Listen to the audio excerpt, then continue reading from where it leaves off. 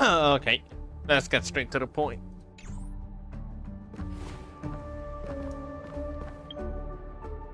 Before anything starts, gonna have to finish all of this. Just gonna do a quick one. Hi Shizu. What's up? Okay. As much as I wanted the materials, I want some hype in my life. So I've decided. Let's go. Let's go fight Coconia.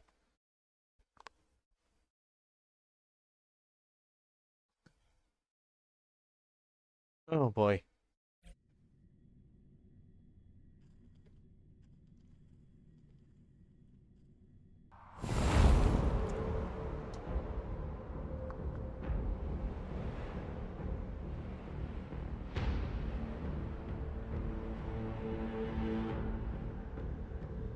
Okay.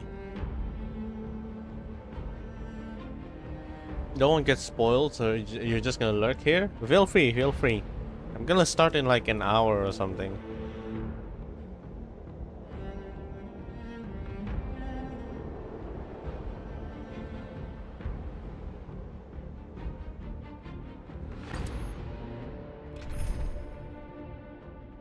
So there's nothing is gonna... there's nothing going on at the moment. I think it's this one?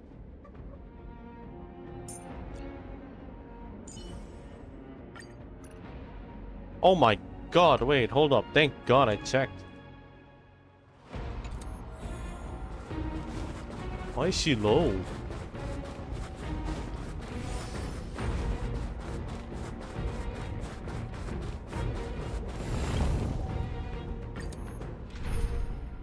Alright, is the audio okay? Like, are there any issue or something?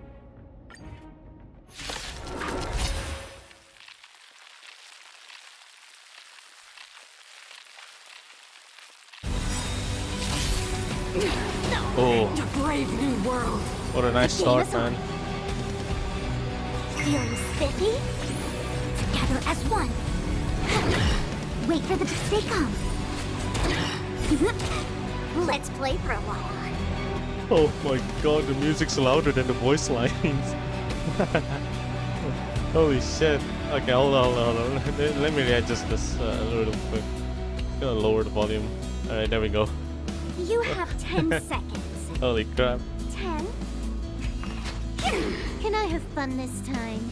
Time for a fun. You fools. You will not take away our hope. Converge and awaken. Choose when to strike.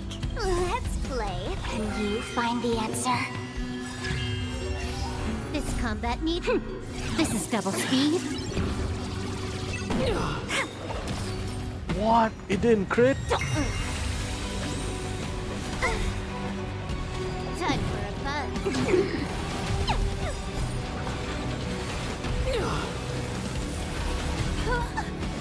Together as one. Gotcha. Wow. Nice. And victory. It's a really good game. Oh, no crit again?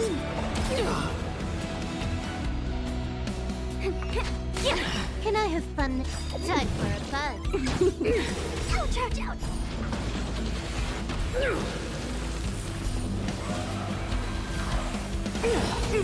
All things human creations. Wait. Let's play. Can you find the answer? Feeling spiffy? Huh. Time for a buzz. This is double speed.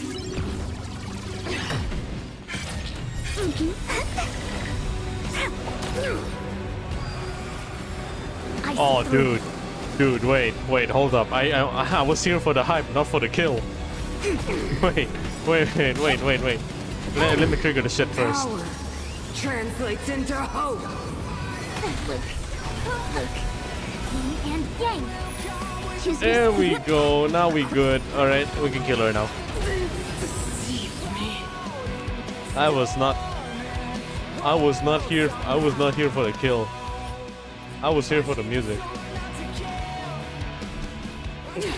No matter. The Okay. Stellaron Wait. changes Hold on. What? No, I don't want to fight her the second time. Actually, I do. The game. Yeah. Shit. Time for a buzz. Can you find the answer? Together as one. Gotcha. My turn. Look at the draw. Knocking damage up. Victory! I'll go easy this time. Don't. Wait for the time for a buzz. This is double speed. All things human creations. She didn't even get to press the skill, and she's already stunned. All right, hype second season. Hype second season. Can you please summon the thing? world. Well, shit. All right. Let's play for a while. Feeling spiffy? My turn. Now we can do it intentionally. The only redemption. Can I have fun? Time for a buzz. Converge and awaken. There we go. Translates into hope. Oh, that feels good. Now, and I just think that I can vibe now. I can vibe. Stay calm. Time for a buzz.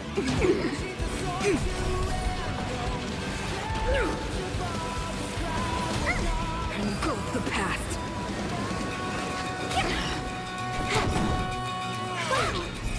My turn. This combat. This is double speed. Look at the draw.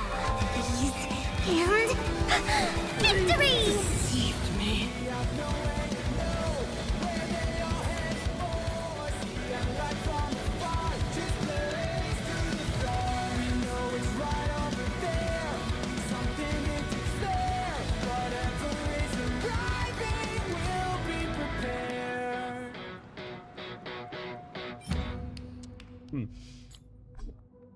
Instantly dog shit.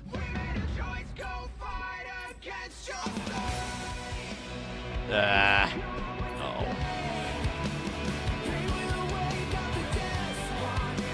Oh my god, what a wild song. It's so good. Such an amazing beat. Oh, why is a 400 ping? Game? Excuse me?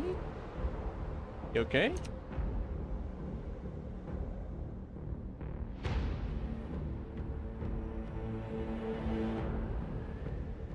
Was something open? Why is it like this? No, it doesn't look like it. It's just the game doing its thing.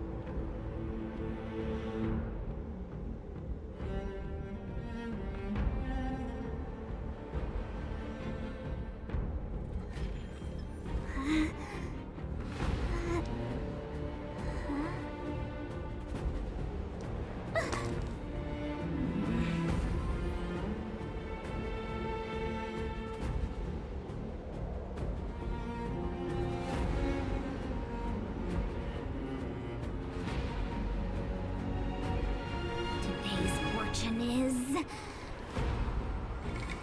not good for work or overtime.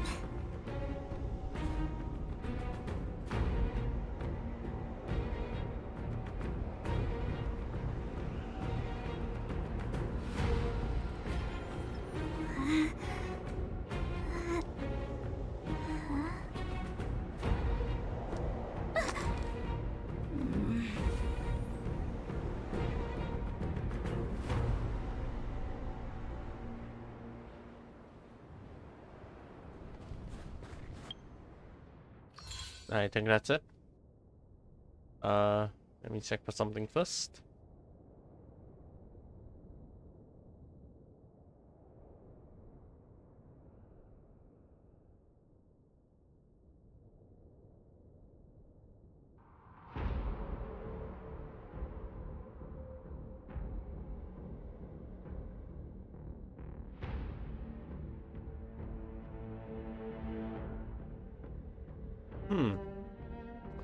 Yeah, I don't understand what's going on here. But it doesn't seem like it's a big issue though. Should be fine.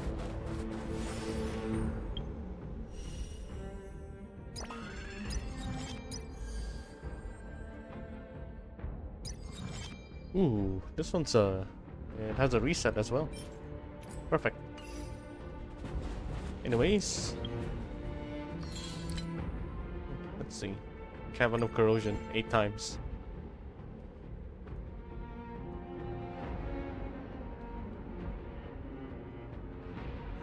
Let's gamble some quantum. Surely it would fix itself. Surely there would be something. Right?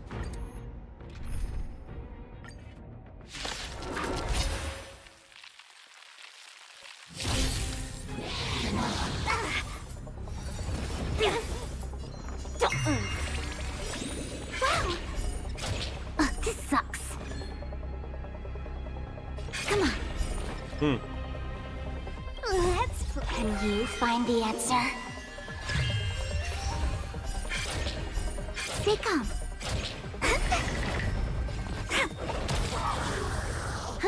More enemies. Equipped it and together as one.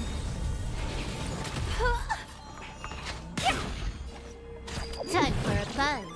Win.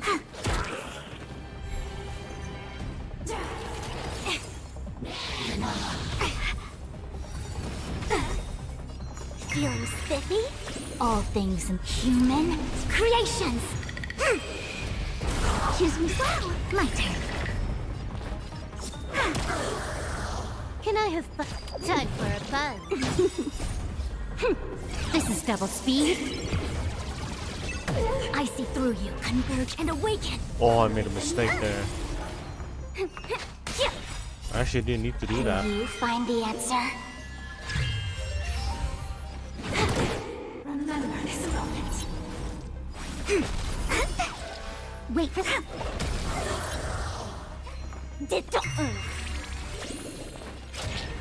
Stay calm. My turn.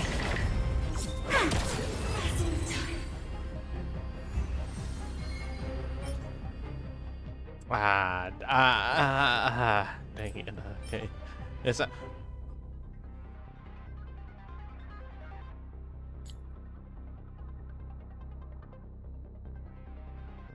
Damn.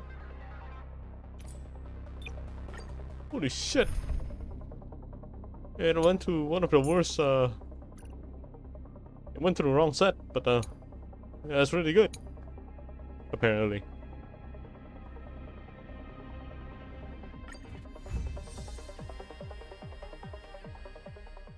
Wow.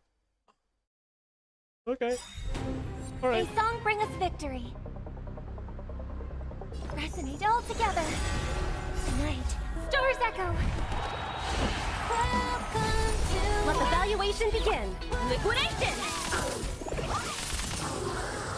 Equipped it together as one. I'm...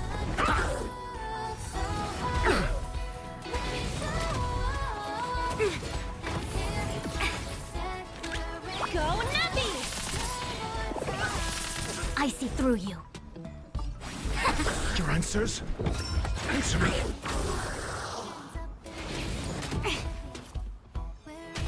I have...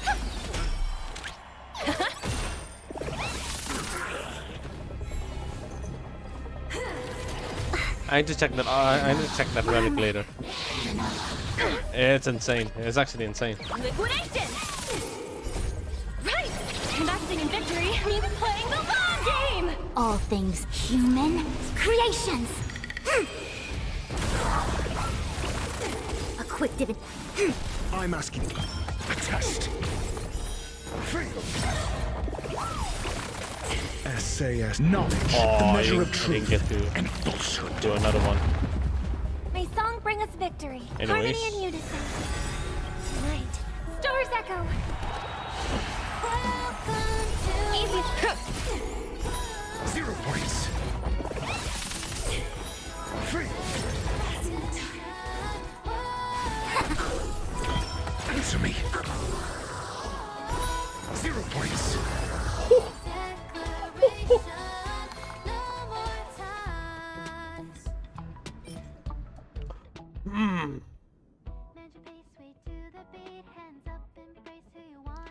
I don't know, man. I don't know. It's it looks like you can. You cannot be a fuck up with this. Oh, bruh. That's an all the lock on me.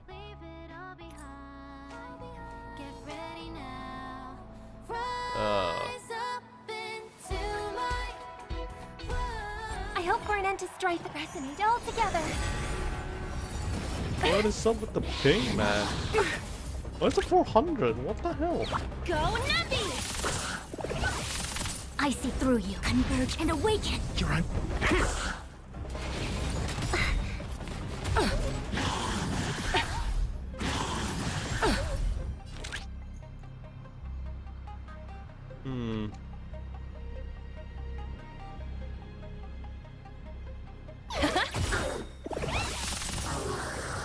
A quick divination. Together as one. I'm asking questions. A test. Free. May song bring us victory. Tonight, stars echo. Let the valuation begin. Wait, I need to get that achievement. Hold on, pull up. I need to get that achievement. Let's do this.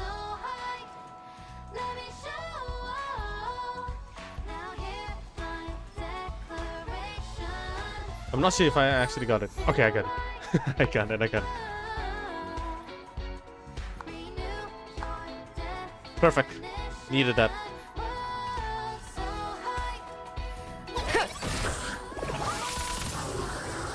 I see through you. Human creations. Your answer me. 0 points. Alright, Yin and yang. let's go. SAS You go Perkibi. here. Knowledge, the measure of truth and falsehood. Steady. The You market is unpredictable. activate. Right! Investing in victory means playing the long game! And then do this. Free. 0 points. A quick divination. I'm asking And I can questions. do it again. Test. I failed. I hope for an end to strife that resonate all together. No matter. Sagacious discernment! I see through you. Together as one. Your answer. May song bring us victory. Harmony and unison. Tonight, stars echo.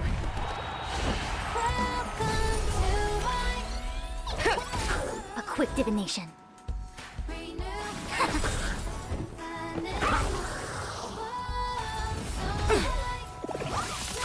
Easy enough.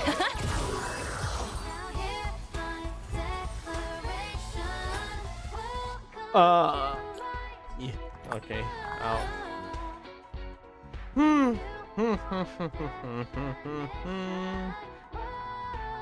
Pretty okay, but no.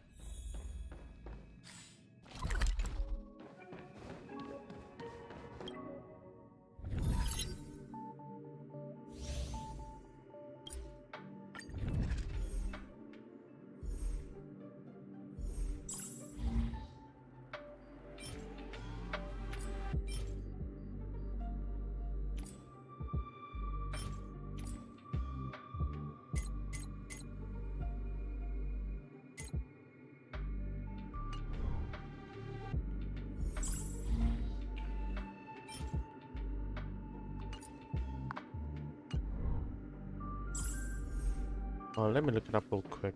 I need to make progress on my Robin build.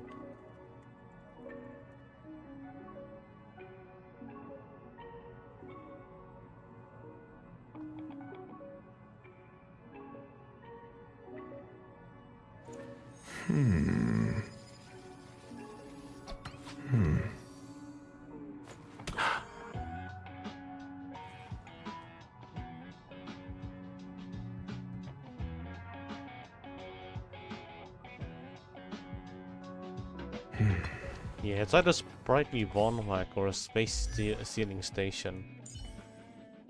I'm not really happy with the Penacony Land of Dreams, actually. What did I use? Oh, perfect. Yeah, I need a right set, and I'm good to go.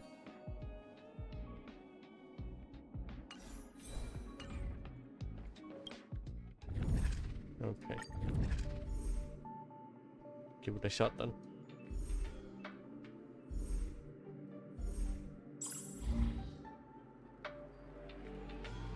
I haven't cleared this? Okay.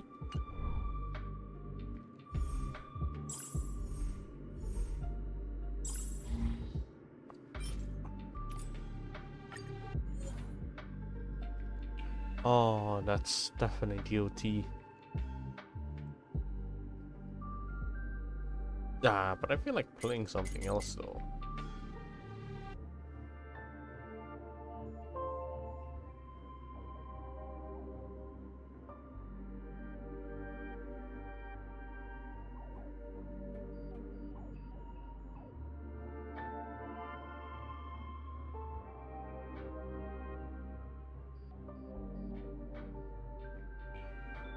Yeah, it should be fine.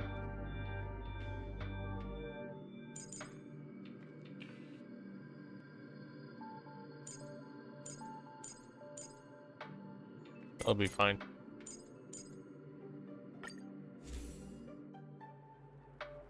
I mean, that means I'll play something else then.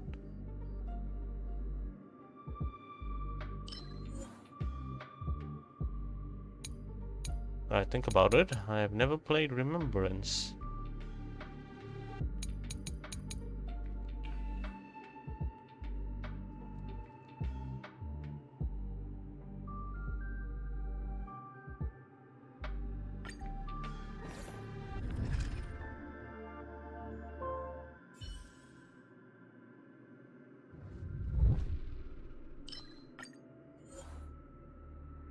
Oh, all right.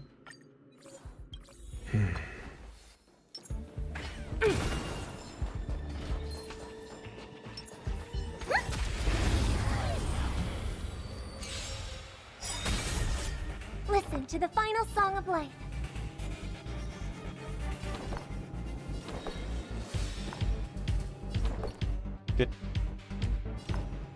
What? Did she really just change her hat? Time to play the next piece. She did. What the fuck? Freaking staff on the right hand, and all of a sudden it's staff on the left.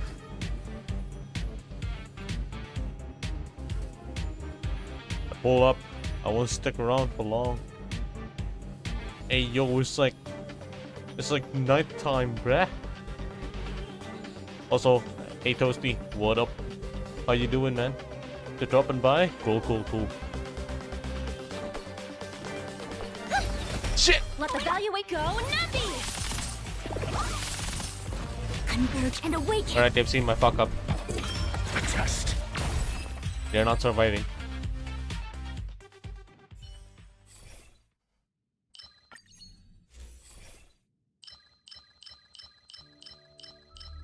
Good right.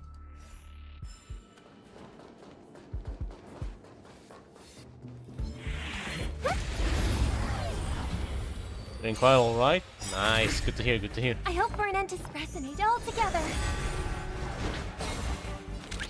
Liquidation! I'm asking. Answer me. What? I failed the 60%.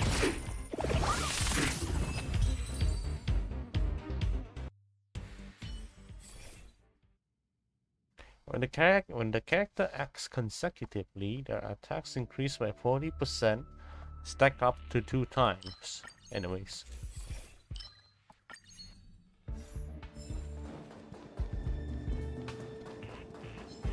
Milady?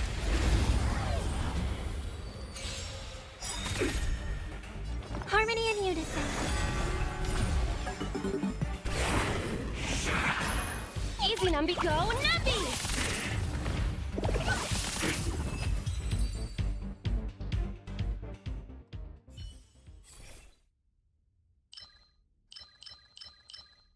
When a character deals damage to an enemy, there's a 2% base chance to freeze. Yes.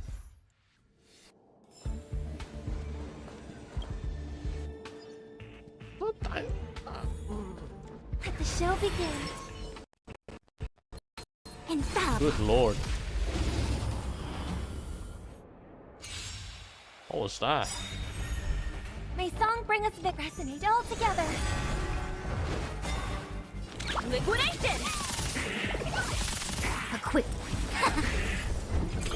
Adjust. Feel.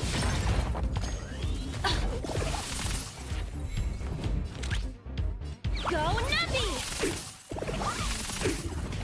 Converge and awaken. Your answer? Answer me. 0 points. I hope for harmony and unison. Let the dot liquidation!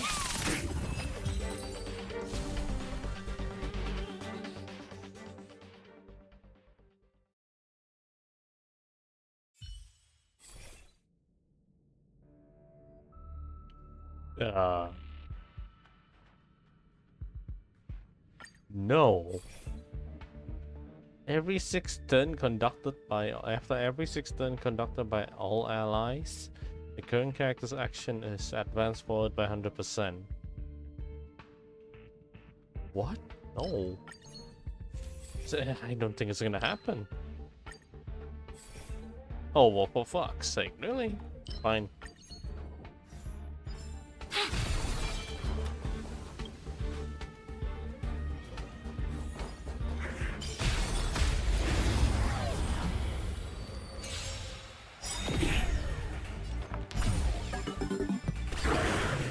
Resonate all together. Easy, Numby, go, Numpy! Together as one. I'm asking questions. Adjust. Feel.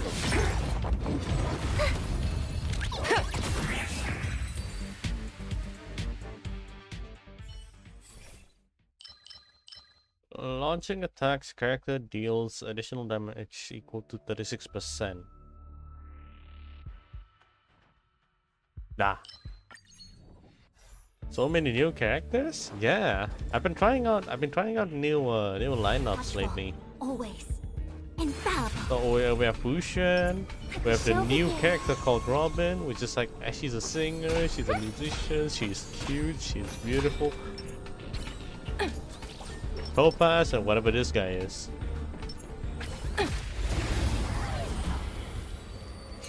Yeah, so many so quickly. It's like 2 new characters per patch. It's actually insane. Harmony and unison. Tonight, stars echo. I mean, look at this. Let the valuation begin!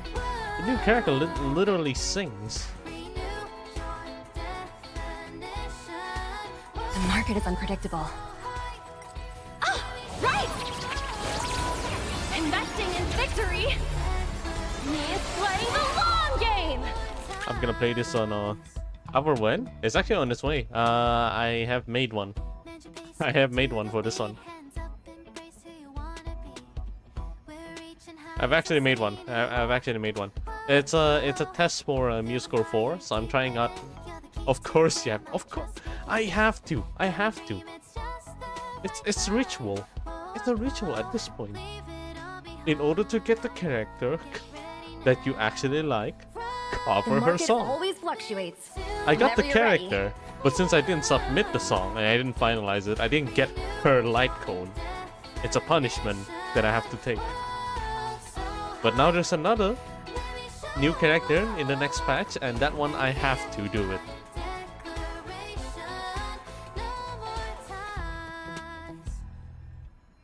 S. Perkippy. Knowledge is the measure of all things. It reveals truth and falsehood. I'm playing this on normal speed at the moment because of the music. Because it ends really fast, but by the time her turn starts. Oh, it's so good.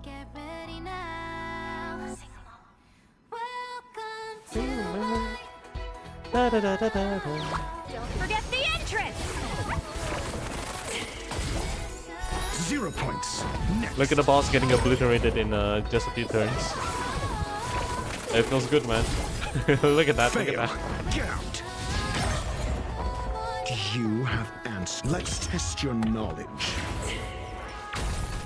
0 points. Next. The boss is gone. Together as one. If I'm not mistaken, what Robin's ult does is that No matter. Easy, Numby. Easy. whenever she starts singing, she just turn on singing mode. You can't control her until that turn ends, like this turn right here, below here. So what happens is, if the ult activates, if the burst activates, everyone gets the turn, and everyone who hits, she will have an extra physical damage, like at the bottom, after dealing damage. So she low key helps in hitting. The market always fluctuates. Once per Whenever you're character. ready. Also, it gives damage boost as well, which is actually insane.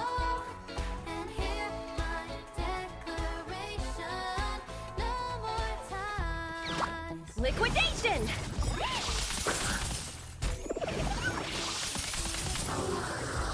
Yep, that's a 2% base chance. I'm asking the questions. Never stop thinking.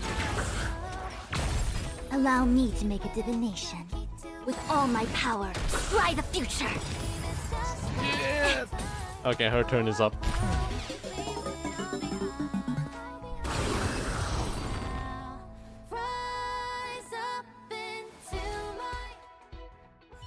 Oh my god, I've never vibed into a song so hard.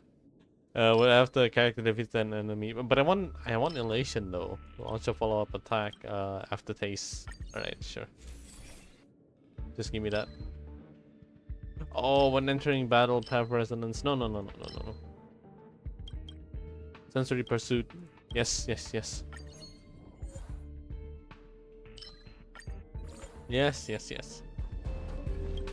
There's no question.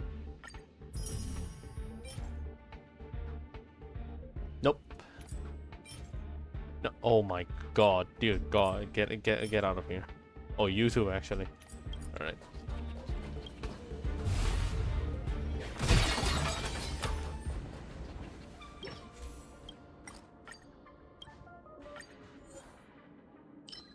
Every item increased damage.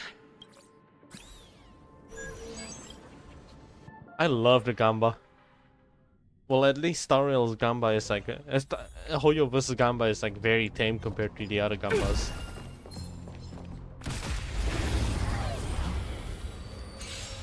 Well, if it fails, it just turn into another Gamba system apparently. The harmony will soon play in unison. Oh my god, why is she cute? Go Nuppy!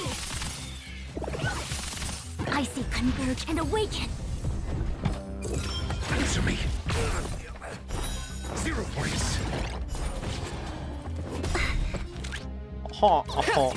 Follow-up attack, funny, yes. Funny follow-up attack.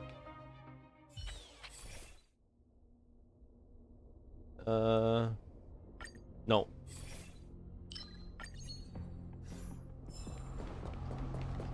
I think we're doing a really good run here.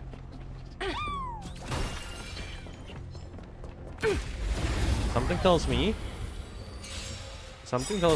that the boss fight is just gonna... Harmony and unison. This is just gonna be me taking turns over and over. Liquidation! Equipped together as one. A test. It's okay. It's okay.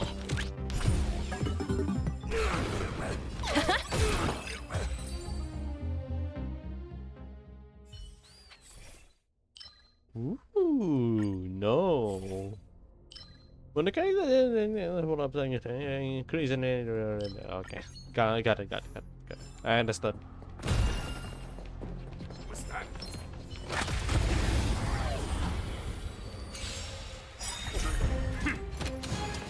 Resonate all together. Go Nappy! I see through, converge, and awaken. Right. Stars echo. Everyone gets a turn. Answer me. Freedom. Easy, Numby. Liquidation! A quick divination. Let the...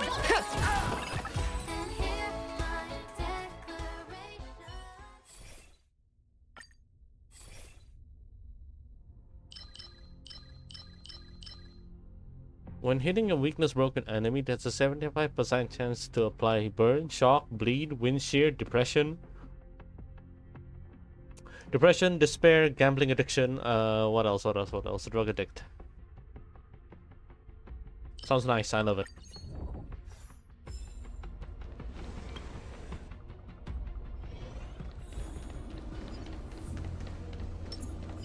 Let the show begin.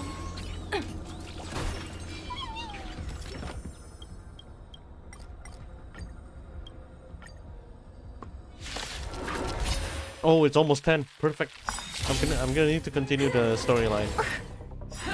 Mediocre. Dangerous spot. Harmony and unison. Go Nappy! I see through together as one. Human creations. The market is on... Right! Investing in victory means playing the long game! Your answers? A test. 0 points. SAS per Kippy. Knowledge, the measure of truth and falsehood. Freedom. Easy, Numby. With interest! Answer me. 0 points. A quick divination. It's time to eat. Alright, have a good rest. Converge and awaken. May song bring us victory. Remember this moment. Liquidation!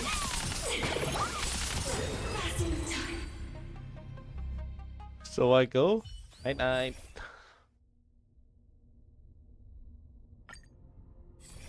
Oh my god. Oh wait, what? That's perfect. Any better dot? Okay. It's actually pretty good, but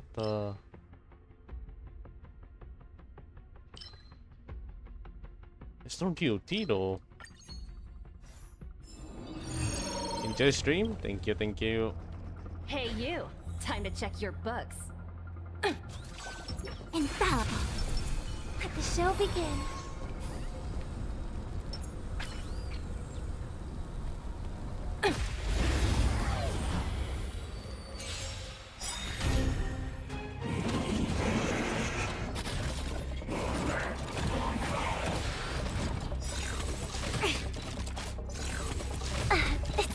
It's okay. Dangerous thoughts.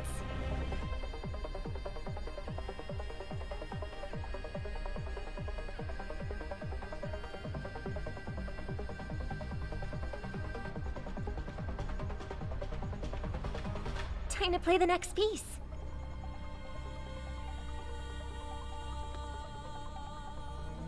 Harmony and unison.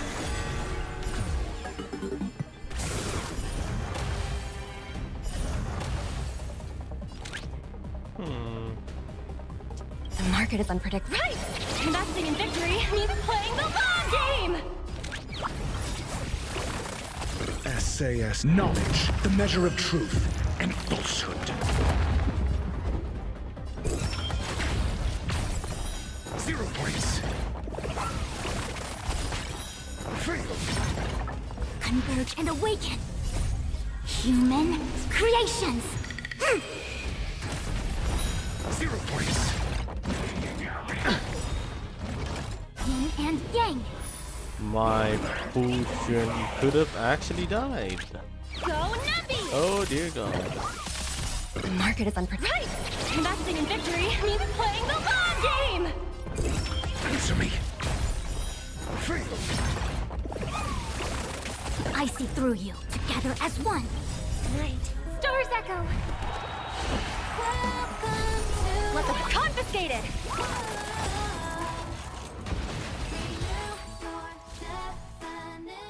That was really close.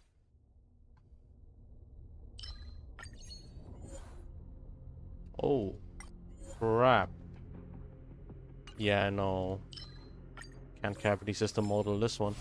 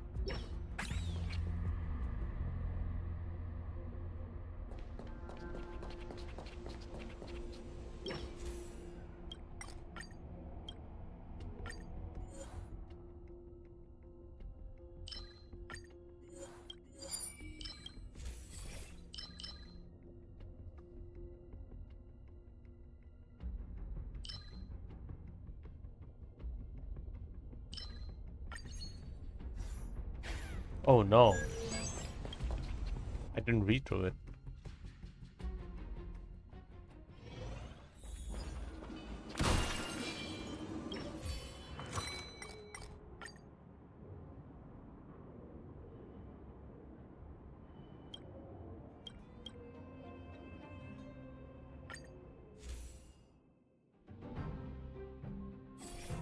No regrets at all.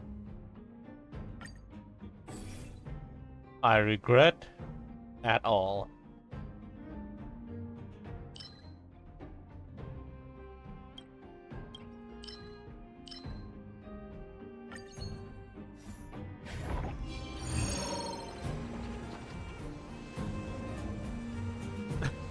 Fuck that. Fuck that. I'll go with transaction. Oh my god. Am I gonna fail? Discard a 3-star for a 3-star. Actually, yeah, sure. I don't want this actually.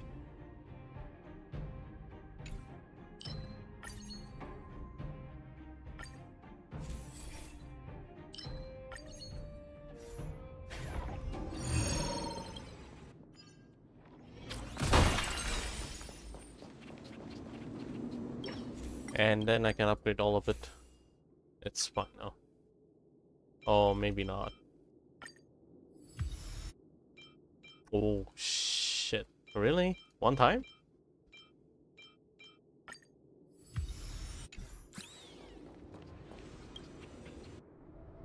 Hey you, time to check your books. Infallible. Let the show begin. For the theater of the mediocre.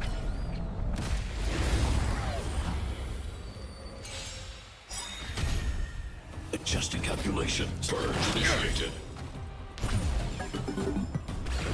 Dangerous thoughts.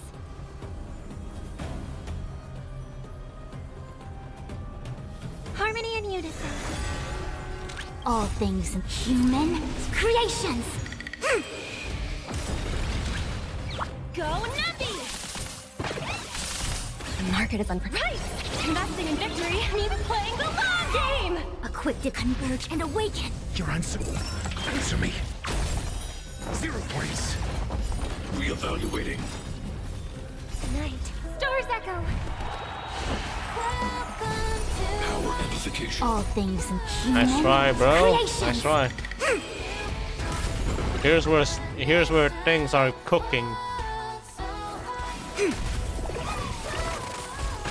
Yup. Riveter! Application authorized. SAS. Knowledge, the measure of truth and falsehood. Executing annihilation. I'm asking a test. It won't work, brother. It won't Calculating fucking result. work. Yin and yang. And everyone is full HD. Analysis Easy game. complete. Family. It won't work. Project wrapped. Oh, fuck me. I've been waiting for elements. He is determined with that 1% HP, standing tall and mighty. Yes, right. What the hell was that? Can't believe he survived all of that. Oh, that's so decently bad. It's just so decently bad. It's out. Oh, this one's even worse. Also, Avaless, what up? Are you here to see the main storyline as well? Because the time has come. I finished everything that I want to do here.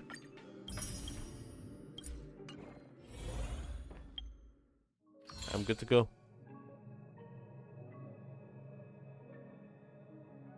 Chilling, busy, and got to finish up before 12. I see. Relax over here. Rating the stars though? How is it? So far? It is peak. Fuck. I've been getting really good I've been getting really good experience with the game lately.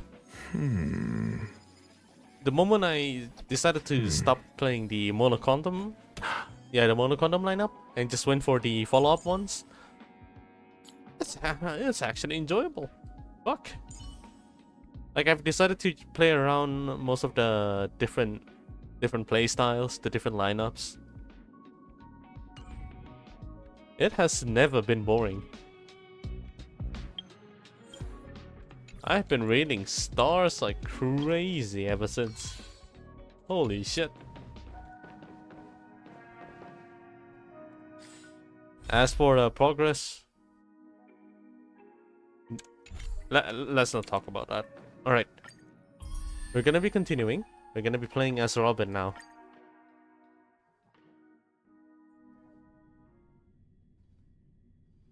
The storyline's gonna be peak, and I've already spent like 3 hours, so there should be another like 3-hour story quest over here. Mr. Sunday! Hey, come over here! Oh, look at her. Looks like someone needs help. Let's go check it out. She's beautiful. Let the show begin.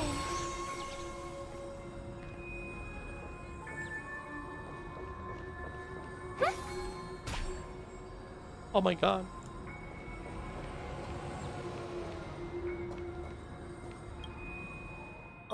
Mr. Sunday. Hey there! Okay, see the moon in the sky? It's about the size of the cap on my Soul Glad bottle. Oh, is the music louder than the voice lines? I feel like that was the case. If I just reached out my hand, Oh yeah, it does I could a little grab bit. the moon, couldn't I? The moon? You mean the Grand Theater? Yeah. Look I at love me. just getting the PNG of I've their been away eidolons from and home spam for people with it. too long. I must be missing that What do you moon. mean? You got her eidolons? Oh shit! What does eidolon look like actually? Do they pretty? Are they pretty? But it's no big deal.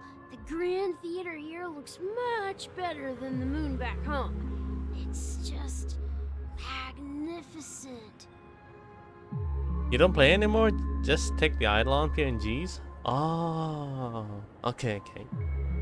I get it. Oh, man. They told me not to sell everything I had just to come to Penacony. How short-sighted. Selling everything you had? Why would you go to such lengths? Why? Can't you see? Life back home is miserable. It's not really living at all. It's better to be here at Penacony. No pain, no worries about tomorrow, just sweet dreams. You can do whatever you want. That's what I call living. Yeah. This kid is now going places. This is the life. Is this truly living? Huh? What did you say, young lady? I didn't quite catch that. Oh, it's nothing, sir. You see, the traffic on Glock's Avenue can be dangerous. How about I ask a Bloodhound family member to escort you to Ideen Park over there, so you can continue enjoying your sweet dream? Oh, yeah, that's a great idea. Wow, no wonder you were the leader of this sweet dream. You're totally a lifesaver. See you around, Mr. Sunday, and it was nice chatting with you. What's up, sister? This is the land of the dreams. But why do they live like this? The man we ran into, he doesn't Send it to seem me? happy Yes, at all. please. Even though sweet dreams are nice, they're just illusions. But for him, they're the only way to survive, even if it means giving up on reality. That's not really living at all. I suppose you have a point. But, in my opinion, that's how most people live their lives. Why do you say that? You think that man is not actually living, but that's not quite accurate. Even without Penacony, people create their own illusions called self-value. People believe they have a predetermined value to fulfill. Gaining value means gaining power, and those deemed worthless are seen as the weak. However, value doesn't come out of thin air, and there's a limit to it. To accumulate value, people have to take from others. So, the weak get exploited and oppressed. Are you suggesting that this is not how things should be? Exactly. But, ironically, people don't think there's anything wrong with it, because they uphold the illusory notion of self-value. And even the weak believe in it. Oh, fuck me. Okay, that is so deep and profound. Oh, hold on.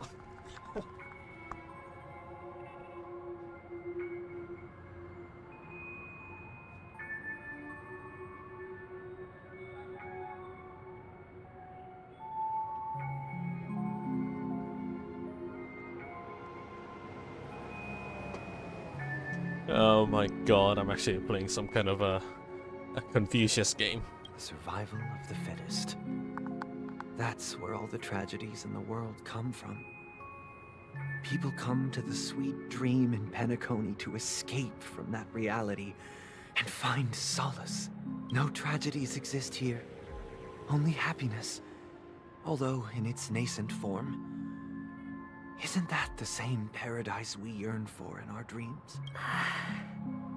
Perhaps that man is just an exception. Let's not jump to conclusions. We should experience the dreamscape ourselves. Just as I did at Dreamflux Reef. Yes. Seeing is believing. I'll accompany you. The Dream Master hasn't shown up yet, so we have some time for a stroll.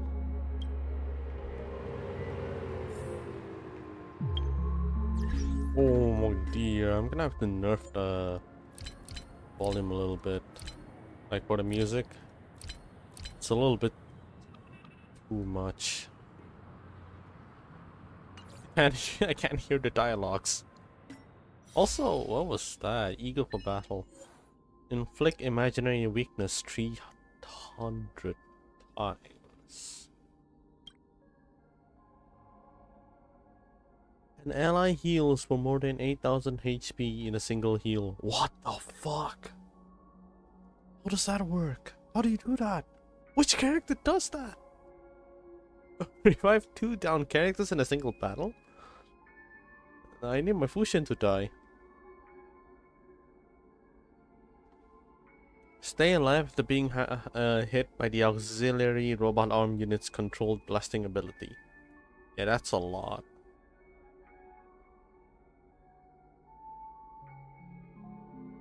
Defeat Cocolia without defeating Bronya. Bruh.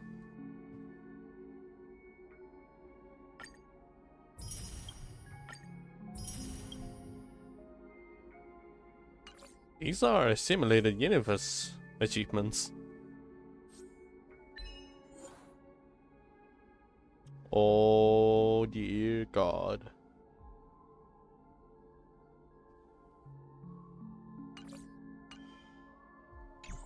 Oh, it's better now.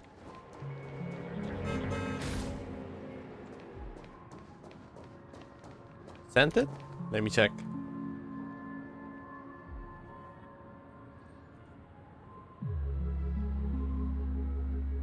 Oh my god, the third one. Oh my god, the third one. No, why is it not loading?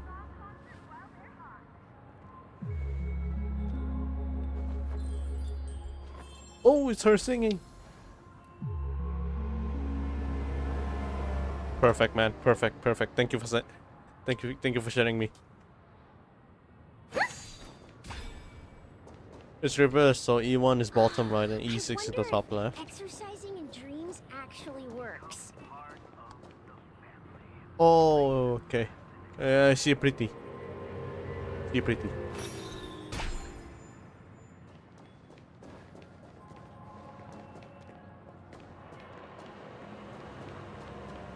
You know how many saucy E6 is every time? Yeah, man, there's way too many. In fact, I think I already have one of my mains on C6. Check. Yep.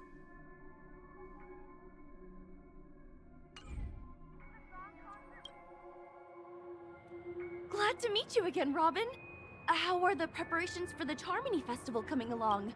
We're all so excited about it. It's going smoothly. Thanks for making the trip to join the festival. You're too kind, Robin. It's a pleasure to have guests from all over the universe celebrating day and night. Alright, let's go to the I dialogues. can't stand being lonely or bored, so this jubilant dreamscape is perfect for me. But if this went on forever, would it get boring too? Nah, not at all. Who would get tired of having so much fun? Me, apparently. Every day, you get to wear fancy clothes, explore all sorts of dream bubbles, indulge in delicious food without gaining weight, and you never get old or sick. As long as you can afford a room, this place is the ultimate paradise. But you know that only a few things can be brought back from the dreamscape to reality, right? That's exactly why I don't plan on bringing anything back. Just enjoying the dream itself is good enough for me. Ooh, what a viewpoint. I'm not one of those long-living species. I only have around 60 or 70 years in this lifetime, and there's so much to worry about. Being happy here is pure bliss. Only in this sweet dream can I truly feel like I'm in control of my life and fate. Who would want to go back to reality after experiencing this bliss? I see. I genuinely wish you all the happiness in the world. And I wish you a fantastic performance, Robin! I'm off to the Blue Hour for the ball. See you later.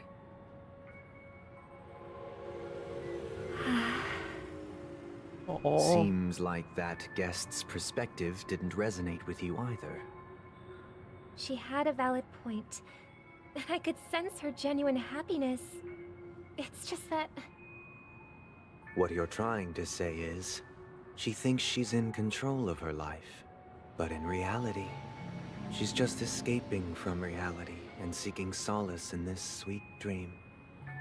Once she steps out of this sanctuary, everything will be lost. Well, she did make mention of being able to afford a room. Didn't she? However, the paradise in our dreams, it doesn't have to end. No. And the paradise we yearn for shouldn't be just a fleeting dream either.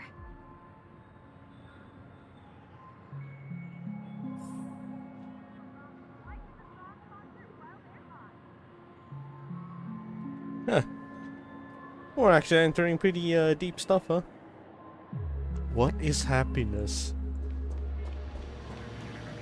What is happiness? Dream give happy, reality no.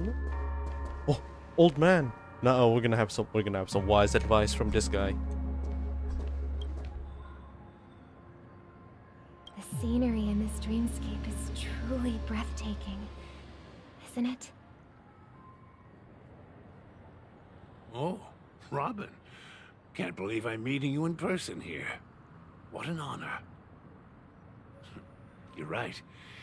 Even though time stands still in this dreamscape, it always feels fresh. I find something new every time. A philosophical mind. I hope I'm not intruding. Oh, not at all, no. Remember what With Firefly little said time before? Left, I Oh, yearn for which meaningful one? conversations. What is it? Especially with someone as esteemed as you. Do you mind if we chat? It's my pleasure. No need to be formal. Just speak your mind. You said, with little time left. Please, forgive me for being blunt. But is that why you came to Penacony? No, we're talking about someone who is about to die from old age, so we went to Penacony to just live a little bit longer to enjoy life. Is that what it is? Is that what the conversation is about? Are you gonna talk about that? Please. Please say it. Please say it. Let my guess be right. Yeah. Oh!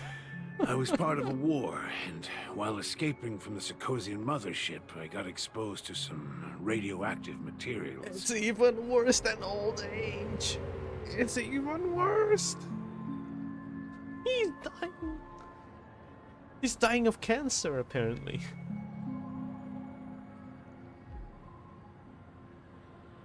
And then, all my comrades died, and my hometown was wiped out by neutron bombardments. I couldn't bear to live with everything I knew gone. That's when I heard about a possible solution here, so I came.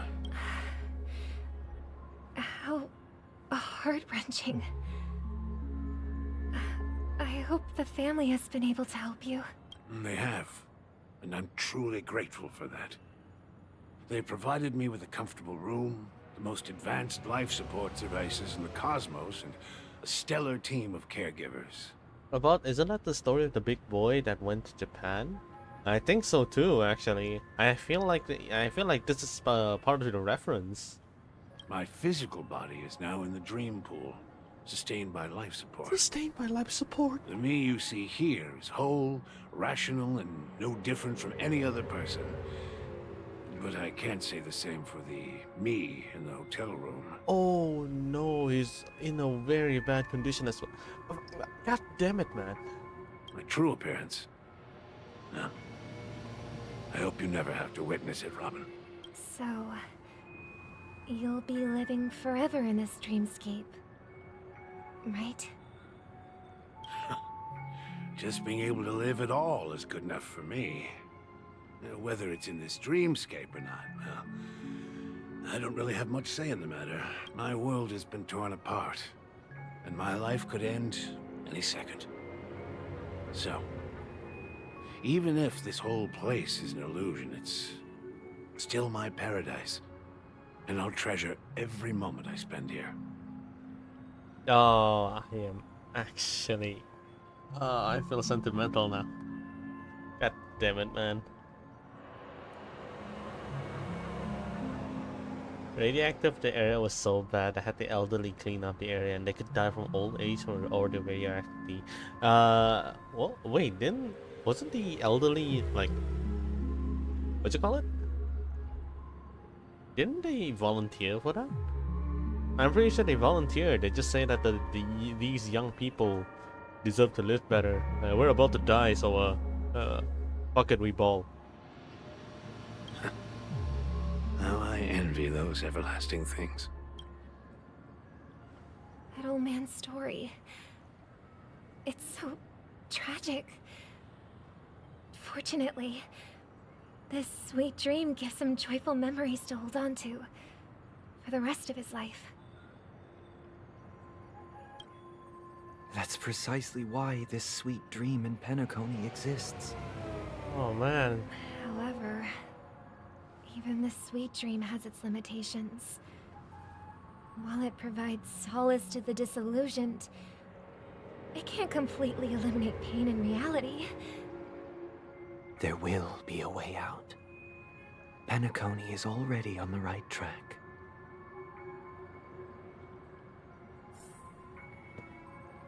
Meet the other Robin?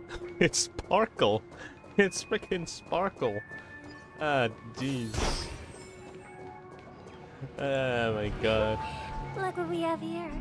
A lovely young lady. Wait, is that me? Hello. Brother, what a surprise to see you again. Show yourself. Your trick won't work on us. I've heard that a skilled masked fool received an invitation too. That must be you, right? Did you enjoy yourself? Talk about being narcissistic. Barely. The people here are way too gullible. A little bait is all it takes for them to bite. And they run away at the slightest hint of danger.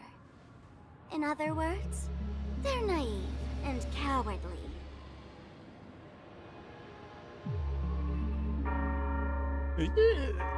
I'm a little bit interested in Sparkle's ability. It's not that she transformed. It's that she may have the ability to change other people's perspective, so that people can see her as another person instead of like Sparkle. Which is weird considering that people like some characters actually like notice. No, not notice.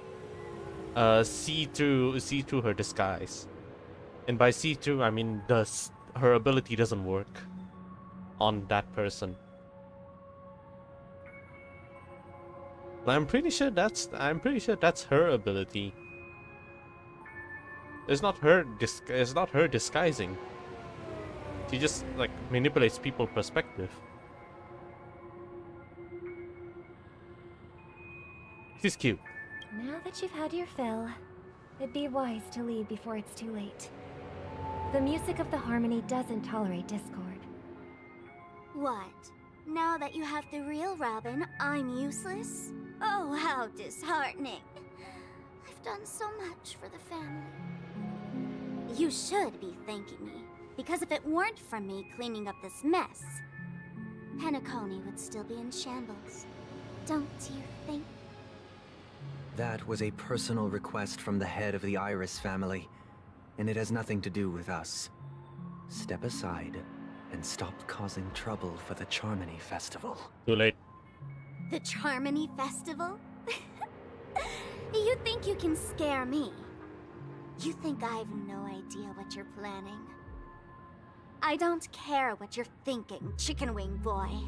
Oh my god. But I'm pretty sure our lovely Robin won't be appearing on stage. After all, you're well aware of what a sorry state this dreamscape is in under the banner of harmony. Penacony, the land of the dreams. Is this truly the paradise you desire? Stop it. What's the rush, chicken wing boy? Did I get to you? Our paradise is none of your concern, masked fool. Leave now, or the family won't tolerate you anymore. All right. I'll go. But Robin, I suggest you seriously consider this. Do you really believe those living in dreams can escape pain and find true happiness?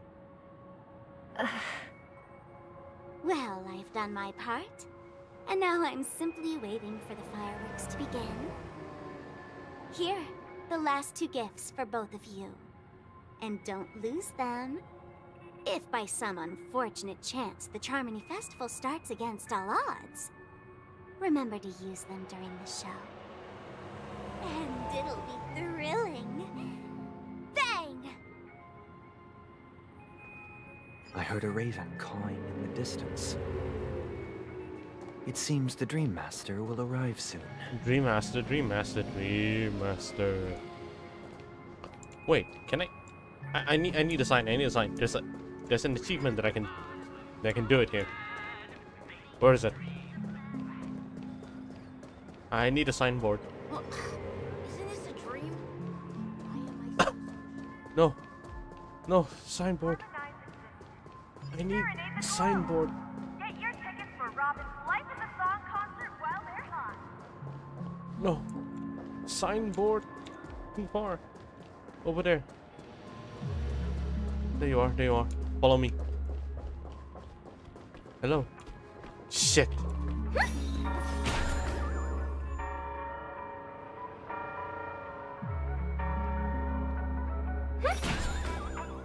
No.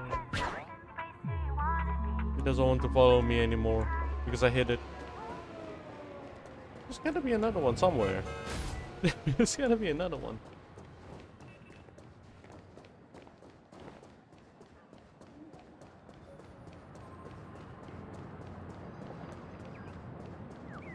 Yeah, I think I remember meeting one over here. I think I'm way too far because I'm like in quest mode. I am on quest mode. What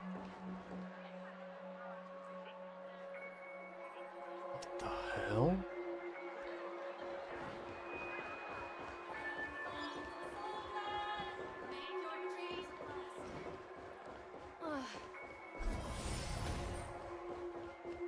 Bruh. There's no such thing as signboards anymore. They don't exist. Whoa, wait, my connection stabilized. What the heck?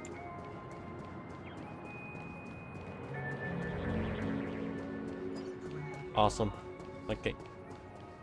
Fine.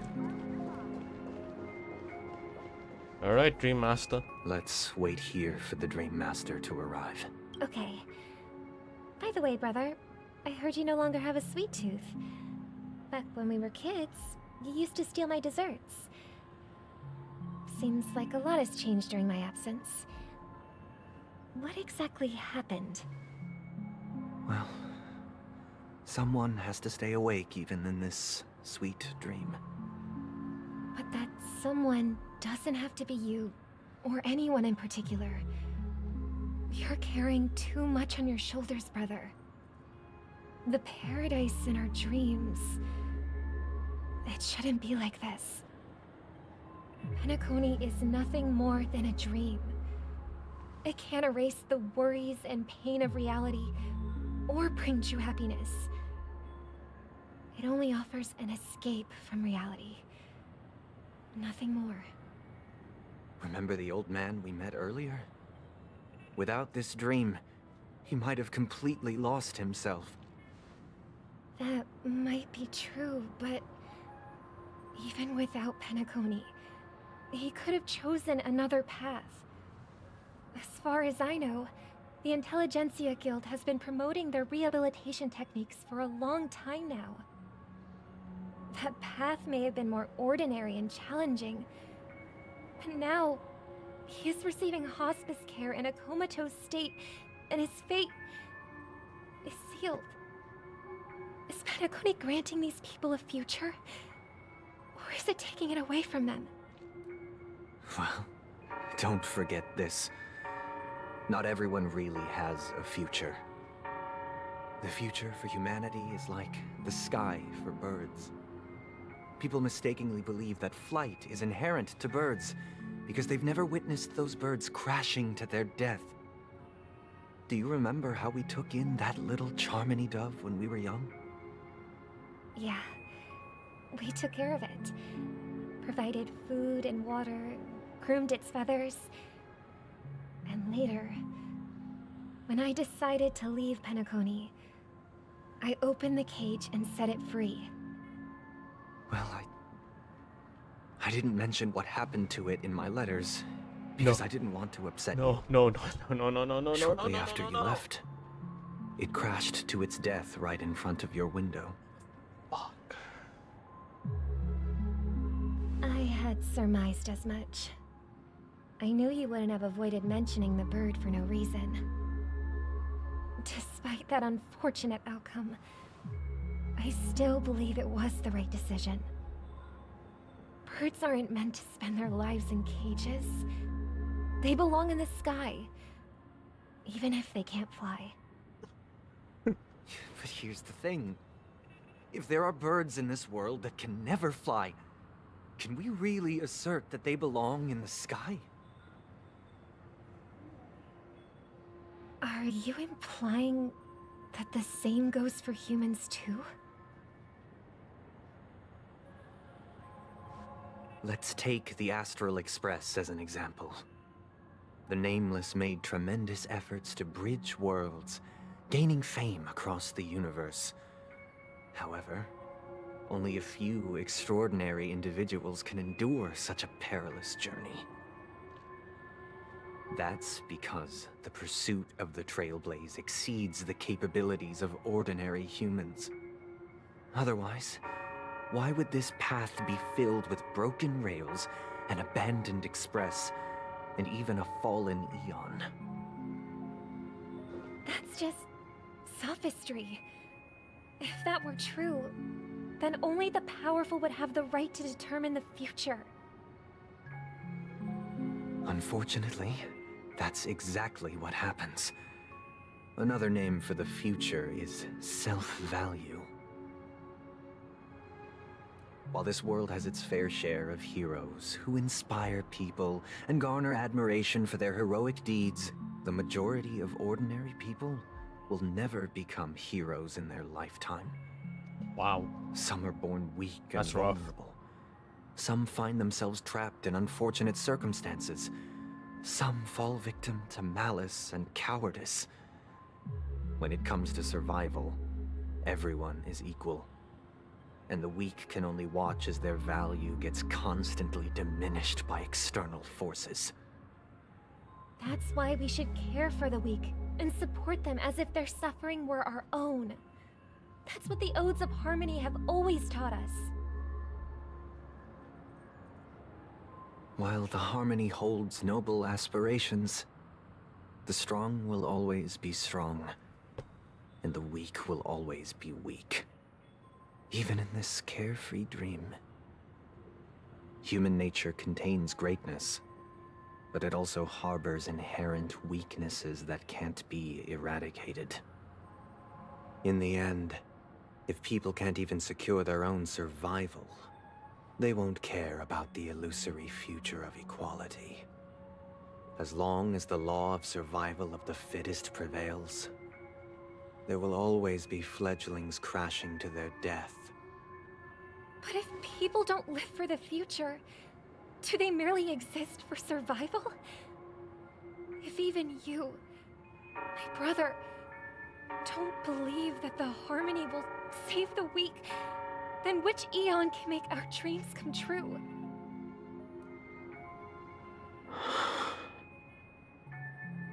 People often forget that when the first bird took flight, the entire world envisioned a future where no more fledglings would ever crash to their death.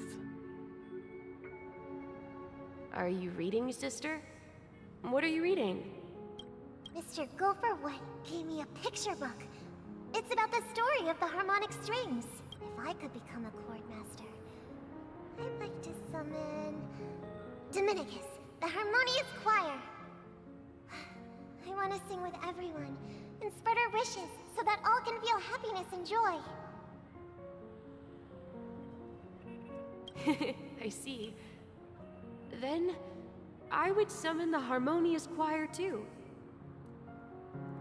Don't you have a wish of your own, brother? Of course I do. It's just that it includes your wish and everyone else's.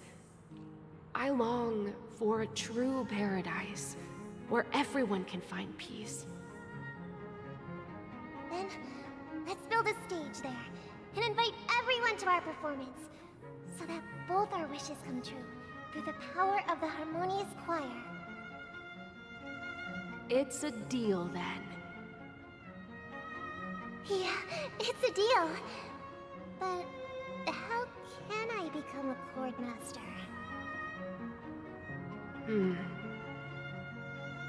Maybe you'll have to become a star first.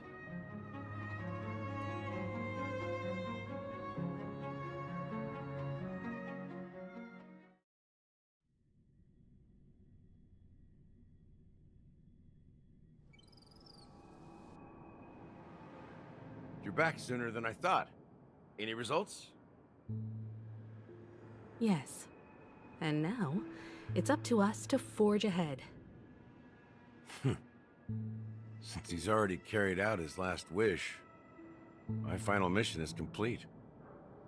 But pardon me if I sound curt. It's good to have determination. The path Mikhail left for you is not an easy one to tread. Why else would he have chosen to sleep in solitude, staking everything on some nameless in the future? But you have the numbers, and in numbers comes strength.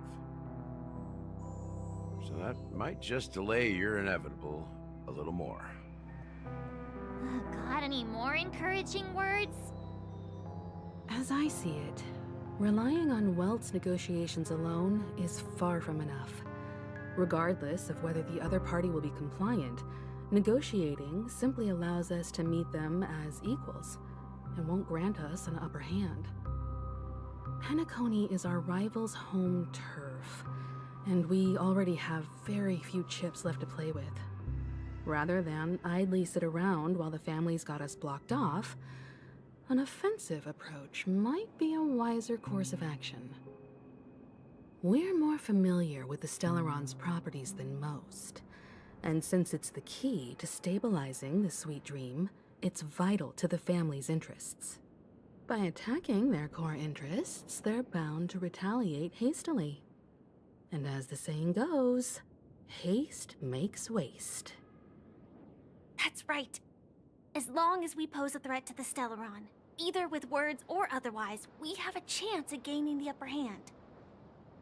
But the problem is, on the eve of the Charmony Festival opening, how exactly are we going to get close to the theater? Family security will be airtight, and if we brute force it, even if we succeed, it's too risky. So, no one's gonna say anything? Then I'll raise my hand. I know the answer to this question.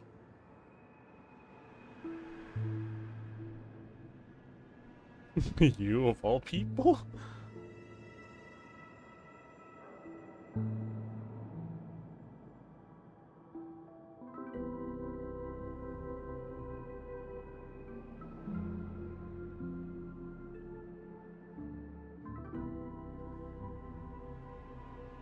Let's go with Tree. Why are you speaking like the General of the Law Fu?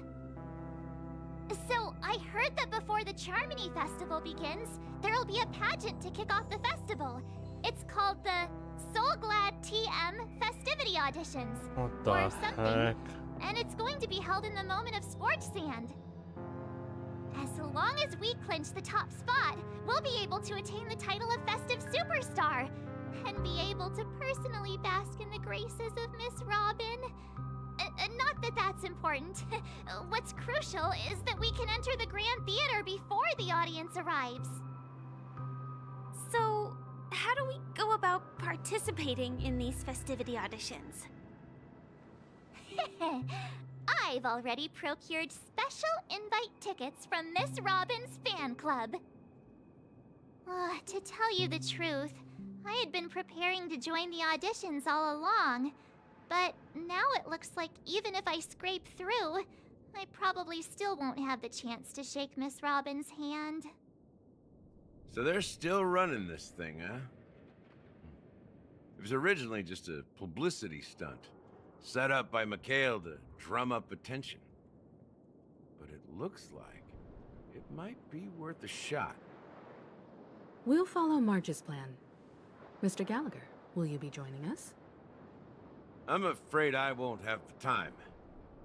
As a virtual character, I've already completed my final mission. Whether Penacony can awaken from this dream is all down to you. Should we ever cross paths again? I'd love for you to visit the Express. All right. I'll have to add to that data bank of yours you've got on the Express. And Miss Firefly, we thank you for all your support. We're faced with a formidable enemy. As long as the Astral Express and Stellaron Hunter's objectives are aligned, we're willing to cooperate with you. We've already come this far together. I'd like to join you for the rest of your journey on Penacony. I'm pleased that we can finally fight shoulder to shoulder. I couldn't ask for a better ending. This is also the spirit of the Trailblaze. Now everyone, let's prepare to move out.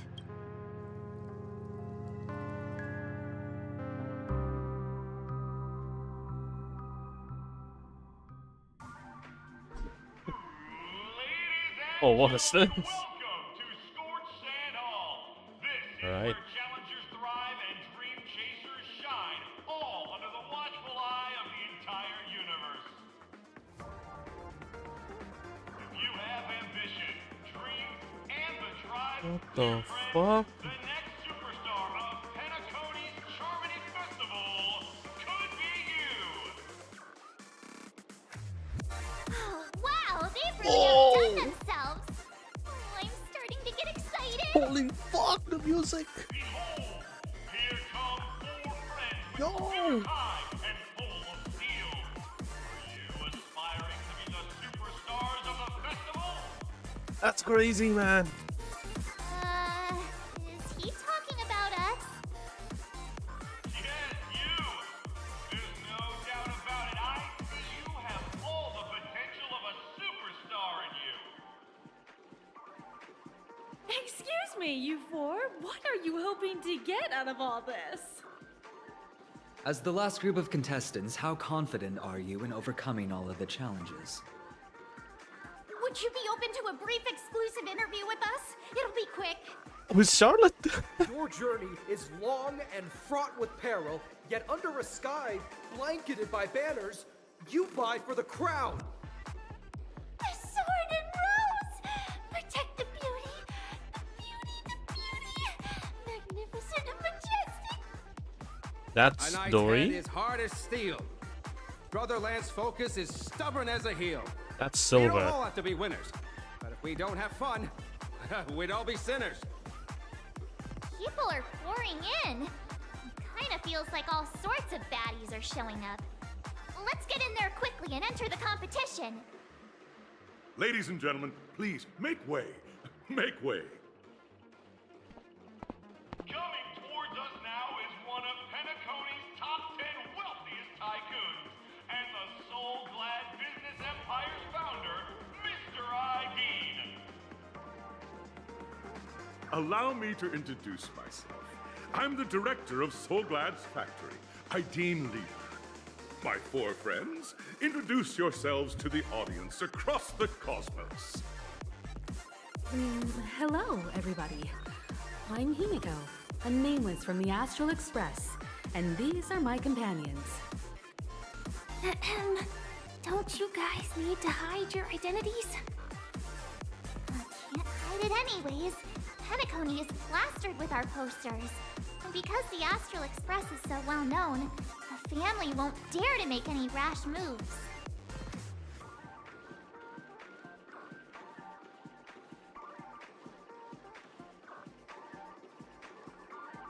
Is it really a good idea to have a talent show in this pivotal moment of our story?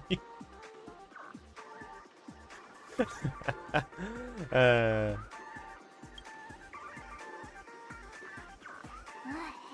be a bit more serious.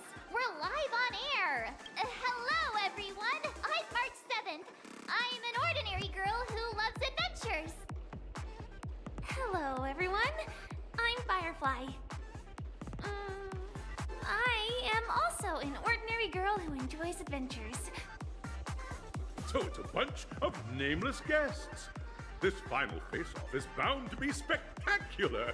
Time is precious. My four friends, come with me. Grab a bottle of Soul Glad and make your dreams a blast.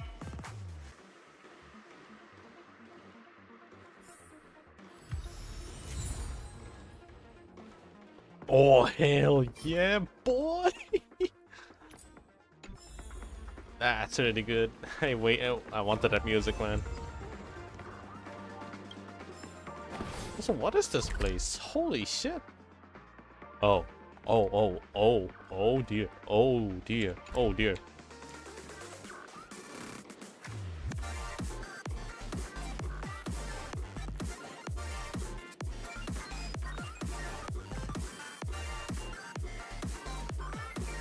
Holy fuck, it's so This good! place is buzzing. That's right. This venue is a miniature representation of that time known as the era filled with boundless possibilities.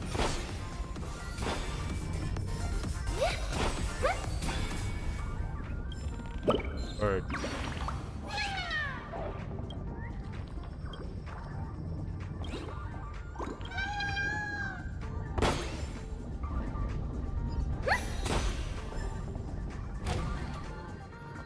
Oh. Whoa.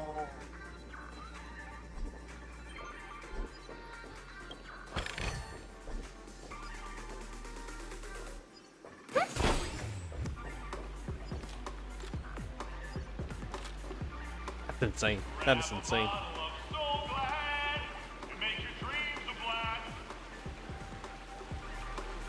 Nameless, your arrival reminds me of the grand occasion when Penacony was first established. I was still a young, bright-eyed lad back then, lured here by the watchmaker's ads, full of zeal and ready to make my first fortune in life. Once, during a particularly grueling day, I passed out and was resuscitated by a drink from Mr. Sousa. That sweet taste has since been etched in my mind, and that was what drove me to create the Soul Glad that we all know and love today. The dream-chasing era was truly a wondrous time. Oh, I miss those days, and the watchmaker. Scorched Sand Hall is my homage to that time of boundless possibilities. I wholeheartedly hope you make it to the finish and emerge as the next superstars of Penacony. Now then, is there anything you'd like to say before the competition officially begins? Nah, we win. We're gonna take an L in this, I can feel. That's the trailblazing spirit. How about you, Miss March? They know what they're doing. Hello, everyone! Next up, get ready for the Mega March 7th adventure, where I'm going to break the speedrun world record! Trailblazing into the uncharted and challenging the limits. That's Miss March 7th for you. How about Miss Firefly? I hope that by the end of this journey, everyone will have achieved the outcome that they hoped for. Ah, a wonderful wish! Miss Himiko, what are you expecting from your team? Safety first, everyone. Simple words, but full of warmth. Waiting for you are 3 stages, each connected to that era. The first 2 stages offer 2 distinct paths to choose from, with unique challenges on each route. And in the last stage, you will face off against a champion who has defended the title to this very day. A beloved contender whose noble virtues are unrivaled. Those are the rules. Simple. Everyone clear? Now, I hereby announce that the 33rd Scorched Sand Festival of the 20th season, sponsored by Soul Glad Enterprises, has started. Oh my god. All of a sudden I'm in a live show. Everyone, as the Charmony Festival is drawing closer, we must reach the end as quickly as possible. Factoring in efficiency and safety, splitting up into 2 groups is the best choice. I'm going with Firefly. March and I haven't known Miss Firefly for too long and aren't overly familiar with her. It'd probably be better if the 2 of you paired up. Fine by me. Let's do it. All right. I don't have a problem with that.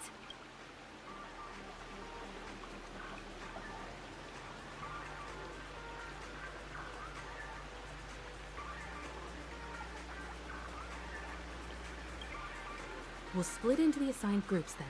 Let's not waste time.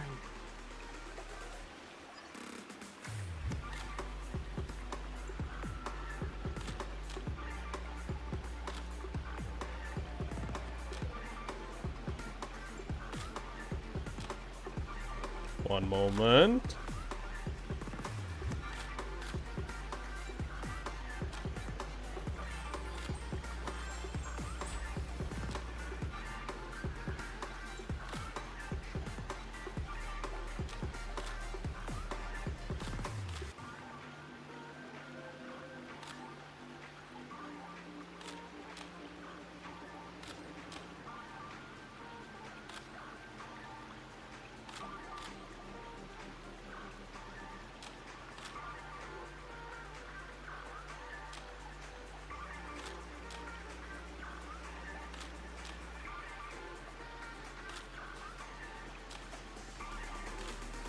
All right, here we go. Let's go. Welcome to the first stage of Soul Glad Enterprises' 33rd Scorched Sand Festival of the 20th season, Dream Play Fantasia. In this stage, you can choose between 2 challenges. I know what is going. School of Acting or School of Action. In the School of Acting Challenge, you have to complete 3 performances from 3 scripts and move the panel judges. In the School of Action Challenge, you have to defeat 3 groups of enemies convincingly and reach the end. Now, make your choice.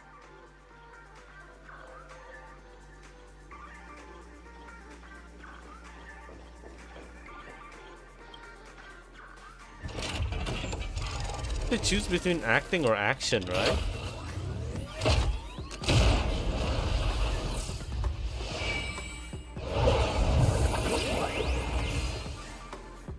What is this? Click the button on the tracks and select the challenge arena to go to. Wait, do I immediately go or... Oh no. I'm not really sure. Acting challenge. Action challenge. Oh, okay. I choose acting. The stage of dreams for those who dare to dream. Welcome to the School of Acting stage. Step onto the stage and move the judges with your heartfelt performance. The next cosmic star of Penacony could be you. I know what I'm doing. I know what I know what I did. Thank God I got spoiled for this. Competitors, allow me to introduce the rules of this challenge to you. There are 3 stages up ahead. On each, you will find an outline of a script. These 3 scripts were written by the legendary filmmaker, The Watchmaker, and depict various stories from Penacony's era of pioneering. Your task is to bring those moments to life, find the right words, and act convincingly to make the judges feel the script's intended emotions. Oh, I wish you a successful performance. Also, a bit of trivia. The record score for this stage is held by a participant with fiery red hair. His exceptional performance brought even the strictest judge to tears. It's like he wasn't even acting at all. We are running out of time, so let's get this over with quickly.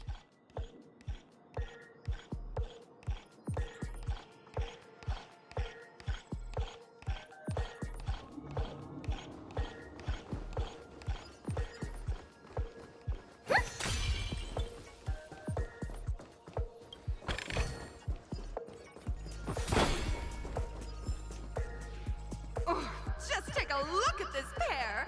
Such star quality. Since you've come as a pair, I'll prep a two-person scene for you. You two, are you ready?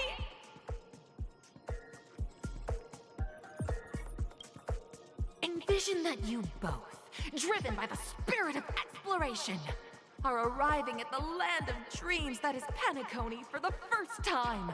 But instead of lush lands, you find yourselves amidst swirling sands and desolation, far from the paradise the Watchmaker described. You're driving an old clunker through the wilderness of the dreamscape, braving the cold wind, choking on the dust, and suddenly, a fierce memory zone meme blocks your path. Now, Miss Greyhair, what line would you deliver to express your disappointment in Penacony?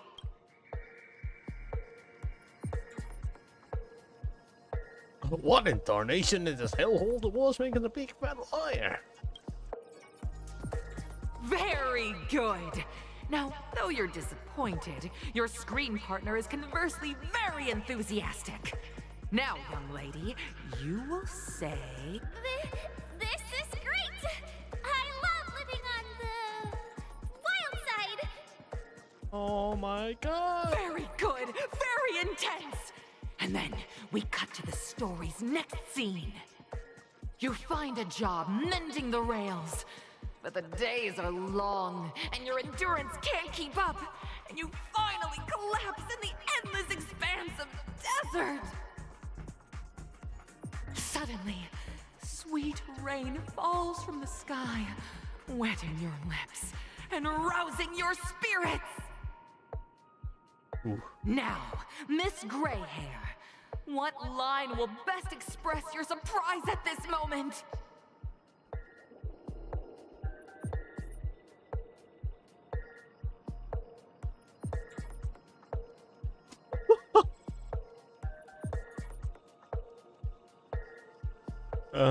To express surprise at this moment? What the hell is this choice? We can be like, wow, Penacony, my Penacony, you truly abound with opportunities. It's let me die of thirst instead. After we're never meant to succeed. But I have to choose. I have to be reasonable with my choices. But at this moment, your partner yet gazes into the sky, both her eyes closed. The raindrops fall, blurring her vision, and she tragically says, Perhaps we were never meant to succeed. Right? Aww. Fantastic! Both of you have an incredibly solid foundation in dialogue delivery. However, lines aren't everything in a performance. Please continue this story on the second stage. There's another? Up next, oh, it's 3 stages. You'll be challenged with a body language test. Alright, ladies and I gentlemen. hope these tests won't take too long. Ladies and gentlemen, it is time, it is time. The stairs are coming up. Me and Firefly will be on stage. We are gonna be doing something very, very cute. It is time. You two are required to skillfully utilize body language to portray the story context I've laid out for you. Picking up from where we left off, a heavy downpour saves you both stranded in the desert. This rain quenches the anger in your heart. You look to your companion, now completely devoid of fighting spirit, wanting to comfort her. At this moment, what should you do to make her laugh? Yo, yo, yo, yo, yo. Look at that. You see that? You see that? That's the choice right there. That's the choice. This is the choice that I got spoiled to. And it's worth it. It's fucking worth it. I'm a roll in the sand instead. You seriously think that would make someone laugh?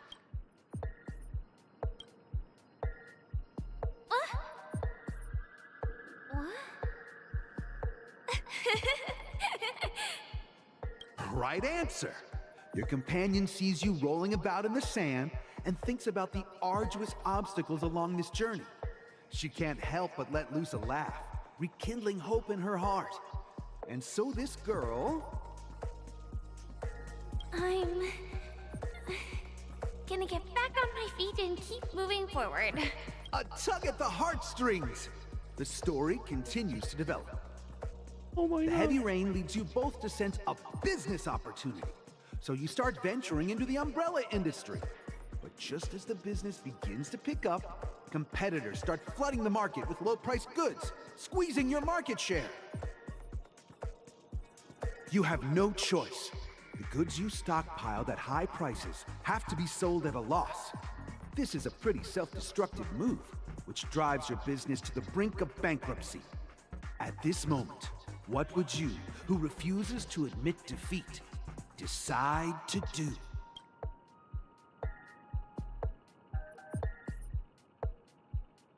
Wait. Is this a trick? I don't know about this. But knowing me...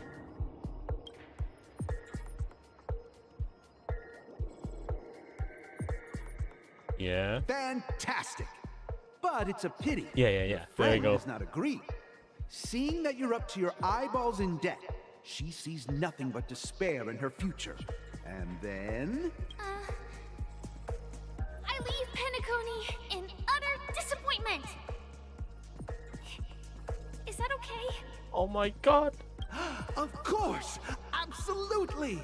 I was this close to tears. Both of you possess exceptional acting talent. However, the true test is yet to come. You're about to encounter the harshest judge this show has ever seen. You'll need to rely on perfect performances if you want to win them over. Let me pat her head at least.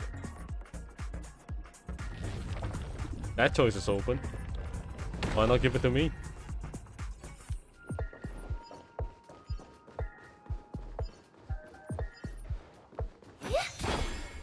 I require the patting of heads.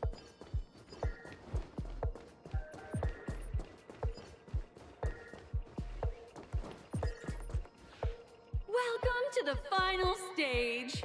Actually, all the scenarios that you previously encountered were all from the film Once Upon a Time in Dreams. Two companions arrive on Penacony with nothing but a dream. Their desire for achievement is met with continuous setbacks. Ultimately, one continues on, despite spiraling into debt, while the other concedes defeat and leaves. Many years later, their paths cross once more in the thriving Penacony. Yet, they refuse to acknowledge each other because...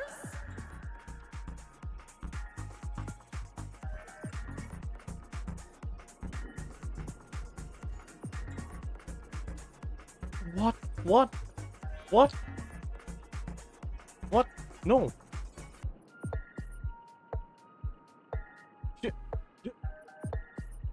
Okay, I decided to fight back. That fucking debt. So maybe I have the will to do it. And she just left. It's either 1 or 2, right? It's either 1 or 2. I'm trying to think. Like, if we theorize this, if we theorize this like a fucking a Wakfu player, the one with all the stats and shit. By right, I should become a big shot, but she's the one in despair. You know what? Screw it.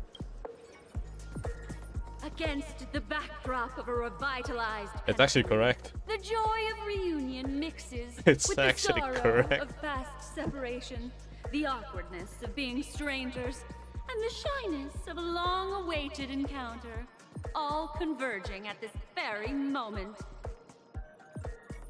Give it a shot. Try and convey this bittersweet scene to me. Bring it to life with precise and emotive acting. Is this ever going to end? I know! Why don't you try that clockwork thing you used before? Oh, are you serious? You want me to manipulate your freaking emotions like that? No, we are actually doing it. Your performance is far from satisfactory. Oh, we are actually doing it. Oh, we're actually giving them despair.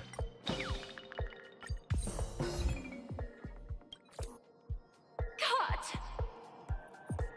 It's actually giving him despair. Huh?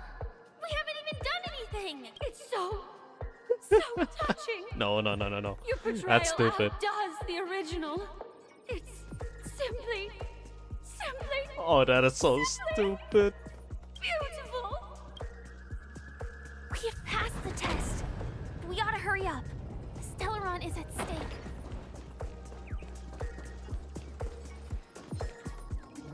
It's an enemy. What the fuck? I'm not fighting that. No. I'm not fighting that. Not just yet.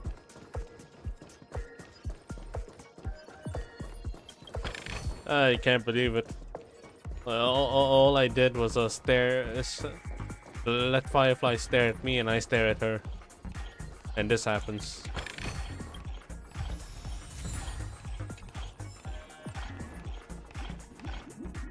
Congrats to both of you for clearing the stage, but more importantly, are you having fun?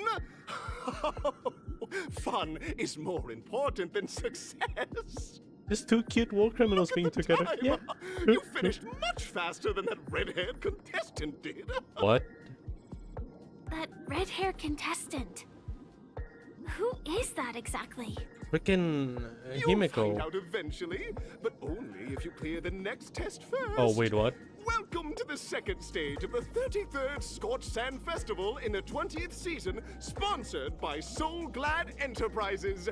Gunfire time! You have the option to choose Gunfire and undergo Brother Hanu's trial, or Time, where you'll face Clucky's trial.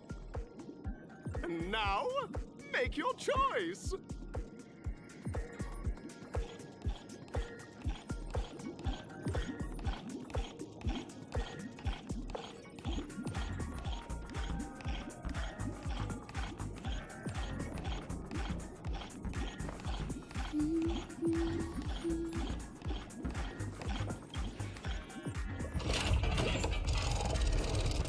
Oh, whoa.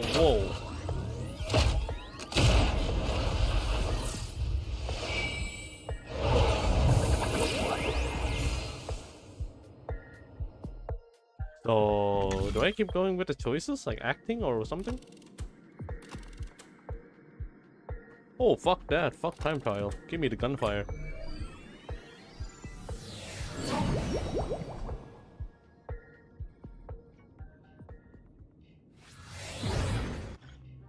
Dear friends, welcome to the enchanting universe created by the Watchmaker. Awaiting you is the morally dubious yet ever-charming character from the animated Clocky series, Hanu! It is said that these cartoon characters were inspired by the Watchmaker's own experiences. According to research by Clocky scholars, the original Hanu of reality shared a deep friendship with the Watchmaker, akin to comrades in arms. Enter into the world of Hanu via the TV by the entrance, and partake in an enchanting and suspenseful story with him. Good luck in there! If it's a gunfire trial, we should be able to settle this with a fight, right? I hope this won't waste too much of our time.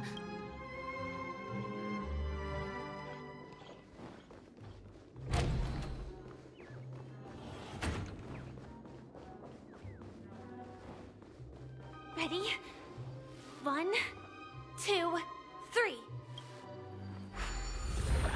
Oh, one of my favorite features in Hanu. Are we both in control of this Hanu character? Very good. Looks like you've got the hang of it. In this Hanu's Adventure episode, Boss Stone has gathered his battleships for an assault on Dreamville. Old Buzzfly, Cousin Wolf, and Bombhead are all raring to go.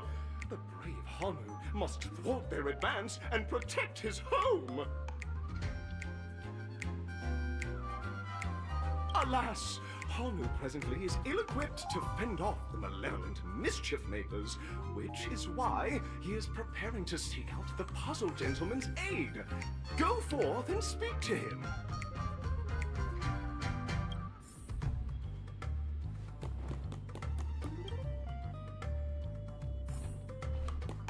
I am a war criminal.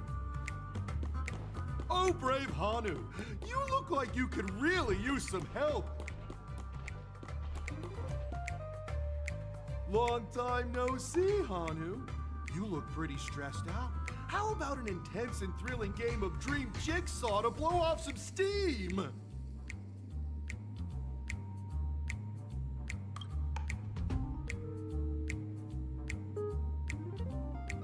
It sounded really cool sounding.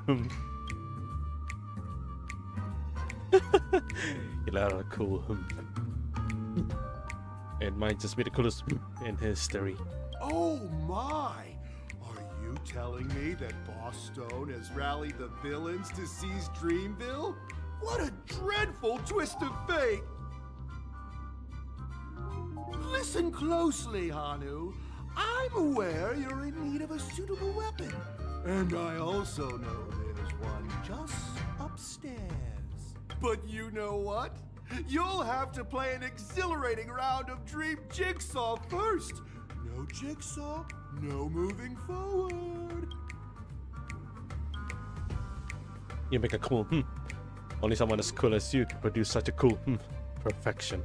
Now scurry along, Hanu, but tread carefully. Two ne'er-do-wells are also eyeing those jigsaw pieces. Either outsmart them with the quick knockout, or ensure they don't catch you in the act. I can't wait to see you finish the Dream Jigsaw. Best of luck, Hanu. I'd rather do genocide. Let's stay alert and make sure those monsters don't spot us. No. It appears we can't climb the stairs in our current state. No, that's not what I wanted to do. Where's Rocket? I need Rocket. I need a weapon. I need destruction in my life. Surely. Look up there! If we can push that thing down, do you think that would do the trick? Where? I'm sorry. Huh? This one? Oh, this one.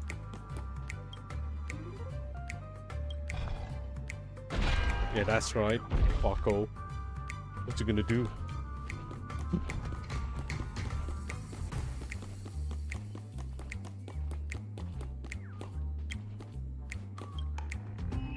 Where's my buddy? Down this alley, please, Brother Hanu. I stacked these books just for you. But it's Brother Hanu. Why is there need to sack book for such a low step? Hurry up. Any more indecision over this matter, and Boss Stone's lackey will catch up. I'll fly out from here and distract them. You take the chance to run. Thank you.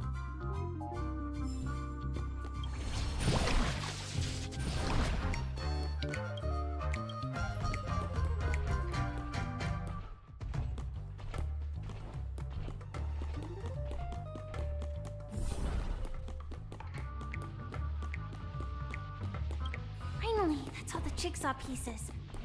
Let's hurry back. I'm here. Oh, dude, you serious? Okay, it should be straightforward, so... Yeah, it should be straightforward. Oh my! The exquisite sensation of perfect alignment! My organizational itch has been quite thoroughly scratched. Hurry now, Hanu! Touch that TV set and transform back into your old self. Then head upstairs. Your weapon awaits you there. Are such haphazard instructions really okay?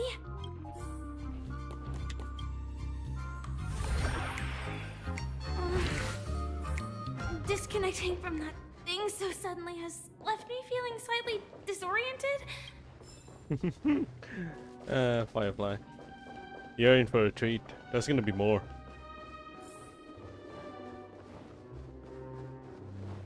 Is that Hanu? Wait, what? No way, you're actually real?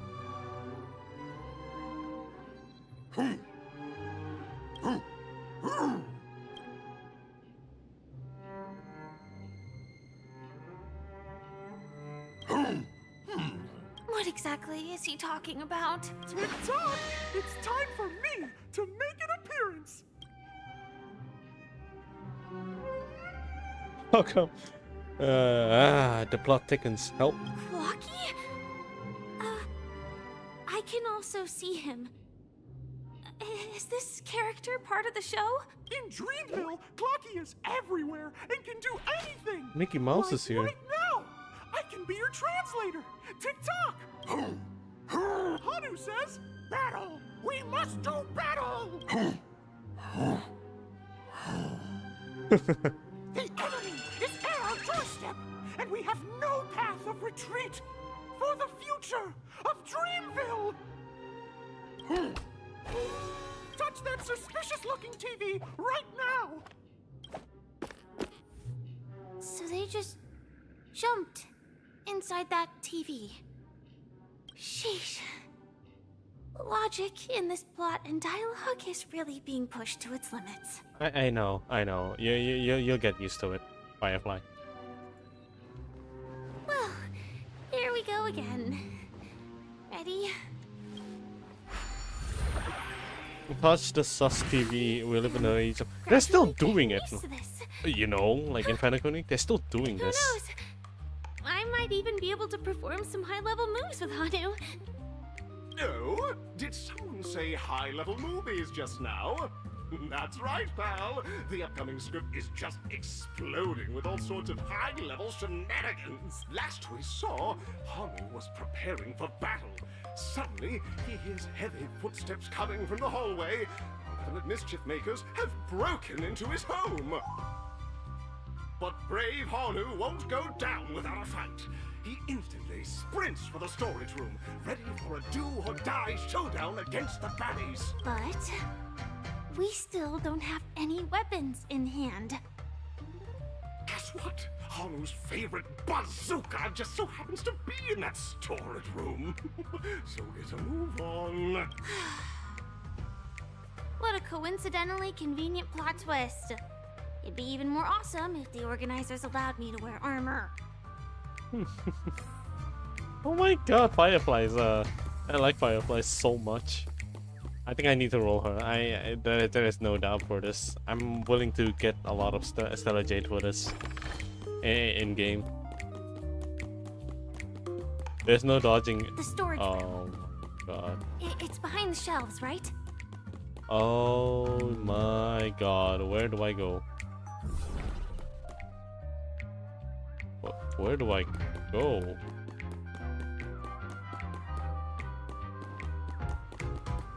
Wait. Behind the storage room? Completely...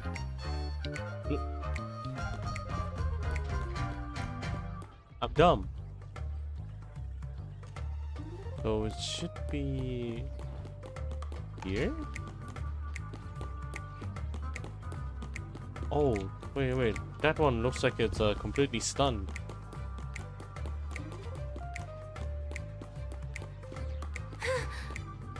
He wasn't lying. There's actually a bazooka here.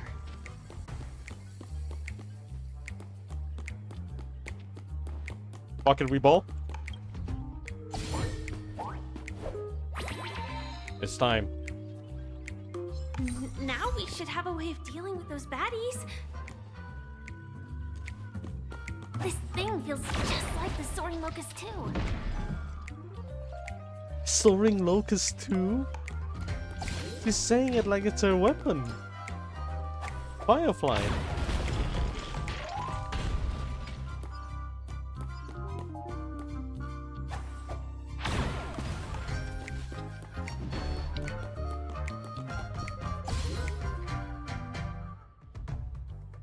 What was that? Careful. It looks like we've got more company. Get ready to fire. Oh, thank God I didn't.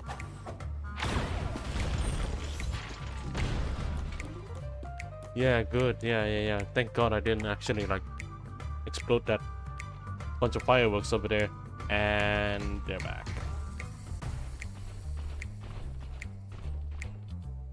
Here we go again.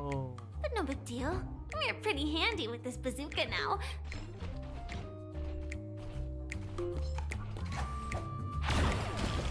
Assassination. I am Assassin. They'll never notice me at all.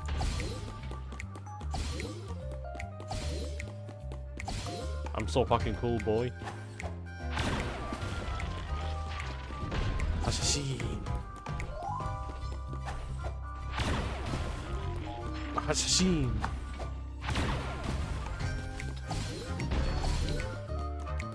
That should be all of them, right? Oh my! Hongu is on a streak!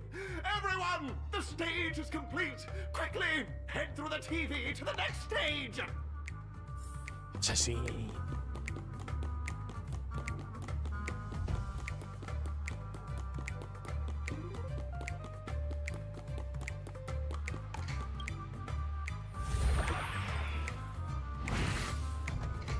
Well, that's that. But it is gonna be hard to let go of this bazooka. Never mind. Let's hurry over to the next stage.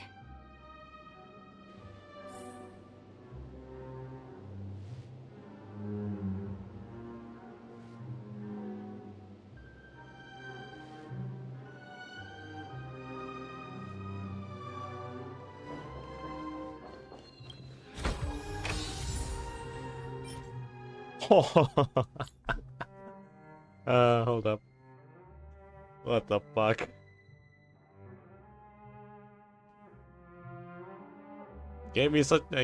Open the chest only to see such a shit item.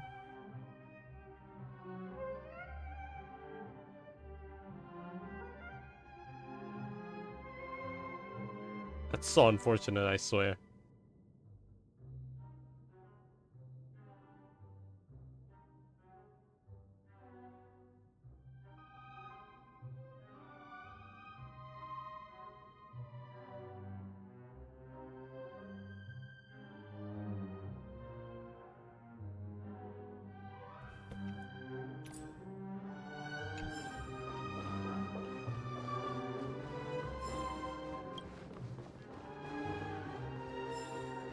Oh no.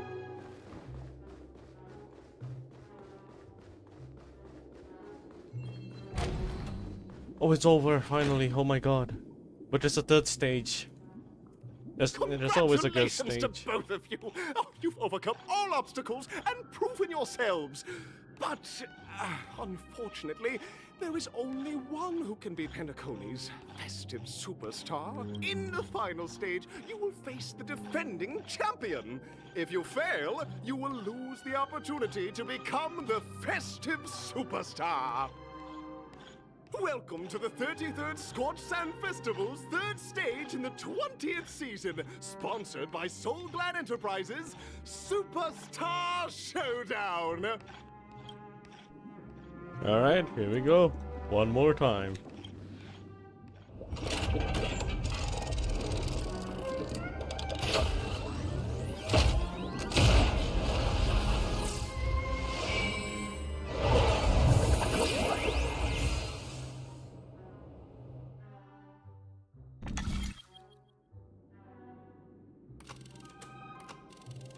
Hmm? 1 or 2? I think I'll choose 2.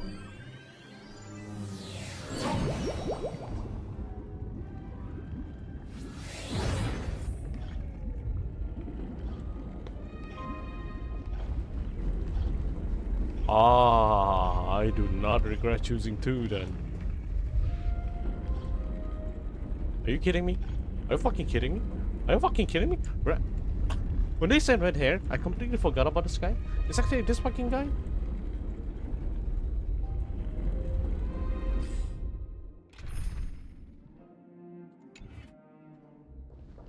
No way. I think I just saw someone. Someone extraordinary. It's you? It's you? You?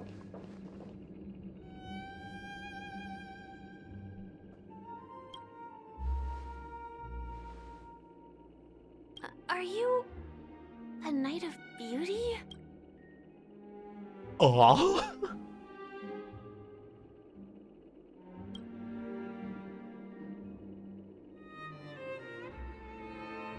Wait, there's no voiceover for this. Hold on. Okay, let me do this.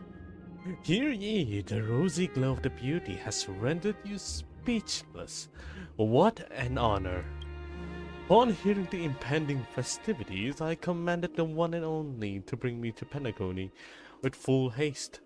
Alas, in a cosmos unguarded by the beauty, his order prevails. Thus, my passage was delayed by tending to the sick and injured. Fortunately, the Mini Rabbit Mech Pilot, Stray Cat Duelist, Galactic Ninja, and Quad Drive Inteleron, along with 32 other souls in distress, all emerged from their predicaments safe and sound. I then led them all here to revel in the harmony with the countless other splendid beings.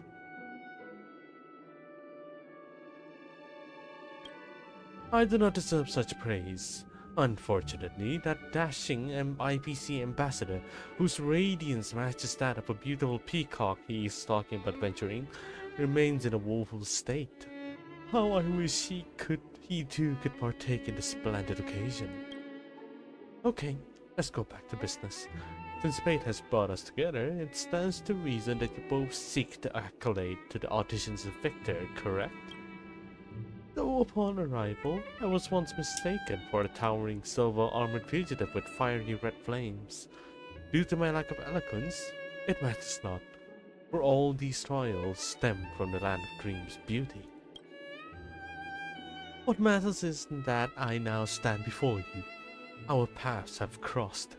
I, Argenti of the Knights of Beauty, am humbly requesting for a battle in the name of the Code of Chivalry with you both.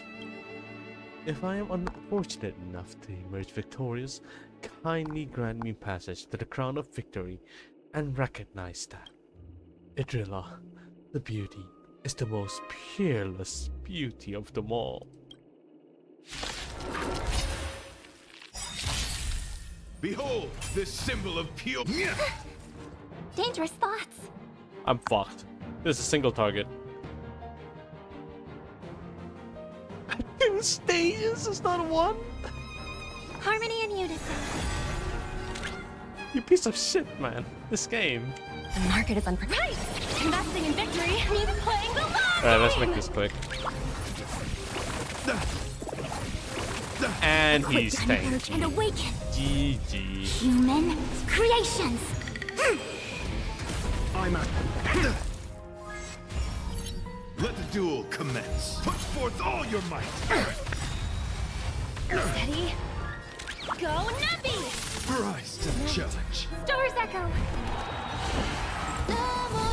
I see through you.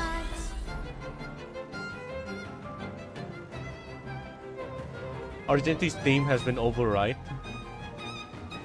Override her singing. Yeah, good lord. Your answers? A test. 0 points. There's the wrong freaking lineup for this. And falsehood. The flesh wound. Easy. 0 points. Bear witness. You are fighting a gentleman. Pledge thine loyalty. Put forth all your might! Steady. Yin and yang. The market is unpredictable. Right! Investing in victory means playing the long game!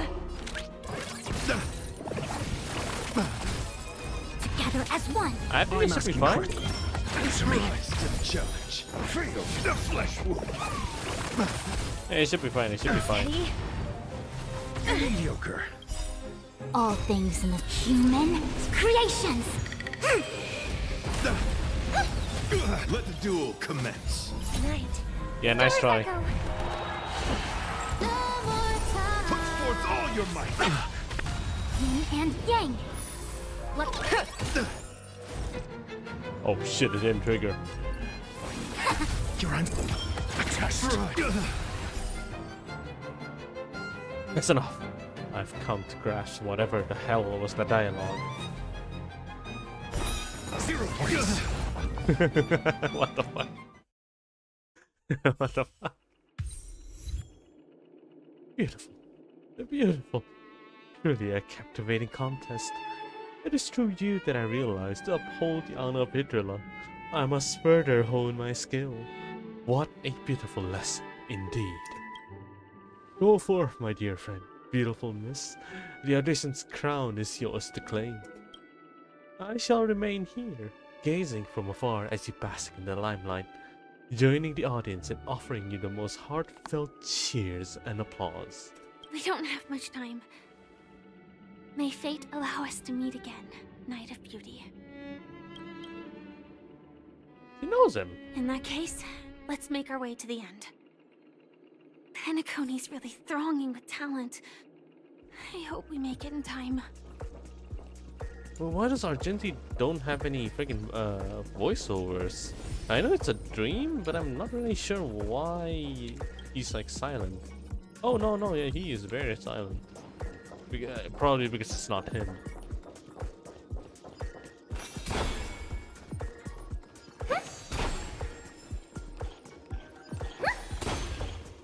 Okay, it's finally done. Let's go. Oh, look at that.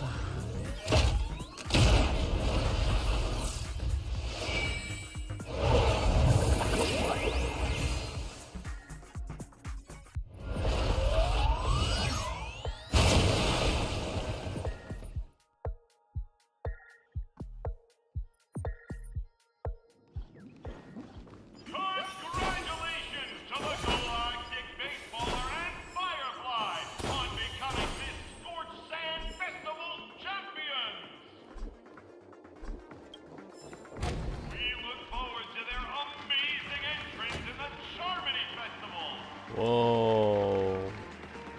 Let's give a round of applause to our aspiring young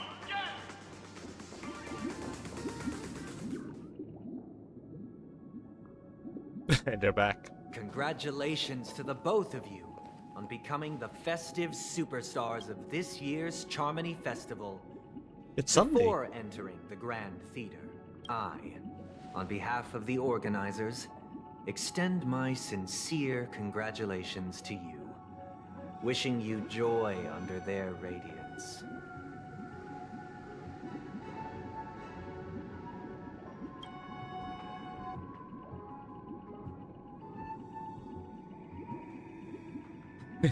All I get are sincere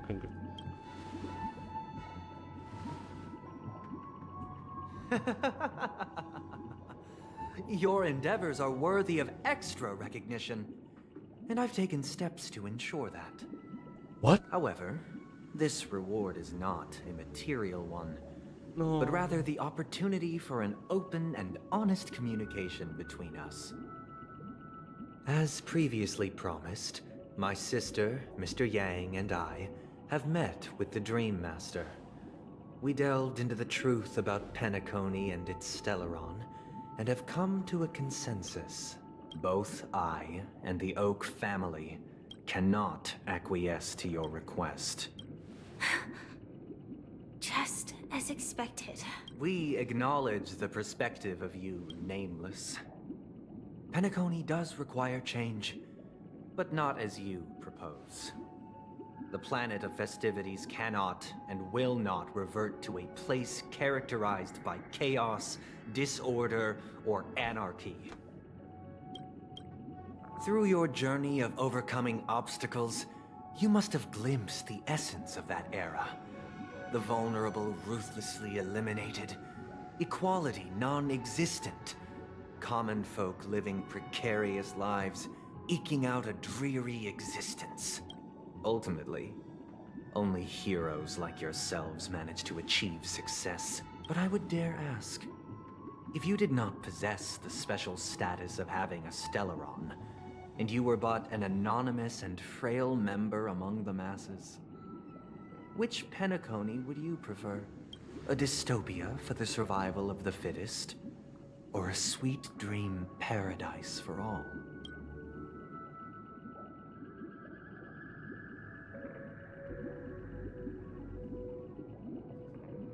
Good question.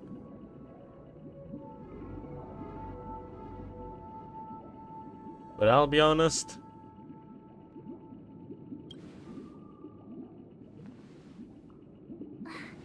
That's not the point. Don't let him mislead you.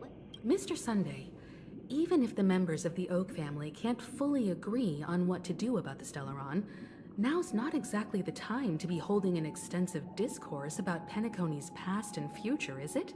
The Stellaron issue concerns the life and death of everyone on Penacony. If anyone has a better suggestion, the crew is more than willing to listen. Also, it'd be best to tell us the ins and outs of that meeting.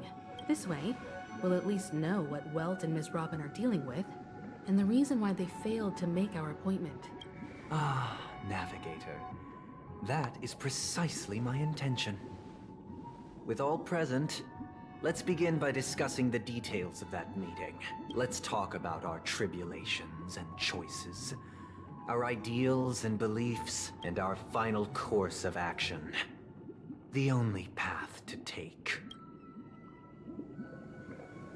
I think it's cutscene time. Or is it? Or are we in mode dialogues? I feel like we're getting close, but at the same time, we're still far away. You mean to say that for the longest time, there have been scoundrels who would use the Charmony Festival that I have bequeathed to the masses as a tool to realize their ambition? Indeed, Dream Master. Once the Charmony Festival begins, the Stellaron's powers, along with the song, will be broadcast across the entire planet of Penacony. And then everyone in their dreams will be unable to awaken. This is indeed surprising to me. The dreamscape is maintained by the collective effort of the 5 families. If someone were to use the Charmony Festival to recklessly disseminate the power of the Stellaron, this individual must hold a position of great authority. Do you have any suspects? I'd like to ask, did you really not know of the Stellaron's existence? I would have never thought that this Nameless would point the spear at me. Quite astonishing indeed. If I have offended, the Astral Express extends its sincere apologies. But the current circumstances are dire and leave no room for meticulous inquiry. We're doing this out of concern for the Dreamscape's safety. So, if you could, please alleviate our concerns. Dream Master, it's just to prove that the Charmony Festival has nothing to do with the Stellaron. If we're being overly cautious, I will return to the stage to offer tribute in song, just per the arrangement.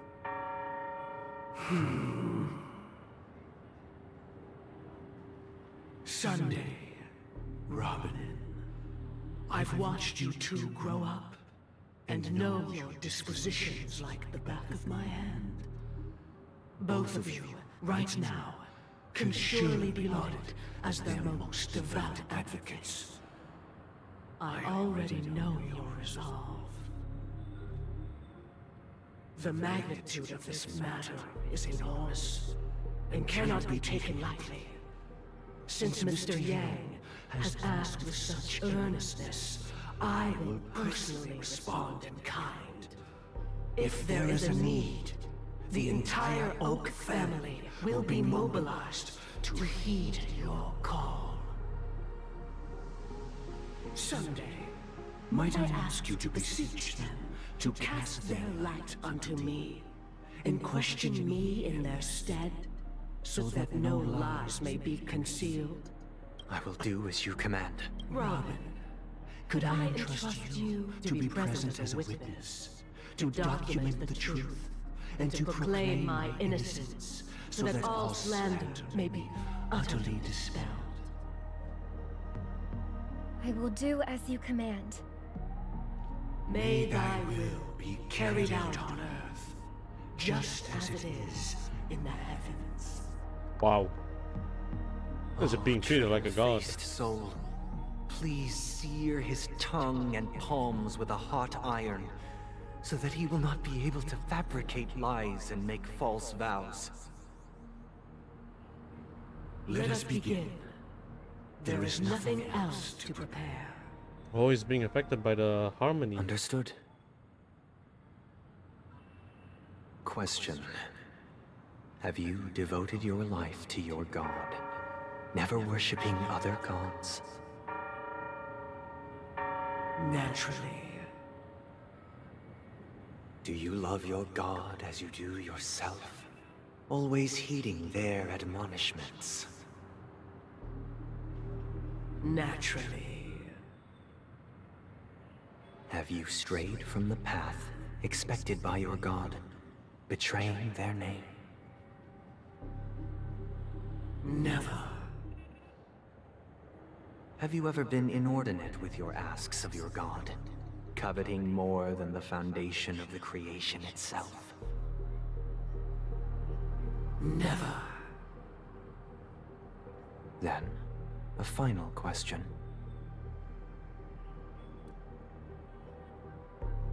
Do you swear to fulfill all vows, past, present, and future? With the Eon as my witness, if I do not deliver on my words, or if I renege on my vows, may I be cursed in accordance with divine law. They have seen your faith, and have endorsed your faith. With this, it can be evidenced... Just a moment. What is it, Mr. Yang? I have another question I hope to have answered. To my understanding, the family's harmony and prosperity have never relied on so-called divine laws. Okay. The god you both mentioned, are they truly Shipe? Mr. Yang should know that those belonging to the family toil together as if they were kin, embracing solidarity and unity under their light. All duplicity is laid bare before the harmony. Such a delicate and complex symphony. Which other god could perfectly harmonize this, if not for the great one, Shipe? Perfectly harmonize. Therein lies the problem. It isn't an outsider lurking in the shadows who changed the harmony, but a dissonance that has surreptitiously emerged from within this very symphony itself. In the distant past, there existed an Eon. With one flick of the wrist, they crafted the laws of the cosmos. Their followers formed the Beyond the Sky Choir, spreading solemn and reverent hymns throughout the universe. Later, they fell. The route traversed by this Eon clashed with the harmony, ultimately being absorbed and fused into it. The chorus that once reverberated across worlds fell silent, and when it echoed anew, it was transformed into the hymn of harmony. Though an Eon may perish, paths with no masters still linger. in the all-forgiving harmony, echoes of bygone dissonance may subtly arise. Mr. Yang, being overly astute can be a detriment. Especially when you find yourself alone and without allies. So this is how it is. For the sake of our grand cause, Sunday, please afford these two an opportunity to rest. What?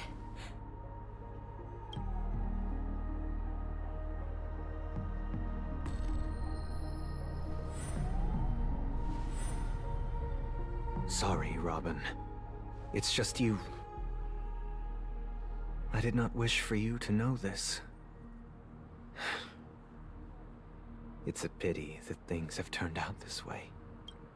So, this is the true reason I can't sing? The shadow that envelops Penacony is actually... We were never children of the harmony. Our ideal paradise could not have been crafted by Xipe. True bliss can only be guaranteed by the one who transcends the many. Within the foundation of law, humanity establishes civilization, and through harmony, we obtain. Oh my god.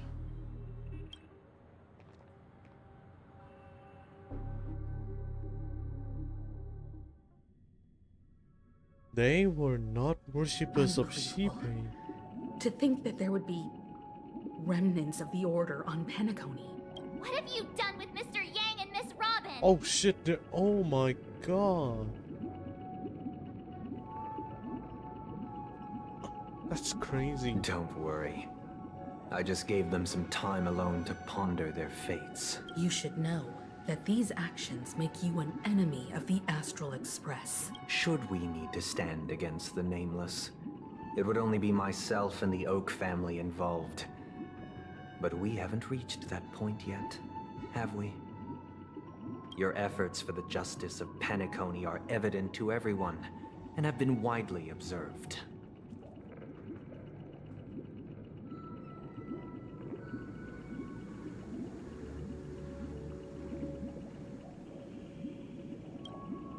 Oh, I intend to. But that hinges on the outcome of this negotiation. If it is the Order that drove you to imprison Welt and Robin, and you're using them to coerce our compliance, then there'll be no point in entertaining any type of discussion. You're mistaken, Miss Himiko. They are in very safe hands, and just as the family has always proclaimed, no one can be harmed in the dreamscape. Least of all in the beautiful new world belonging to the Order.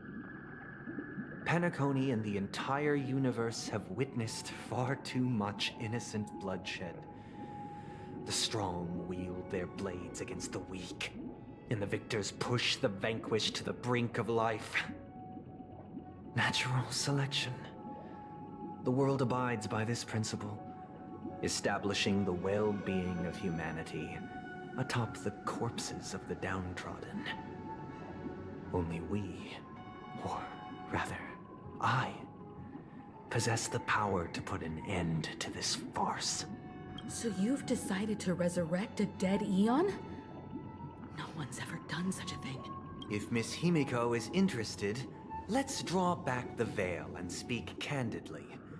I've always firmly believed that people can understand one another through peaceful means. I'm willing to divulge the unembellished truth as to the intentions of the Order's Pathstriders, so that you will make better judgment for the Astral Express, for Penacony, and for this stretch of the universe. Words can hardly do justice to the beauty of that ideal. So, come with me, everyone. Let us retrace our steps and see once again where this road leads. Huh? Where'd he go? Welcome. This isn't any location in Penacony's dreamscape. It's my inner world. The reason the scenery before you remains unchanged is because your consciousness has drawn on similar concepts to fill in the gaps.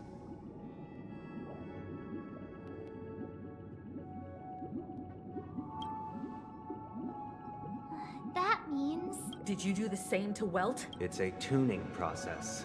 Stronger in effect and more draining on the mind. The gray-haired guest has experienced it before, so she should understand what it entails. Tuning allows you to intuitively grasp my feelings, which also means that I cannot hide anything from you.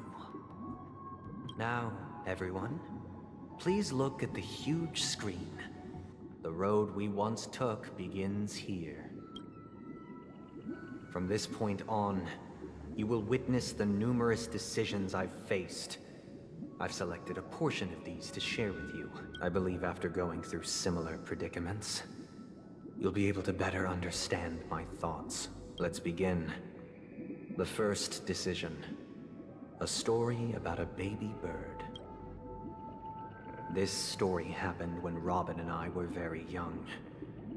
We were victims of the Stellaron disaster, and the family's Mr. Gopher Wood, who would later become the Dream Master of Penacony, saw that we siblings had no one to turn to and took us in later on. Robin and I lived a time with nary a care in the world. One day, after dinner, while my younger sister and I were lounging about in Mr. Gopher Wood's yard, we spotted a fledgling Charmony dove all on its own. That baby bird was tiny. It didn't even have all of its feathers, and it couldn't sing. When we found it, it was already on its last breath, having fallen into a shrub, probably abandoned by its parents. We decided to build a nest for it right there and then.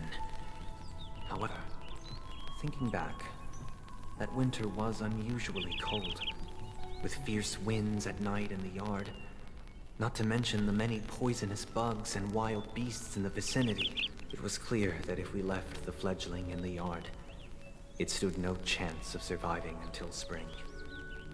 So, I suggested we take it inside, place it on the shelf by the window, and asked the adults to fashion a cage for it. We decided that when it regained its strength enough to spread its wings, we would release it back into the wild.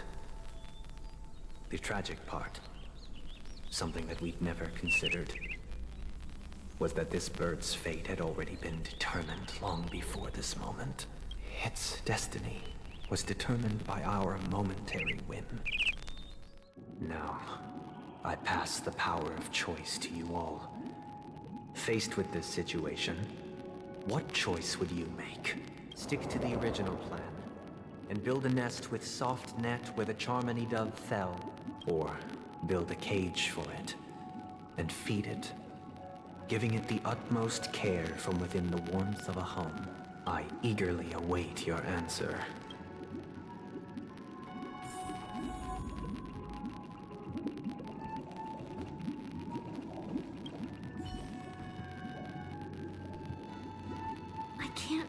Decipher his intentions right now, but based solely on that question, I would probably choose to build that dove a cage. Even if I was gonna release it back into the sky, it'd have to be strong enough to fly first. Same If God I as left it where I Robin. found it, I fear it'd never get the chance to fly ever again.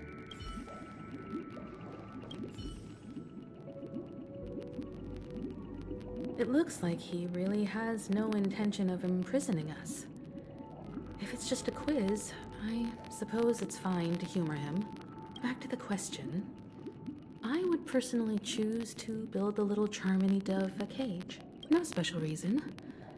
I do think that a fledgling should have the right to fly into the sky. But if it can't even live to that point, then there's nothing to talk about to begin with.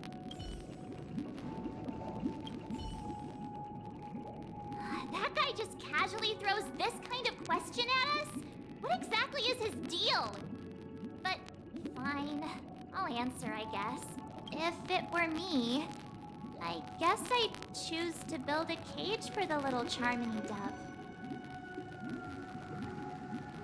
After all, leaving it there, it's bound to get hurt by wild animals or something. And that'd just be too sad. Everyone decides to go with the cage.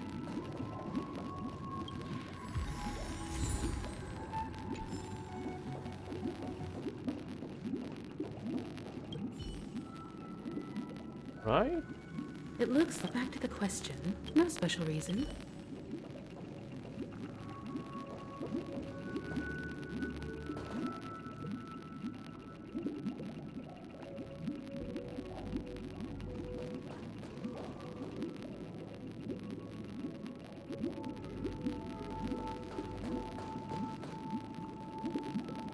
It flies anyway.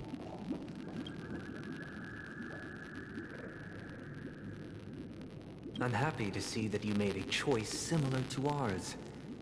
If your mind is made up, let me reveal the outcome of this choice. We passionately nursed it back to health, preparing only the best food for it every day.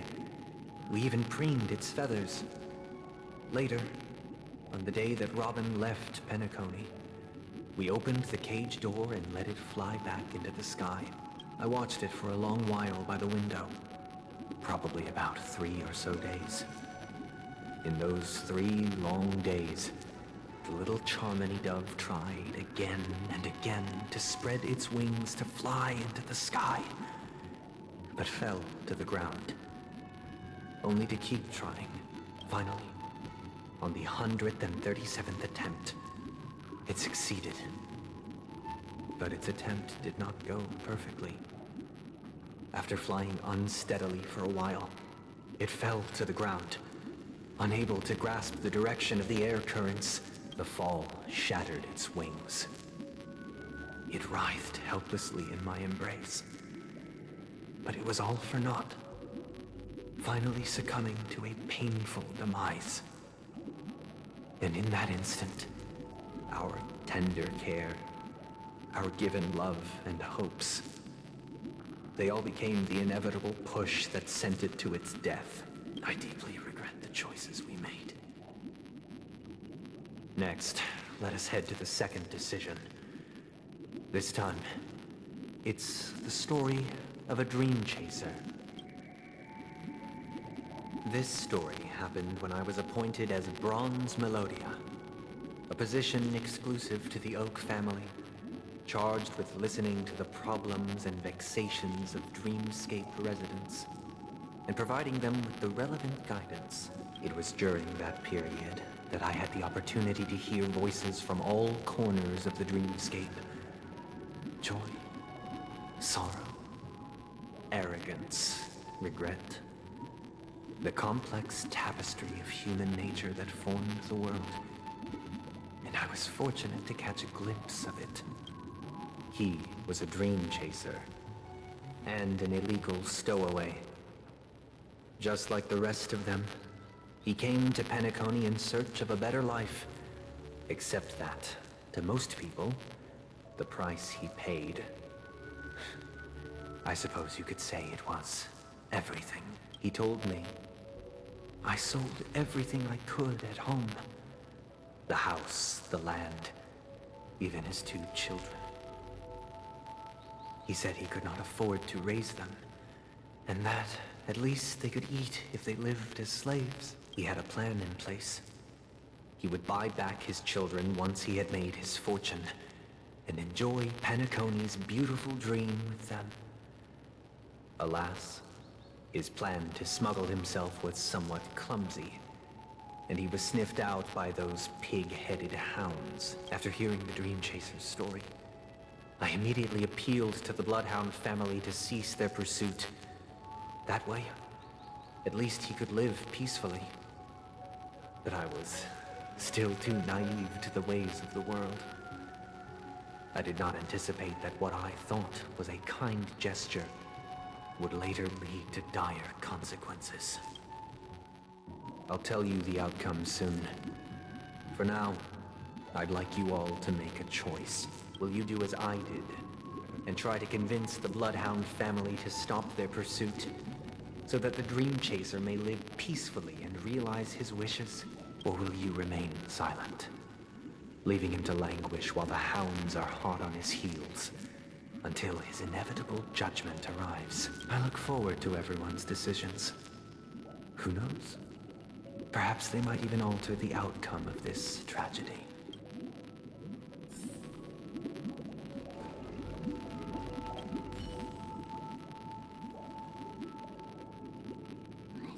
illegal stowaways are really quite common on Penacony. But that guy in the story, I don't think he deserves any sympathy at all. He sold his kids to chase a dream. Even if he intended to go back for them, it's still insanely irresponsible. With that thought, there's only one choice. Let the Bloodhound send him back home. This person deserves to be punished. This question... Surely it has some connection to the baby bird story. And this connection is precisely the breakthrough Sunday aims to use to persuade us. I'd probably choose to ask the Bloodhounds to cease their pursuit.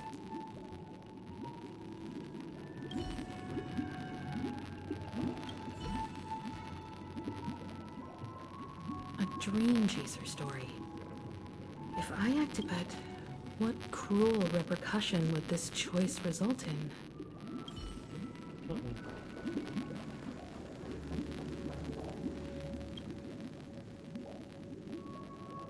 It seems you, like me, are pondering whether a different choice could have led to a better outcome.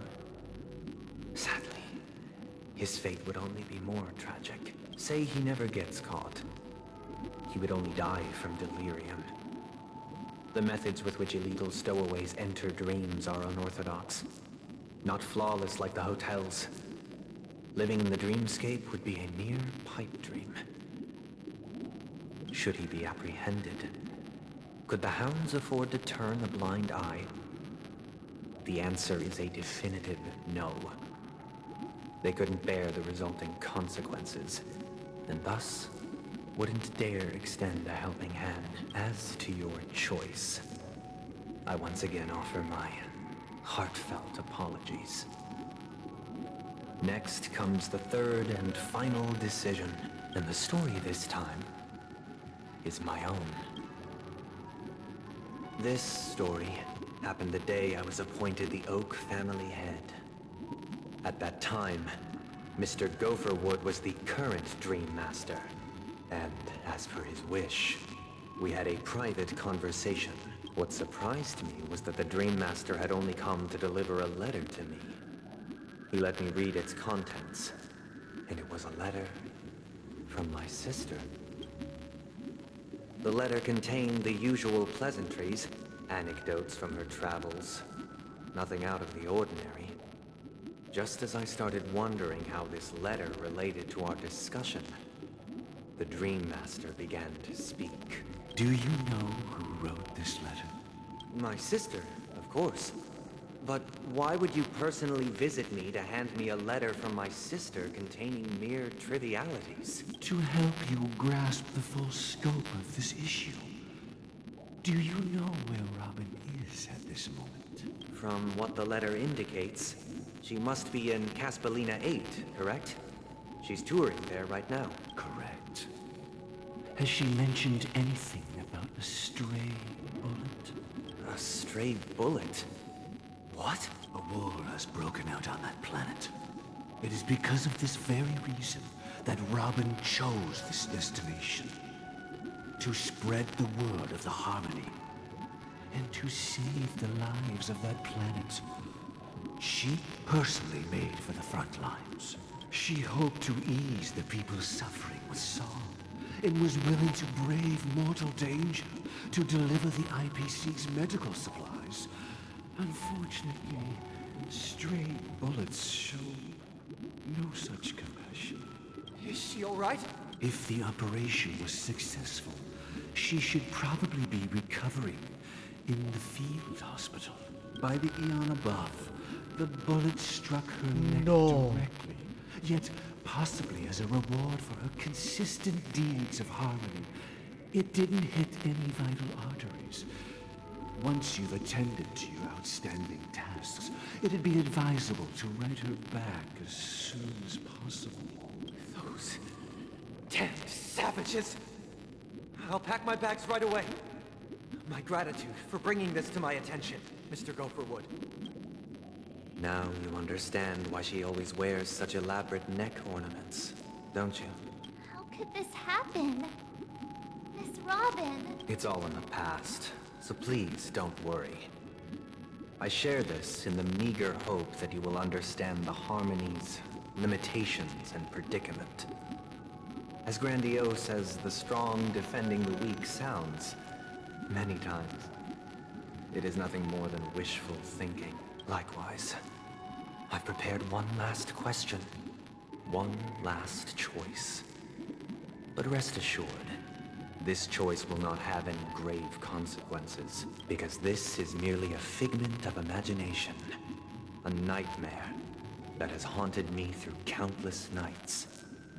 If you ever had the opportunity to make a choice like I did, would you still support Robin's journey on the path of harmony?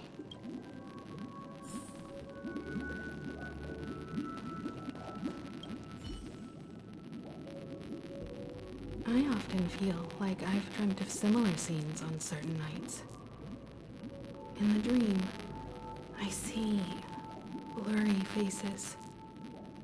I don't know who they are, but I sympathize with all of them.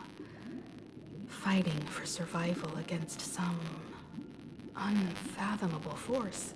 Their confusion and fear are lucid to me.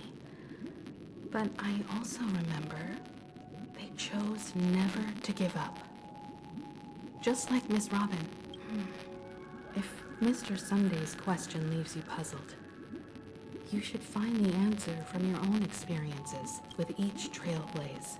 Dangers and tribulations will surely follow.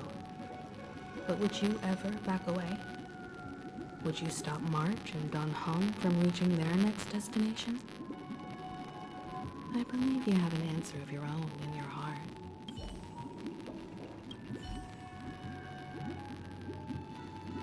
Miss Robin's courage is admirable. And here I was thinking she was just another superstar celebrity. But the fact that she's also Mr. Sunday's younger sister?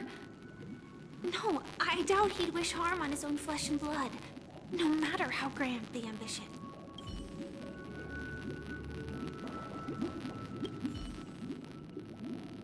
Can't believe that happened to Miss Robin. The strong defending the weak is a great mantra, but if I had to pay such a price,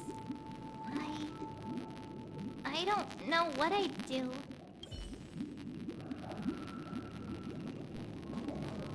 There's no...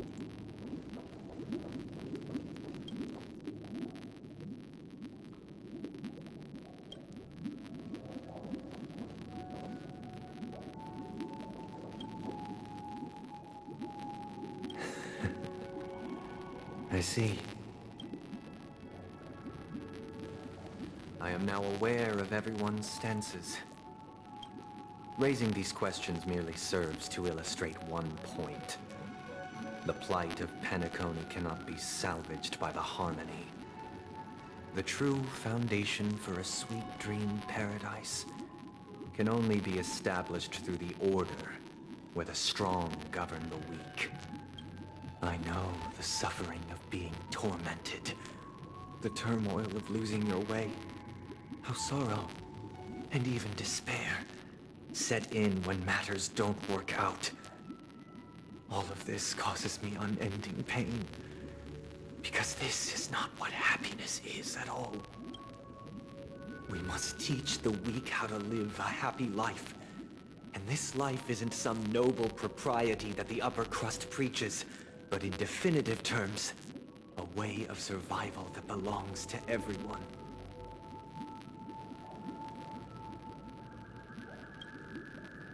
So what is your definition of living a happy life? Good question. Human consciousness is fundamentally an illusion, a cage known as self-worth. People lured in by this illusion make mistakes, yet still ask that external influences bear the burden. When one mistake after the next permeates the masses, they become impossible to trace. Thus, the amassing of these individual cages culminate to form a prison, a place dictated only by the rule of survival of the fittest. Nature is always accompanied by predation and sacrifice. Its antithesis is known as order. That is what I want to do. Unite people's happiness under the banner of order. They won't need to make bitter choices any longer, nor face the weaknesses of humanity. They can cast aside their primal instincts to build a haven for mankind. Simply describing thoughts is far too abstract, so allow me to provide a simple example. As you all may know, there are societal norms like weekends and long weekends that exist on some worlds. During these hard-earned rest days, people are given the chance to extricate themselves from the stresses of everyday life, allowing a certain tranquility to return to their souls. And it is only on these days that people do not have to adhere to the law where the strong prey on the weak. They can live out their lives happily during these brief intermissions. It's just a pity that 2 or 3 days are still too fleeting compared to the span of a lifetime. From where I stand, society's ideal system should be 7 rest days. Following Sunday, there should ensue a second, a third, and indeed an infinite procession of Sundays. This should be the face of the new world. Idyllic, eternal, peaceful days. And thus, every person can return to their base selves in this utopia. Some gaze in reverence at the stars, pouring their whole beings into calculating the distance between us and the isolated world of Pagana. Meanwhile, some seek refuge in quiet corners, holding one another. Oh my god. Unencumbered by the chains of unwelcome obligations. Having fun? A buzzing sound again? Hold up. I was having buzzing sounds the whole time? Hold on, let me reset that. I can't believe it came back, I see.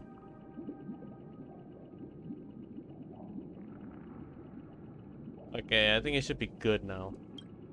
There would be no need to bear the hardships of reality. Only in this way can humanity face the inevitable end with the purest of spirit. Living a life of dignity. This is what it is to live in bliss. Miss Firefly, you who are stricken with entropy loss syndrome, you of all would surely understand this. This is quite the long quest, yeah. Oh my god. I'm trying to finish it. See how it goes. It's probably gonna end like, what, 1 p.m. or something? 1 a.m.?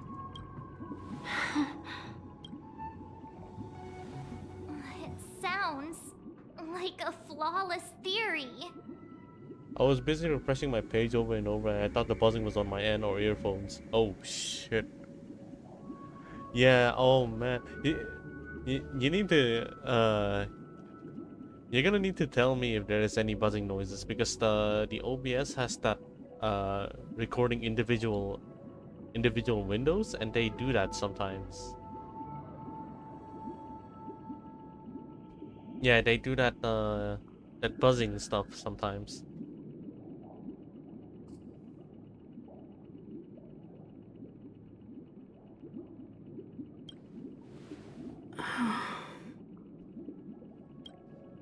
But what is the price to attain all this? The cost is minute, merely a personal and eternal sacrifice. If this paradise is to be maintained for everyone, someone must remain trapped in solitary awakening until the end of the cosmos. Okay, hold up. Let me check the VOD real quick. Like, I need to see, like, since when did they start buzzing?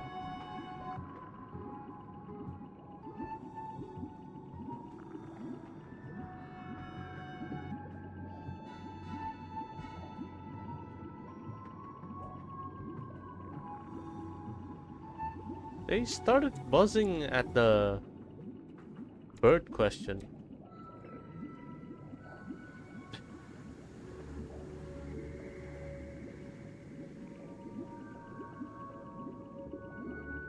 Yeah, they started buzzing since the bird question. What the heck? So it was from the bird question all the way to the last. I don't know how it happened though. Alright, alright. Okay, it's fine then, it's fine then. Yeah, about that part? Nice. What about? Awakening. Which means that this so-called paradise is still a dream. Stepping into this paradise means forsaking reality, correct?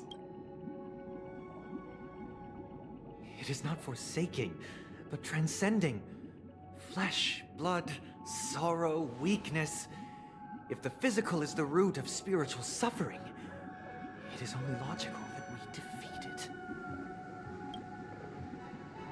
But in this supposed bliss, people won't have defeated their demons.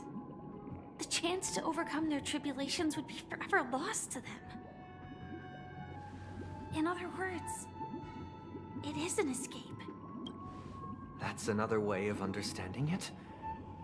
But there is no shame in escape. On the contrary, the seeds of escape exist in everyone's hearts. Don't you agree, Miss Firefly? And as to why we sleep, it is because we are afraid to awaken from our dreams.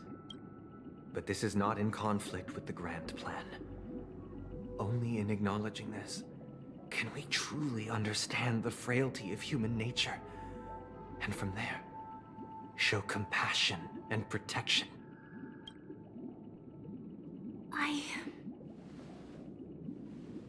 I admit that you are a born leader. Your perspective on humanity brims with pessimism. Yet you express compassion for all, even when your heart pities them. But unlike you, I live for the self. From my perspective, individuals making choices for themselves is their birthright. The want to escape may be innate in the weak. But whether they are weak or not, it is not up to another to decide. Perhaps in your mind, you also view me as weak? Because I don't think so. Since Miss Firefly has said her piece, the Astral Express will also naturally give you our answer. We'll leave it to you. Just as Mr. McHale instructed before. Tell him our choice.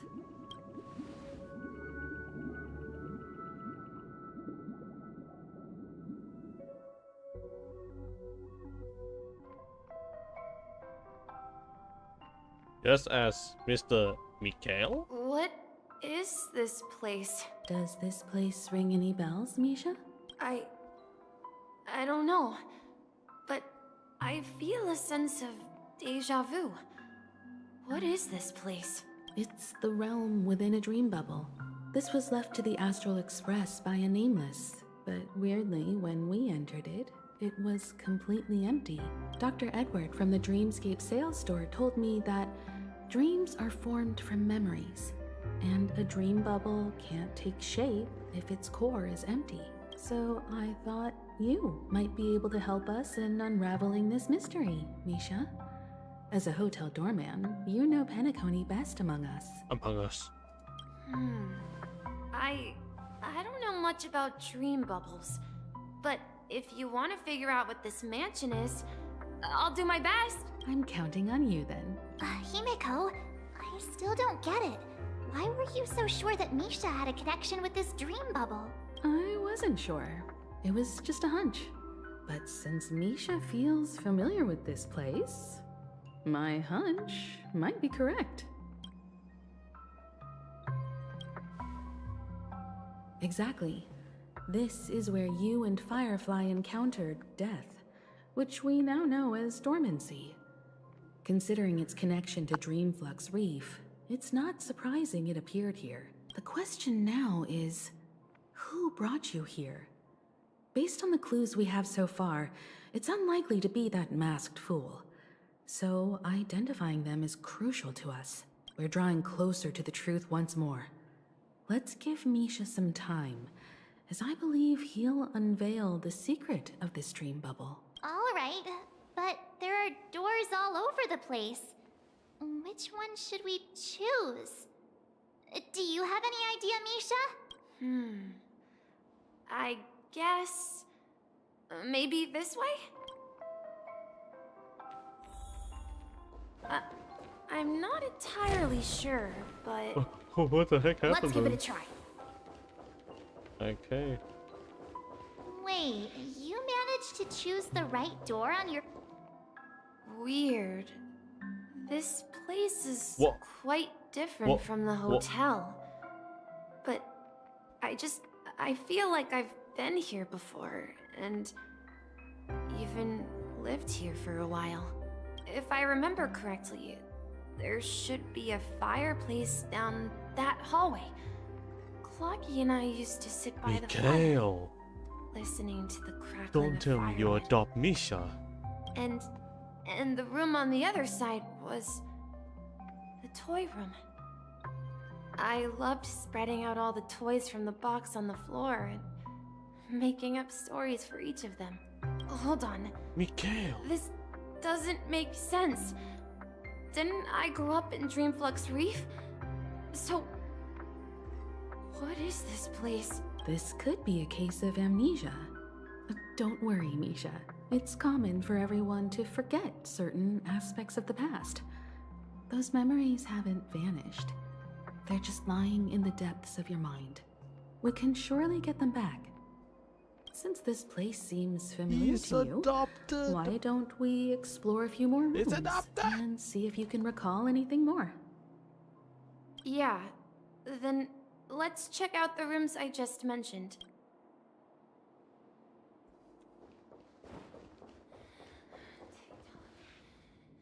Oh, I'm hearing whispers. God damn it. Mikhail, that's the name. Now we all know him as the Watchmaker. So, who is he talking to? Do you know anything about it, Misha? I'm sorry, I don't know much about the Watchmaker. But, Mikhail... Anything special about that name? Mikhail is Grandpa's name.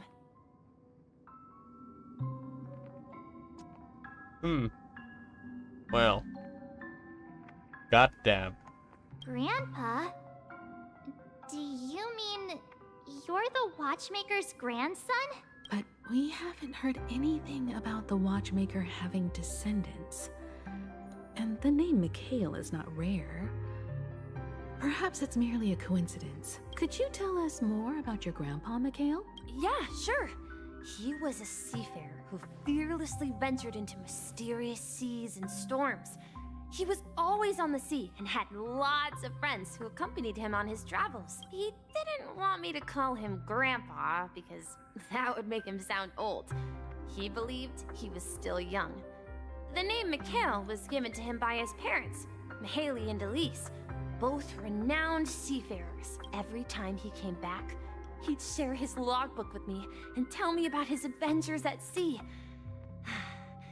I want to become a great adventurer, just like him. It appears that the seafarer has nothing to do with the Watchmaker. So, perhaps it's just a coincidence? So, where is your grandpa now? He went off on a new journey. And it's been quite a while since I last saw him. So, where has Clocky gone? Did he leave to protect Dreamville?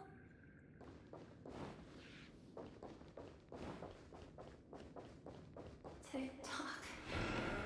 Tick-tock. Fuck, I'm creeped out. God damn it. What is this room again? I heard some noises from the room. Origami Bird? That's a friend of mine. You and Origami Bird are friends? Yeah. It's a member of the Compass crew, just like Clocky and Miss Mirror. And there's more than just one Origami Bird. They are a big family with lots of brothers and sisters who look the same. They follow Miss Mirror's orders and handle all sorts of jobs on the ship. They're the best sailors. Sailors? Can origami birds be sailors? Could you tell us more about the compass, Misha? The compass is a ship bound for the new world. Clarky and his partners travel through layers of fog to the depths of the sea. Whenever there is danger, Clarky will use a compass and guide the ship in the right direction. Alright, fellas. Alright, fellas. Alright, I'm just gonna put my mouse over here because I see it too. God damn it. God damn it, man. That's a great story. But in the Penacony cartoon, Clocky and his partners have always lived in Dreamville and never ventured out, right? Oh my god, I see it too. Oh, that does seem to be the case. Weird. I clearly remember Clocky arrived in the New World in the end. Perhaps Clocky has a hidden past. I think I hear the sound of water. You once mentioned there's a magnificent fountain up ahead.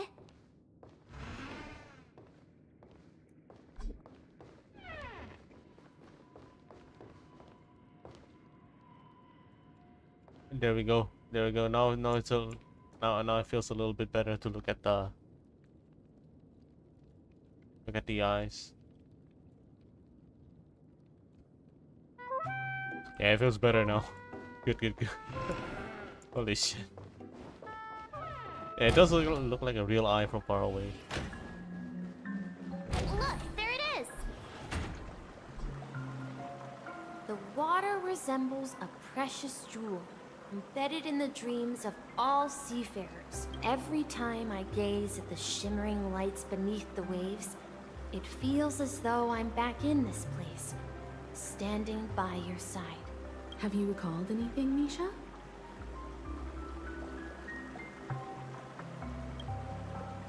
Yeah, I saw these sentences in Grandpa's logbook. He used to say that despite the perils of the sea, whenever he stood on the deck in the afternoon, overlooking the sparkling waves, he would think of this fountain in front of his house. He often said that those moments felt like returning to his family's side, and the difficulties at sea didn't seem quite as challenging.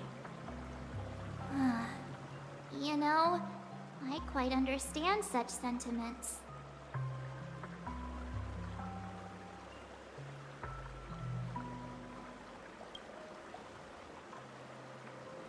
Hey, don't tease! I was just being a bit sentimental. Perhaps every adventurer far from home carries a fountain within their soul. Even though the other side of the sea remains shrouded in the unknown, the fountain in front of his house serves as a compass, leading him back to his cherished ones. Yeah, while Grandpa was at home, we would stand by the fountain and place the compass, a toy boat that I made, into the pool. Back then, I would ask him when I could go on adventures like him, and he would always laugh and say I was still too young. It seems this Mikhail is truly a seafarer and has nothing to do with the watchmaker. Yeah. Based on Misha's recollections, the scenes in the dream bubble appear to be his childhood memories. But this raises more questions. According to Misha, he was clearly born on an oceanic planet and led an ordinary life, with no connection to Penacony at all. Could this be some sort of metaphor? Perhaps the sea refers to the memory zone. I'm sorry. I don't know, but my memories keep pouring out uncontrollably, like water flowing from a fountain. Perhaps I'll remember more things if we go further.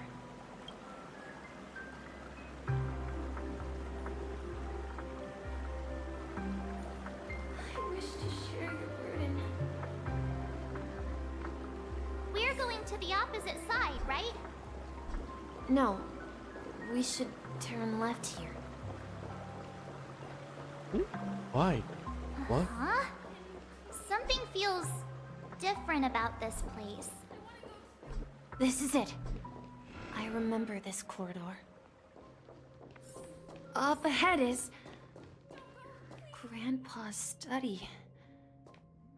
It was in that room that I saw him the last time. Will you come back? Oh, that sounds like Misha actually being sad. That actually sounds like Misha. We've overcome so many challenges. We've arrived at the new world. What the fuck was that? What the fuck was? There's a bunch of clocky dialogues being played at the same time. The atmosphere in this room feels totally different. Misha, you finally come. Clocky! Here! Yeah.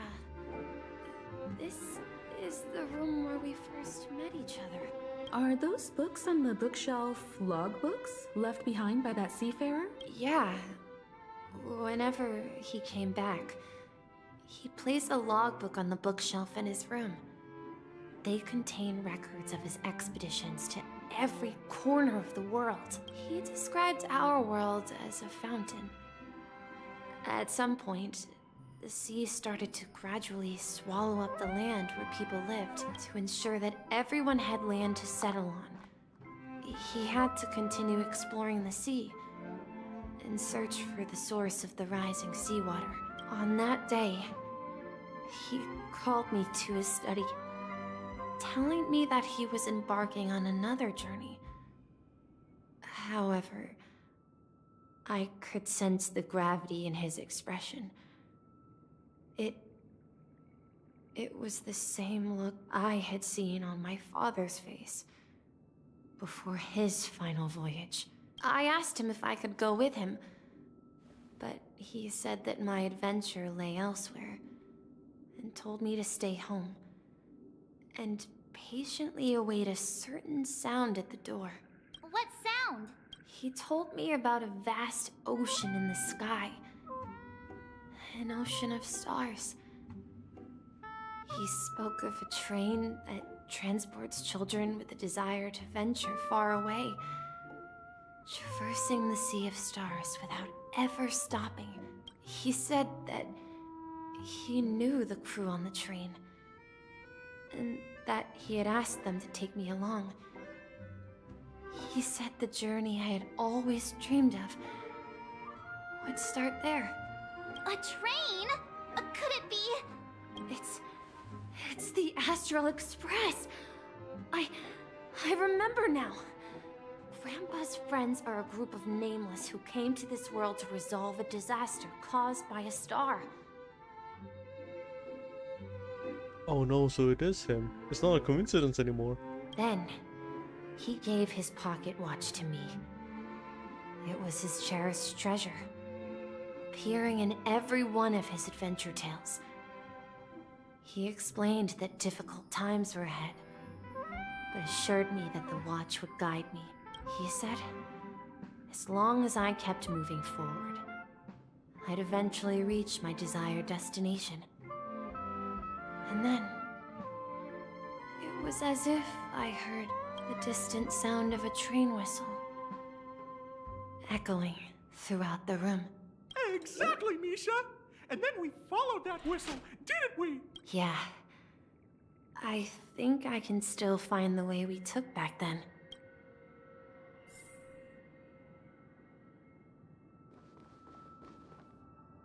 This is the dream jigsaw, right? So we're supposed to find the exit. But where can we find the last piece? Do you remember? You said you obtained a mysterious shard when you stumbled into this place. Hey, the shape seems to match. So this shard is also connected to Misha? Looks like we're just one step from revealing the truth. Let's get to the other side and investigate.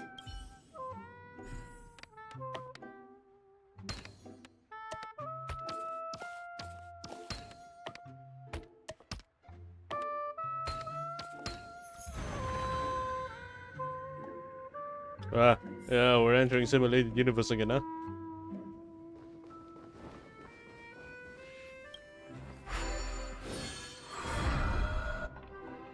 This is it.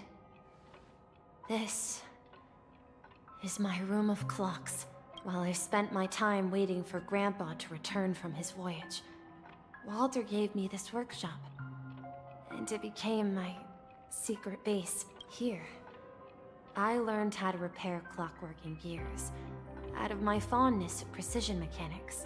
In my dreams, I was the captain of the compass, embarking on adventures with my companions, Clocky and Miss Mirror, in search of the new world.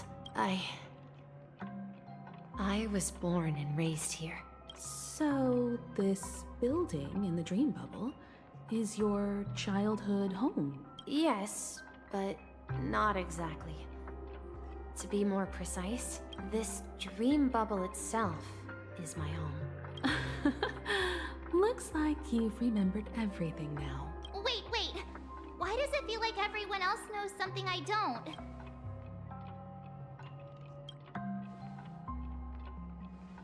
Marge, do you remember when she mentioned the clocky that only she could see? Yeah, the little guy here, right? But we all saw him in Dreamflux Reef, right? And Mr. Yang even greeted him. Looks like everyone on the Astral Express has a childlike spirit. The answer lies in the Astral Express. Her experience shows that neither Firefly nor Acheron can see this clocky. And when we were in Dreamflux Reef, you may have noticed that for some reason, nobody outside of the crew had ever talked with Clocky.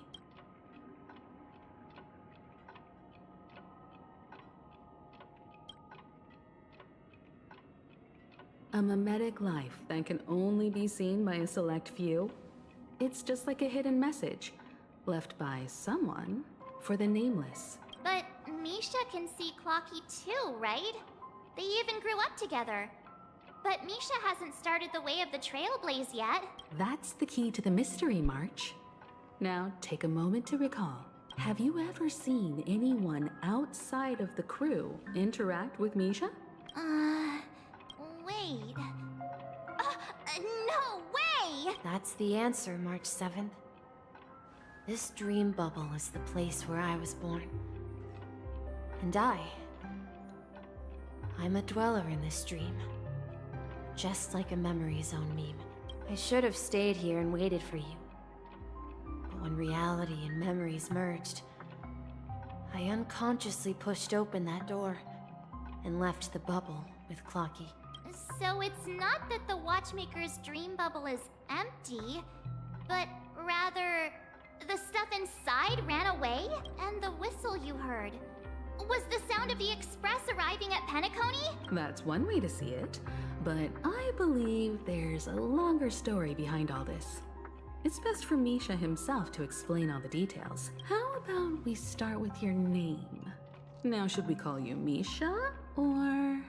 Thank you all for helping me rediscover my true self. Now, please allow me to reintroduce myself. I was born on Lushaka, in the Presmere system. Adopted by seafarers. He was Kale adopted. and Char. They gave me a treasure. A name that carried their hopes. Mikhail Char Legwork. Or simply, Misha.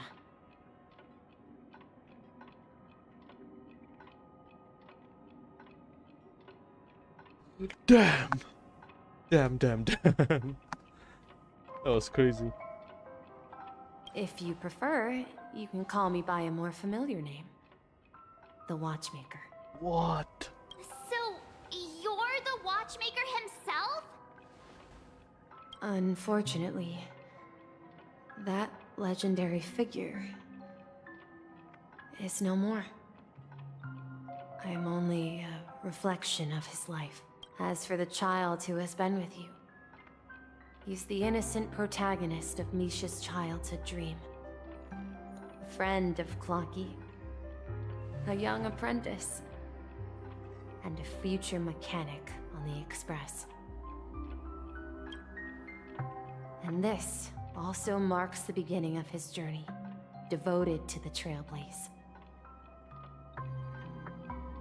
At the end of the journey, I left this little flame, which I so cherished, in my deepest dreams, hoping to pass it on to the nameless of future generations. However, he somehow left the dream bubble and forgot all about his task. I apologize for all the confusion this caused. Because he was born with a desire to trailblaze, wasn't he? I don't think Misha has forgotten his role as a guide. He remembered it, and that's why he mistakenly appeared as a hotel doorman in her dream from the very beginning. The one who brought our unconscious friend here must have been Misha. If that's the case, we encountered the Watchmaker's legacy from the beginning, didn't we? Well, I have a sarcastic friend who says I always take big detours and end up back where I started. Perhaps that's what every nameless has to go through. But in the end, you found me. I'm sure you're all wondering what my legacy is. I believe my hound has mentioned the Stellaron and my wealth. If I may apologize, the Stellaron part is real. As for my wealth, however, it's nothing more than a baseless rumor. I left my homeland as a child and embarked on the journey of Trailblaze. I traveled to various planets until finally reaching Esdana, where my friends and I built the original Penacony and fought for its future ever since. I've been moving forward all my life, doing what I could to overcome the obstacles in my path. But ultimately, my journey reached its end, and I left behind no possessions worth entrusting. So, if you ask what's left within this worn-out train engine that can be called a legacy, I suppose it's the things that are still burning in the engine's furnace. Now that you're well aware of the current situation of Penacony, I certainly hope that you'll help me get this world back on track. But I'll leave that decision to you, for the path of Trailblaze is never paved by others. All I have for you is a story and 2 gifts. I want to give you my pocket watch. It has accompanied me throughout my long journey, guiding that naive child forward, and has been blessed with the presence of so many great people up to this day. And my hat, too. Hat! The one who navigated for me placed it on my head and planted a fanciful thought in my mind. The trailblazing expedition will never end. Now, it's time for you to make your choice. Once you've made up your mind, open that door and enter the long dream of an old man. I'll be waiting for you at the end of this corridor of time. All right, everyone. Let's make a decision, although I don't think anyone will have any objections.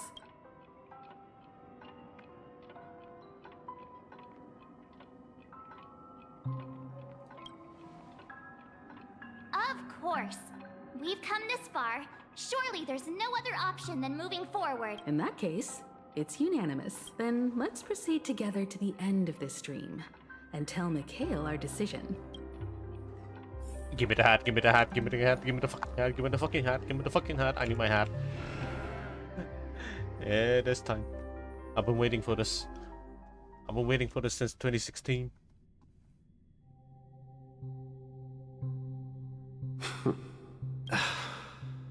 Mikhail, where are you going?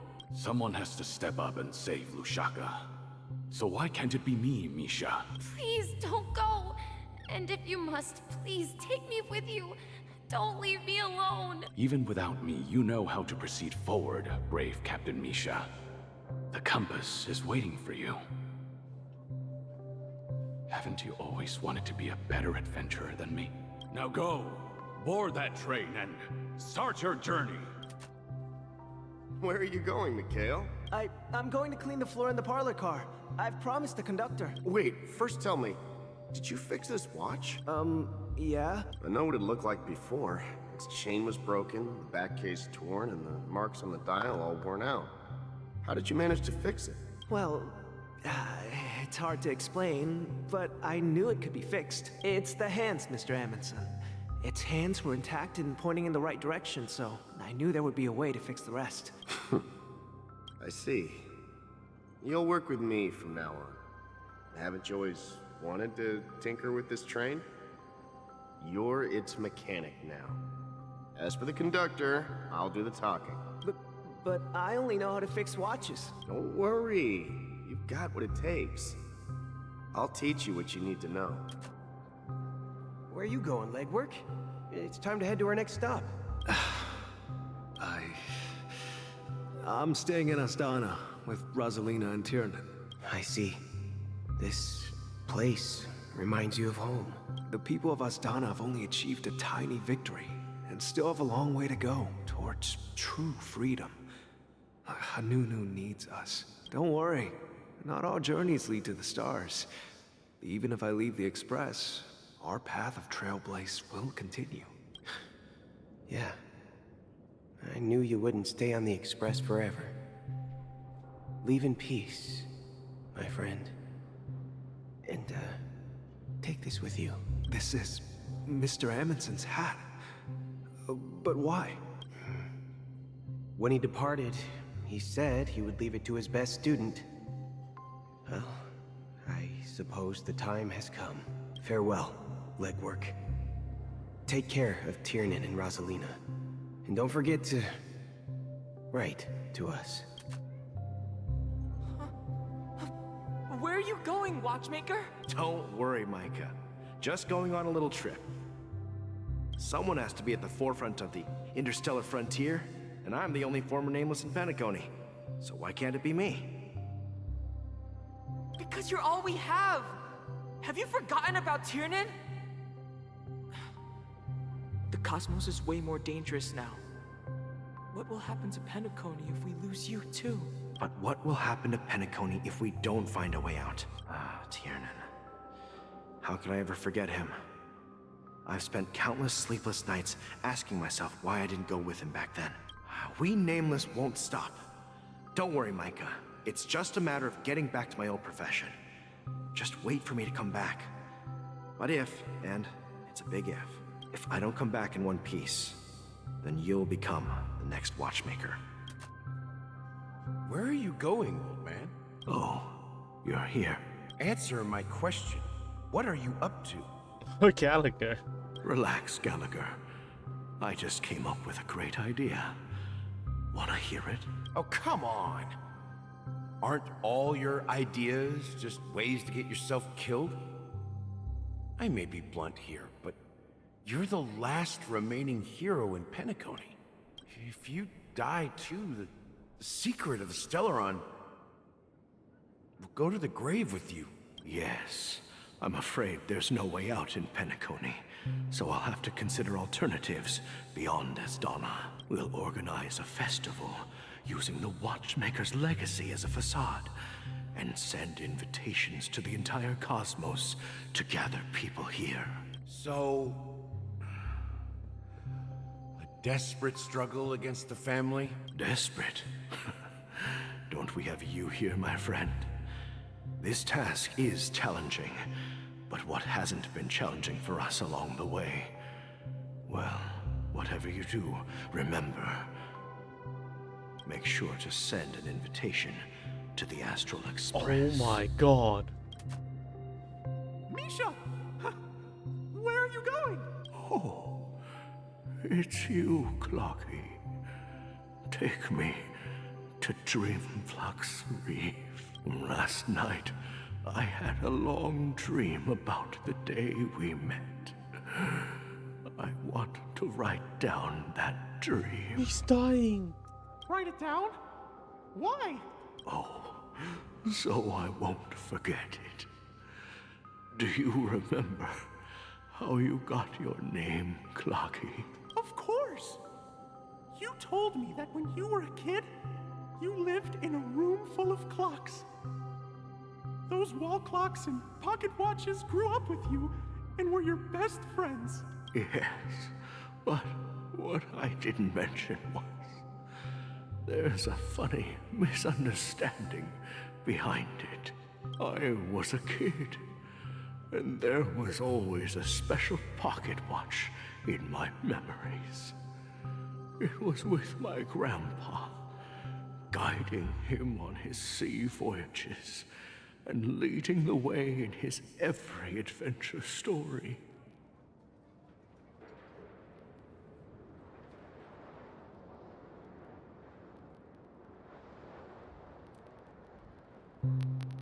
I wanted to have a pocket watch like that too. And that's when you appeared in my dreams. Yeah. Every night, we boarded the compass and set sail together. But you know what? It wasn't until It came back? the day my grandpa It's gave time. to me Reset once more. that I realized it wasn't a pocket watch at all. Hold up. Boop. Boop.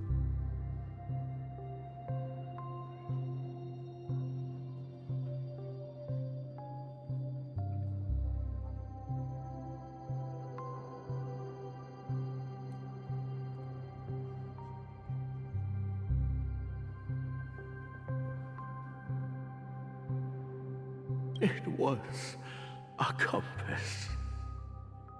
So, your name should have been Compassy. There we go. See. And the watchmaker is just a nameless. I am an adult male. I am an adult male. I am an adult male. I'm grown up. I'm a mature man. I am a mature man.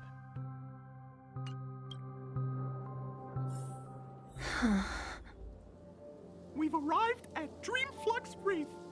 So, where to next? You know, Clocky, I don't think I'll be going anywhere else.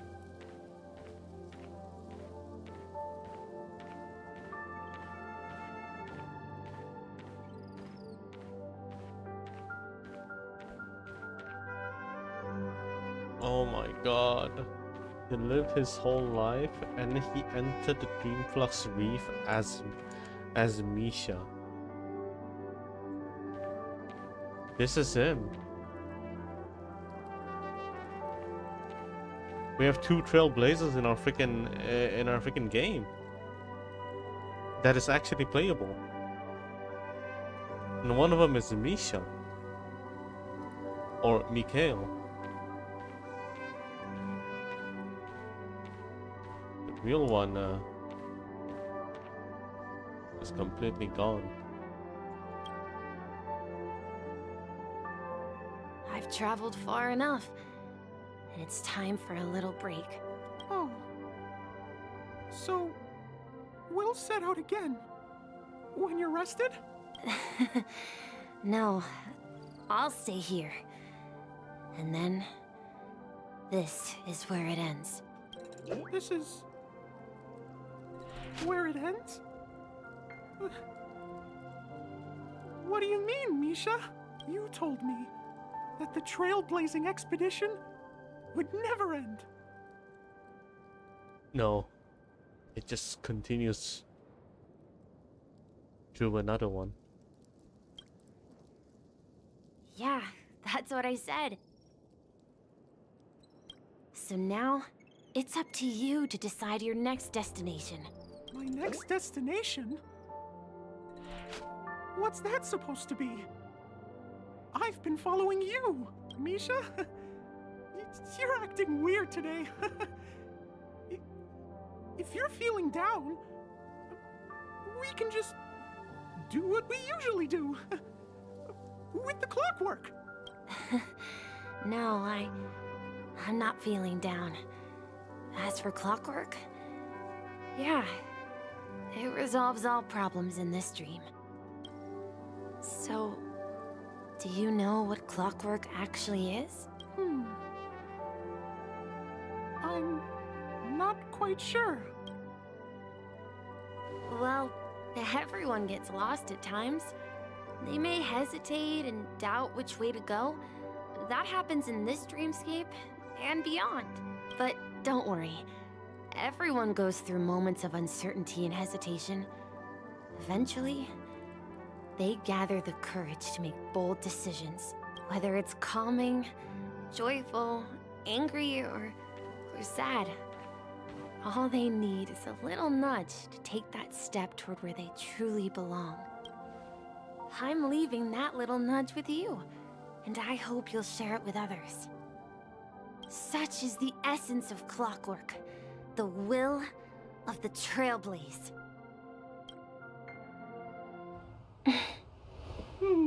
Clocky's hands spin around non-stop, indicating confusion, frustration, and weakness. But ultimately, people still need to move forward. Just like your hands, always pointing ahead. This is where my journey ends. From now on, it is your path to walk. Trailblazing means taking paths your predecessors forswore and venturing even further. The Penacony in Mikhail's dreams does not belong to order.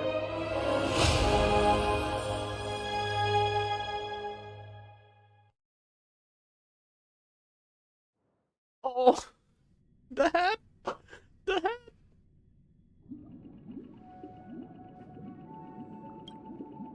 I can't believe that Eon would cast a glance at Penacony at a time like this. Is it because of the resonance from the legacy of the Trailblaze?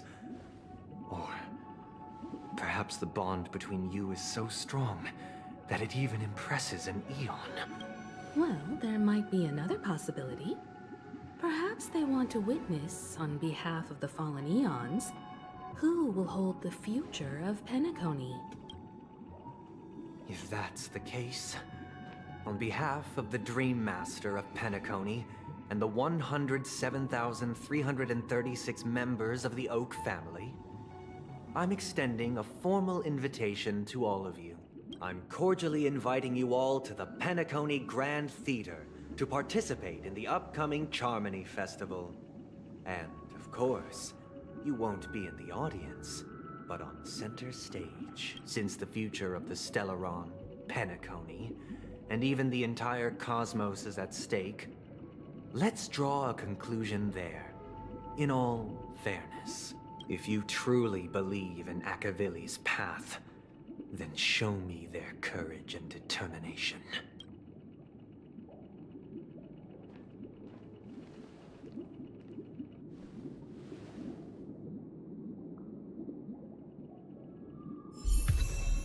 Oh, that was peak! It was so peak!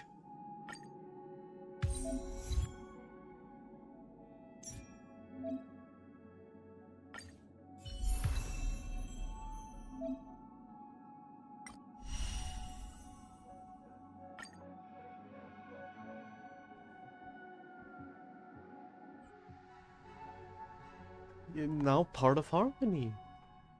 Clocky just basically just stopped following Mikhail, and it just decides on another person. Although Please stay tuned.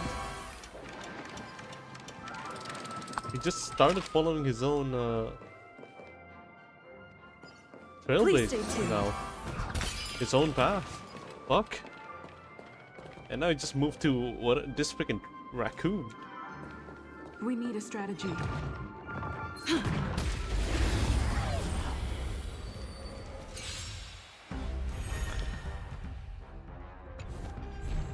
Time to test our rapport.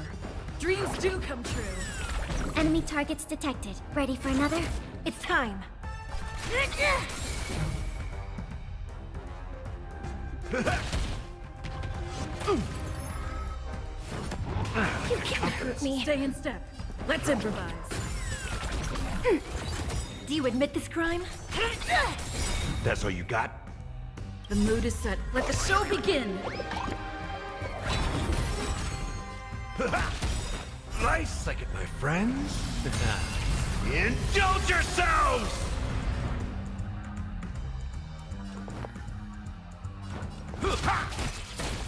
By the order of execute the Marastruck! Super break. Super break. Dealt that much. Hold up.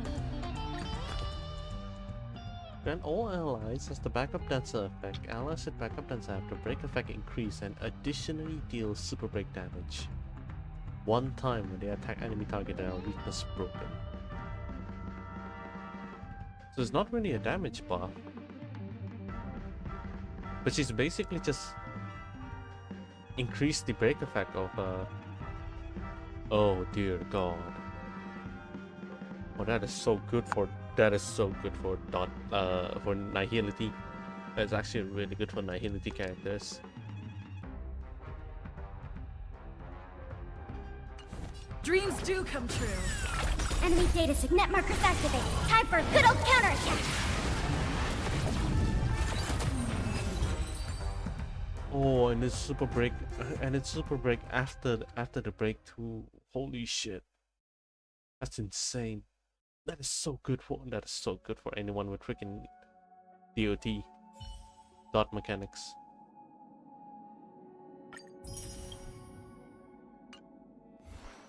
Insane.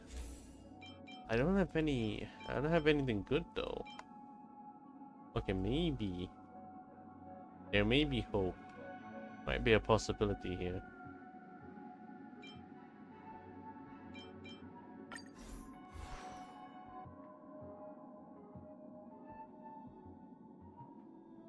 SW just gets better. Wait, what's SW again?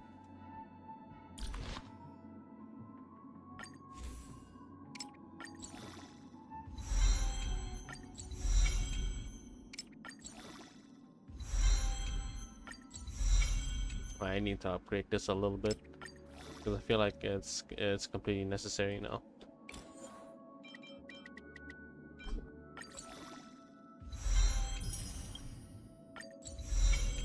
Okay, so let's set it to 50 and that should be good enough. Because there's a lot to take in here. There's a lot to like take in for now. Oh dear.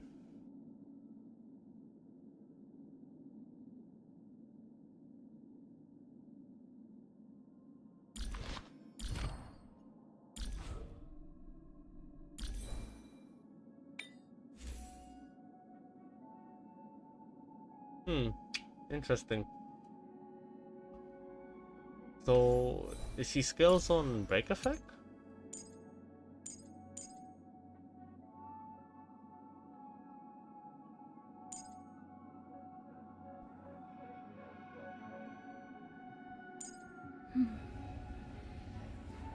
No, not really. She doesn't skill much.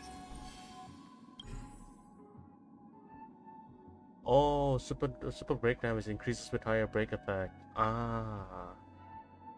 That makes sense. Higher toughness, reduction of the attack, and higher character levels. Super break damage cannot crit hit and is not affected by damage boost effect. It's just a pure break back then.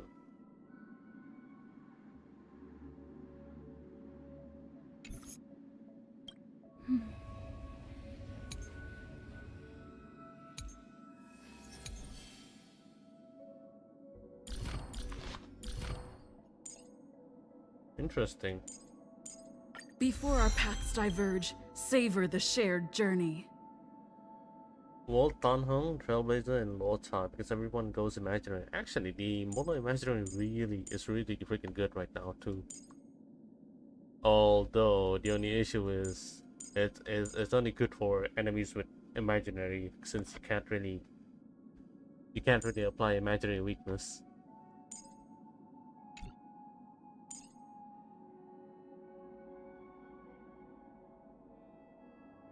Oh dear.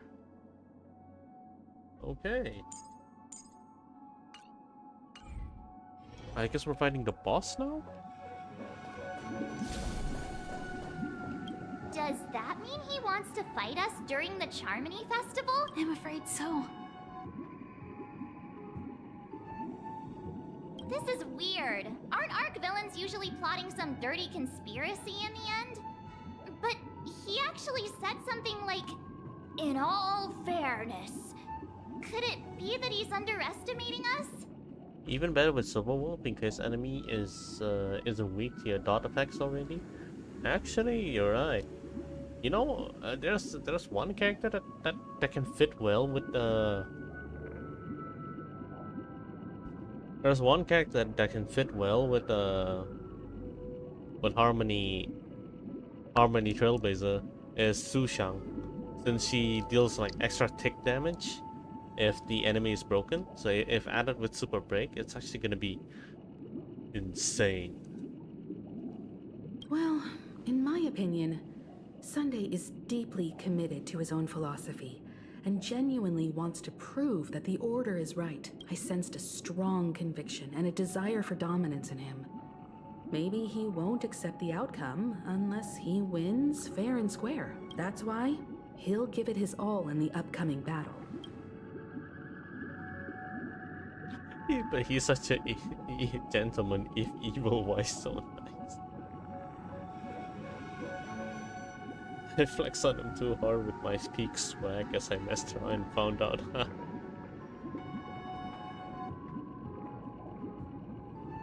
The obvious winners are follow-up attacks. Ooh, yeah, follow-up attacks are really strong as well.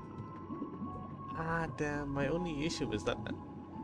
my only issue is that,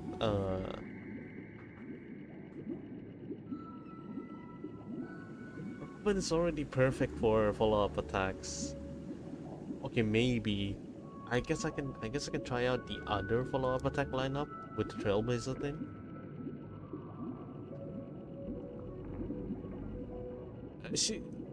She's really flexible. Like this Harmony Trailblazer is pretty flexible.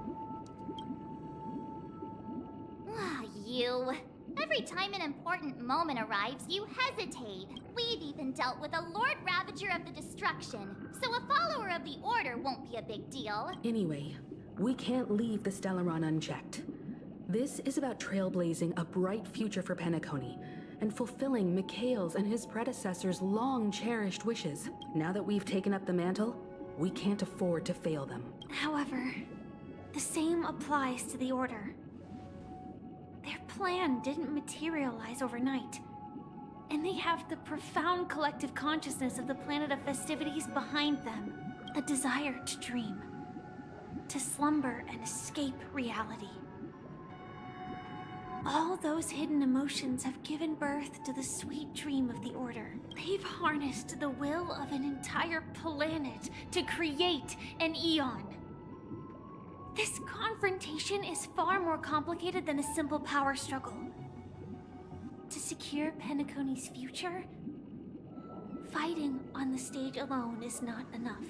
What do you mean? Are you not coming with us? I believe Firefly is trying to say that she's heading off to another battle.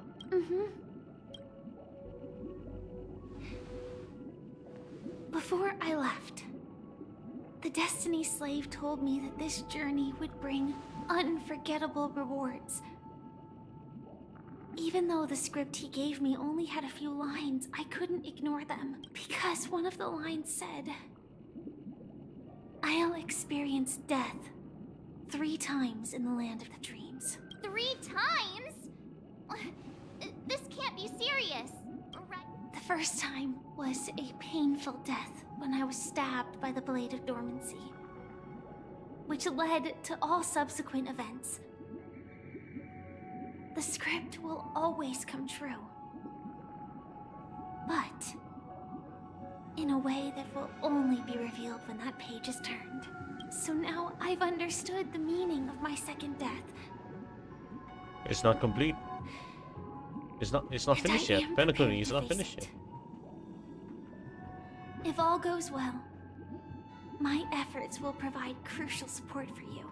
Only by achieving victory in this battle can we secure a future for Penacony.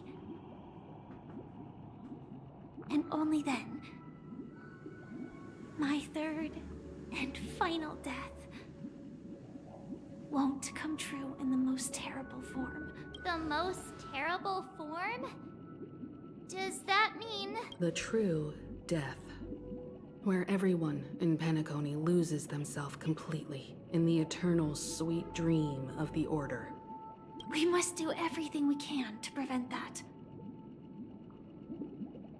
Have you made up your mind, Firefly?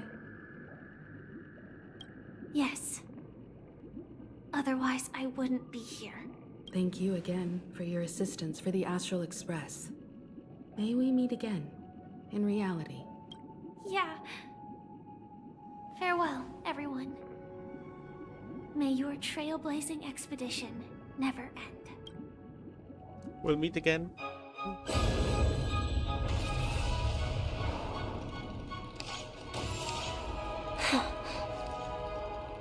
I dreamed of a scorched earth. Everyone, are you ready?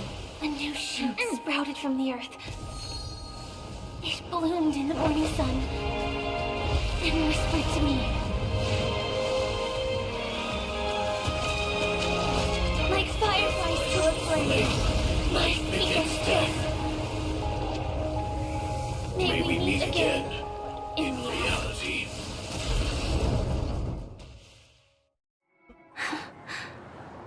After today, Japella's name will disappear from cosmic history, and the Everflame Mansion will take its place. In the not-too-distant future, you'll receive an invitation. I was not ready for that cutscene. That's your next stop. Land of the dreams. Penacony. Oh dear God, I lagged.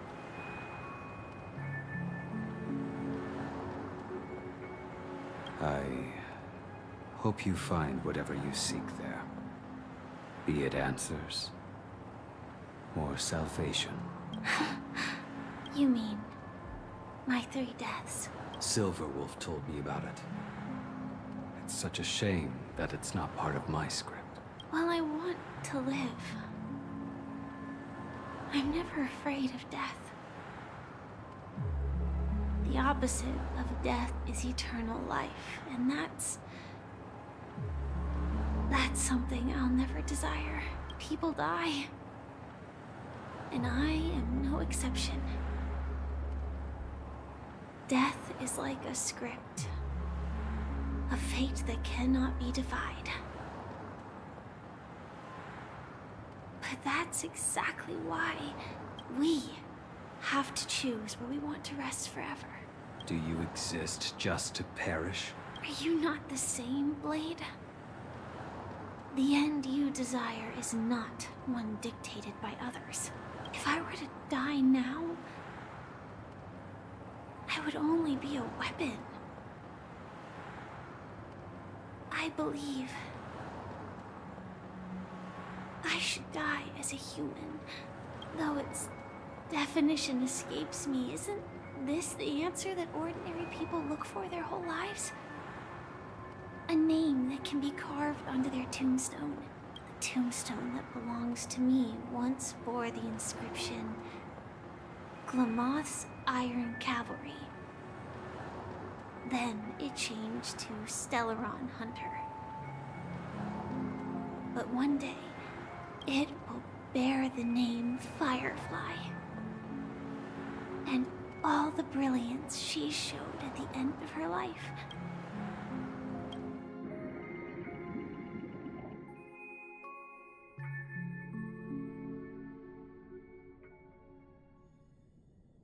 That's quite unexpected, old man. Who would have thought your crazy plan would actually work? Do all you nameless fools just act on a whim? I can sense that this false sweet dream is coming to an end. The Nameless may be young, but they had the ability to achieve this goal. just like you did in your time. It's a shame you won't be able to see it firsthand.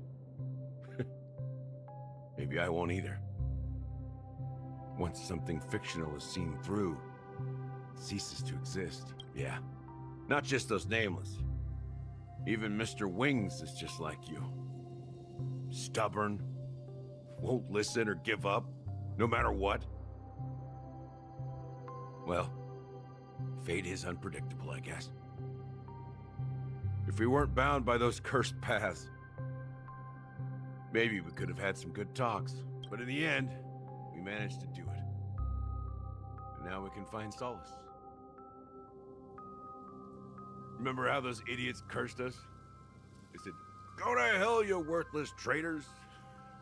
Well, I don't know if they really meant it, but if longing for freedom means going to hell, then I'll be joining you soon, you fool. Oh my god. Let's get together and have supper again in hell. Oh my god. Oh, I almost forgot. There's one more thing. Here's to you.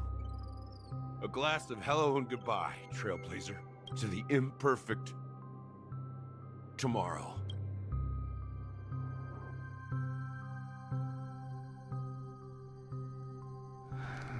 It's warm here, isn't it? You're lucky to have found shelter from the rain. This is Let wicked alone sound again. fresh berries. Where's this coming from? Desolate. I was just following the scent of life. It's particularly strong in a place like this. It's a shame these berries don't have much flavor. Seriously? In case you didn't know, this fruit is pretty juicy. The only downside is that when you chew it, it becomes extremely spicy.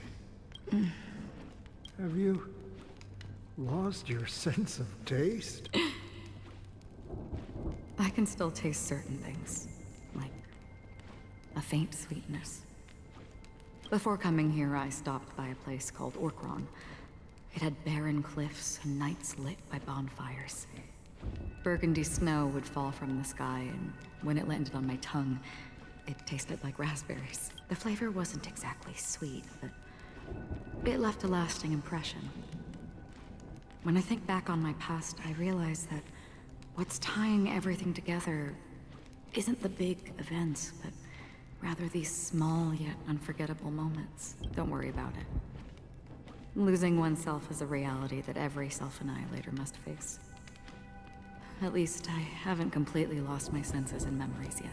Well, congratulations on adding another footnote to your journey. By the way, are you always alone? No, I had a companion in Orkron. She's a short, nameless girl who aspired to explore IX. She always said she'd walk a path deeper and farther than Akavilis. Quite an ambition for such a small girl. So, what happened? She became stagnant water. Well, my condolences. Condolences. I don't need them. The girl left with a smile. She never regretted her choice and most definitely wanted me to say goodbye with a smile. So, that's what I did. That's proof that you're grieving for her. Or perhaps I'm just afraid. Afraid? I rarely sense that emotion from you. What do you fear? I'm afraid I'll forget the 30 days I spent with her. Just like all the other days in my life. Most of them have already washed away with the rain, disappearing into an unseen realm. I fear that those vivid red memories will fade away too. There isn't much color left.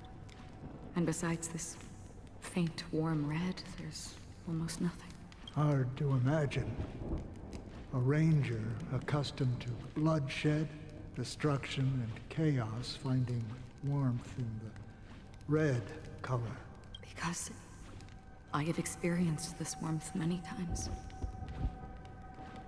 Long ago, I promised someone that I'd bring it to more people.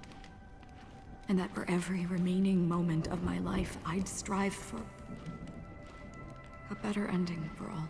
As long as this red color still lingers, I have a chance to fulfill that promise. It represents a burning fire, a blooming flower, the berries in this cave, and life itself, fleeting yet still dazzling. In the end, it will lead me beyond the horizon of existence.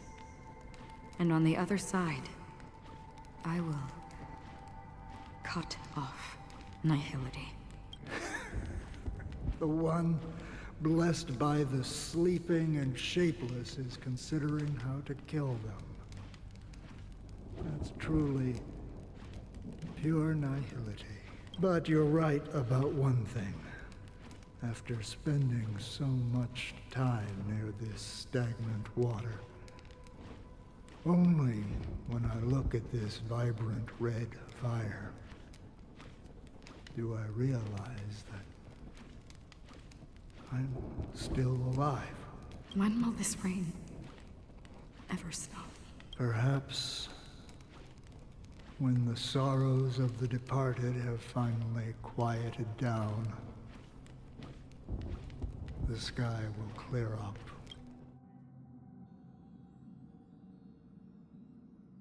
Have you heard of a planet named Biari Scamandros, Don Hung? It's one of the Paradise Kingdoms under the influence of the Harmony. A sought-after wonderland for the inhabitants of the Dardanu Major and Minor systems. Half an Amber era ago, the family held an unprecedented festival there.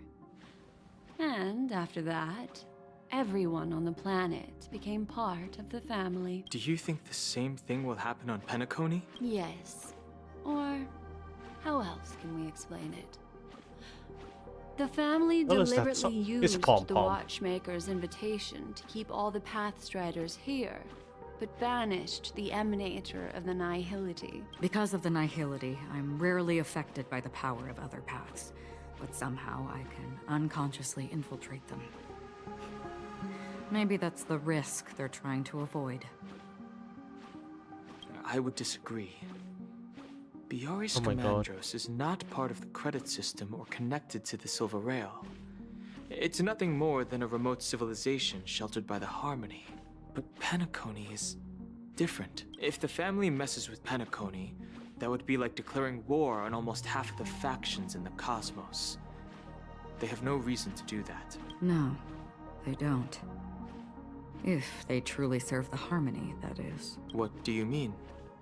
The path in Penacony is impure. The Harmony here has impurities. Do you remember the Ancient Swarm disaster?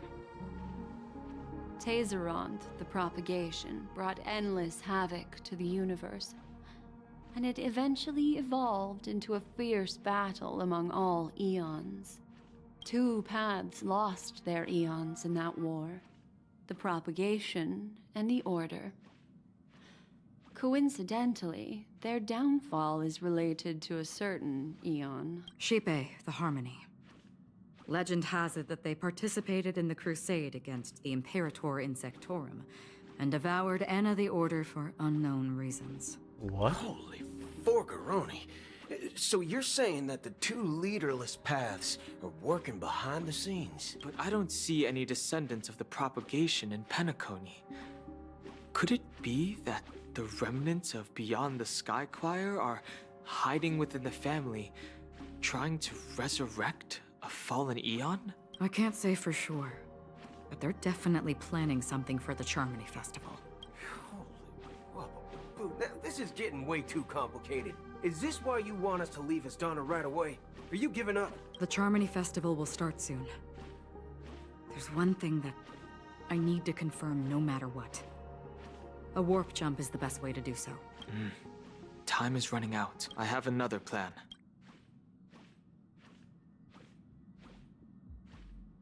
Hold on. Are you thinking of using the Jade Abacus of Allying Oath? Exactly. The assistance from the Lawfu Cloud Knights would be enough. Think it over carefully. You can only use that once in your lifetime. I have considered it thoroughly. My companions are they're also once-in-a-lifetime treasures. Oh my god.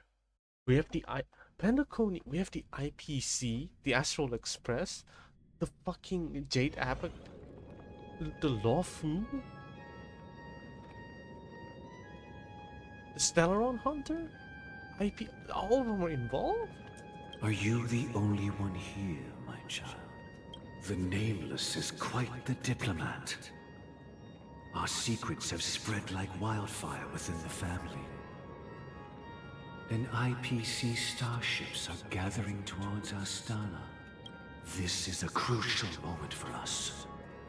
So, where is the Chosen One who harmonizes the varied sounds? What do you mean, Master? I'm right here in front of you, aren't I? You know, she was supposed to be the star of the Charmony Festival. In our plan. But the plan has changed. As her brother, I know she doesn't want to sing for the Order. So I'll take her place. You've always been wise beyond your years. I'm sure you understand the consequences of your choice.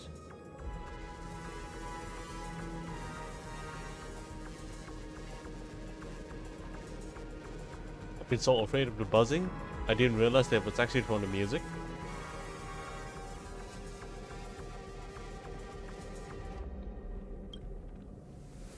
If you consider this a betrayal,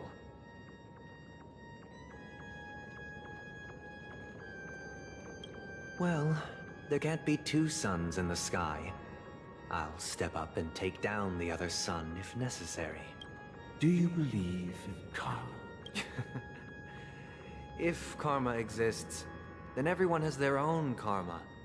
You have yours, and I have mine. And my karma has nothing to do with you, Mr. Gopherwood. Oh dear God. All right. Since you're willing to sacrifice yourself for her, I'll grant your wish. Well, the compromise came sooner than expected. Why? You and your sister were born as twins of the Order. And one of you is destined to follow this path to the end. Is this part of your plan? Of course. You're still as clever as you were when you were a child. The opening is near. Go, my child. Seize the power of the Harmony and reveal your karma. I have one final question, Master. Why did you choose to bring the Order to Penacony? Wouldn't it have been better to choose a desperate world instead of a city filled with hope and dreams? Why? It's for justice, my child. If we lose justice in our hearts, we'll make the same mistake as the Harmony did. So, it's not you who manipulates the dreamscape with the Stellaron, but... No. Well, that's where our conversation ends. Go ahead. The 107,336 souls of the Oak family have dreamed of this moment too many times.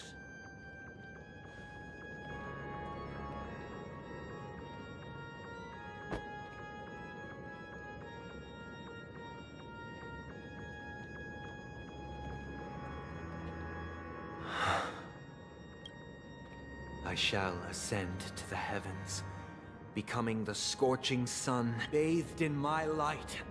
My people shall flourish, while all evil shall be eradicated. This is the interior of the Penacony Grand Theater. It's quite exhilarating to be flushed into the air by Soul Glad. But Why is the venue still closed when the Charmony Festival is about to start? And not only that, the entire theater is eerily quiet. No audience, no staff, no one around.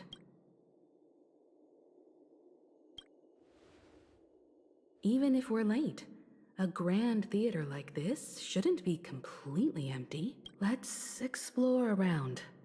Be careful, everyone.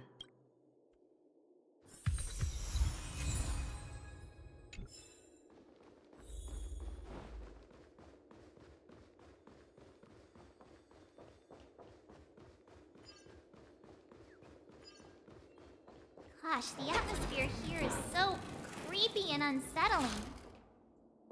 Even if there's no audience yet, there should be some staff around. Why is it so silent?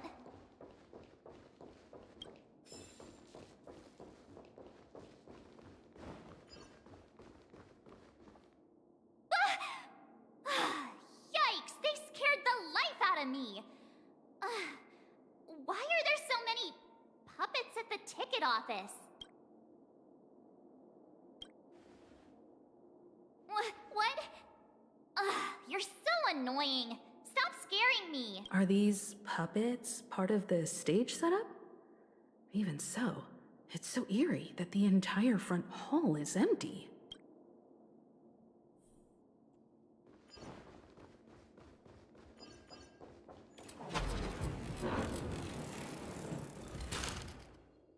Something feels off. We're in the right place, right? There's no other grand theater in the dreamscape. So Sunday's messing with us?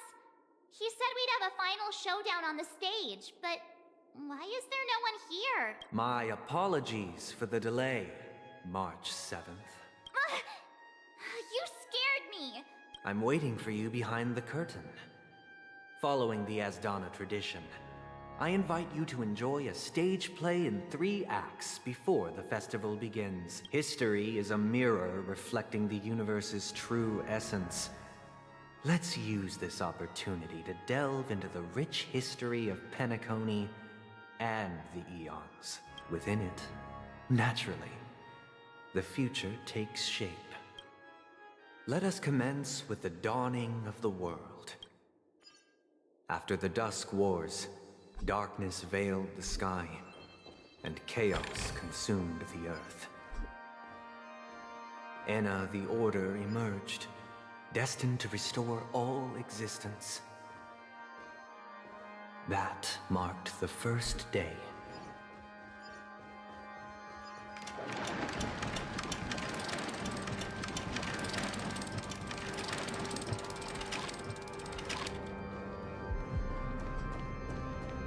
Wow. They gathered nebulae and forged them into picks, thus creating a grand lyre with black and white keys. Strike the white keys, and the sun rose. Strike the black keys, and the moon rose. And so, the cycle of day and night arose. That marked the second day.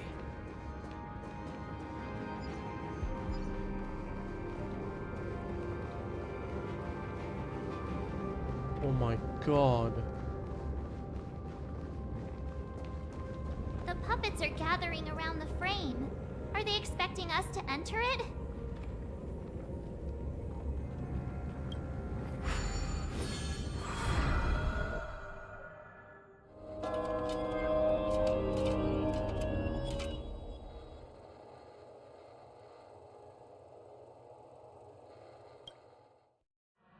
Where are we now? The atmosphere here looks similar to Sunday's inner world.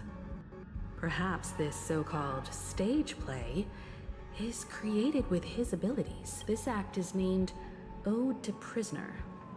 Given the atmosphere here, I believe it's about Penacony's past. I thought things were finally looking up as I managed to dodge prison during my recent trailblazing expeditions. But now it looks like I'll be back behind bars again.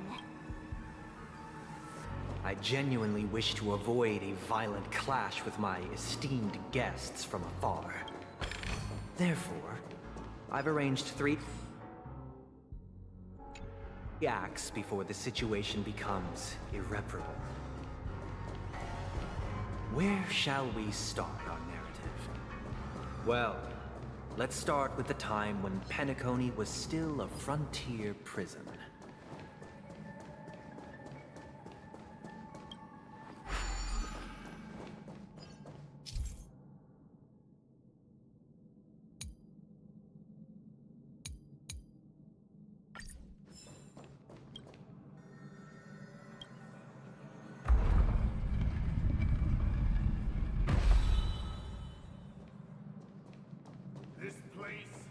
In 2147 AE, a prisoner named Hanunu ignited a struggle for liberty and emerged triumphant.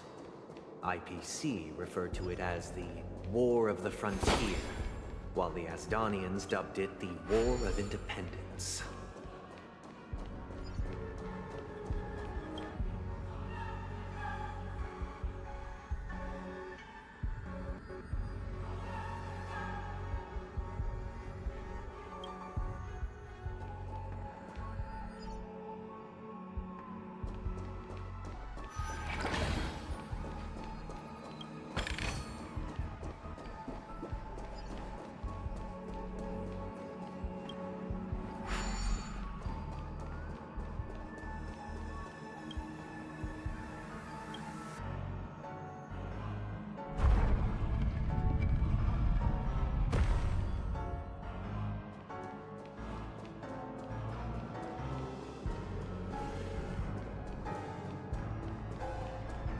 Oh. We've shattered the cages and expelled It's the true guards. that Hanunu was a legendary hero, but it must be acknowledged that while he bestowed freedom upon the prisoners, he didn't grant them true liberation.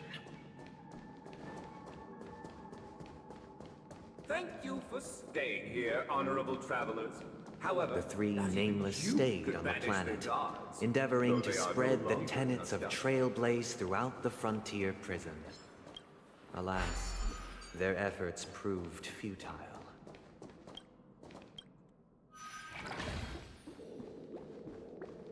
Let's build another prison.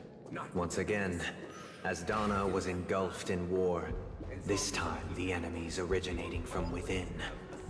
The prisoners remained prisoners for the rest of their lives, fighting for freedom rather than living for it.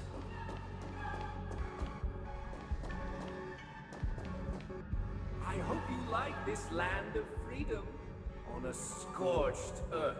As you can see, their sentences have long ended, and the IPC guards have long been expelled. Yet, these prisoners remain enslaved, not by external forces, but by the confines of their own minds. Freedom permeates every corner, except fragile souls. It gives solace only to those who believe in its existence. Prisoners, this is my order. Learn the essence of freedom and teach your fellow prisoners to fight for their lives. Hey! Why do we have to fight while enjoying the show? For I desire not only your enjoyment, but also your assistance in its completion. Still together. Liquidation! A quick converge and awaken. Essay and knowledge, the measure of truth and falsehood.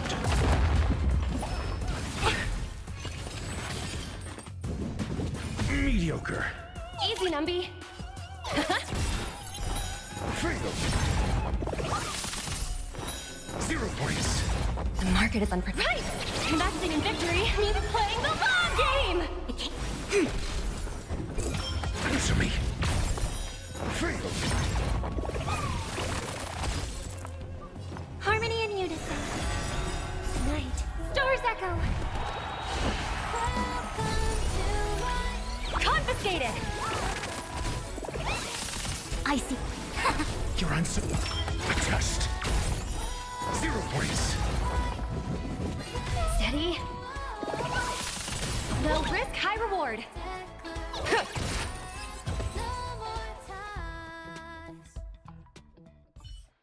No one can restrain you anymore. You are free. Thus concludes the first act. Amidst a raging war, the frontier prison headed toward becoming Land of the Exiles. This must be how Penacony was constructed. With the aid of outsiders, the prisoners were finally liberated and established the Land of the Exiles. However, it appears that Sunday aims to convey the spiritual plight of the prisoners more than the physical aspects of imprisonment. This show is a bit too literary for my taste. But the battle part is quite easy to understand. Anyway, Oh my we've God, arrived at March. the exit. Let's go! These puppets. Where are they guiding us this time?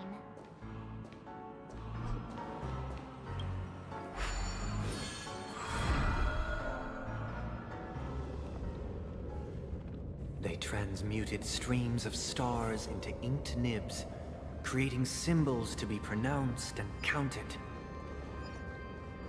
They molded stardust into flowing rivers, assigning the righteous upstream and the unjust downstream. Thus, all things were marked, and the world learned to discern between good and evil. That marked the third and fourth days.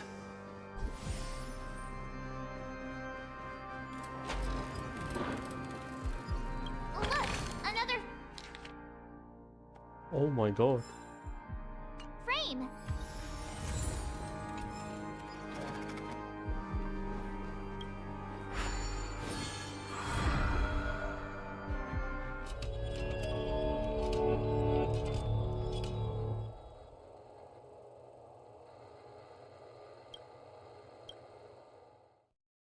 Ode to Fool. This must be the second act. The surroundings are different from before. The stage decorations look a bit tidier now. Behold the ensuing tale, a struggle for power. Penacony witnessed the ascent of the 7 major lineages: tree, grass, flower, bird, beast, fruit, and insect. Peace never truly graced Land of the Exiles. The history in this era is rich and intricate, so please allow me to present it in allegorical form.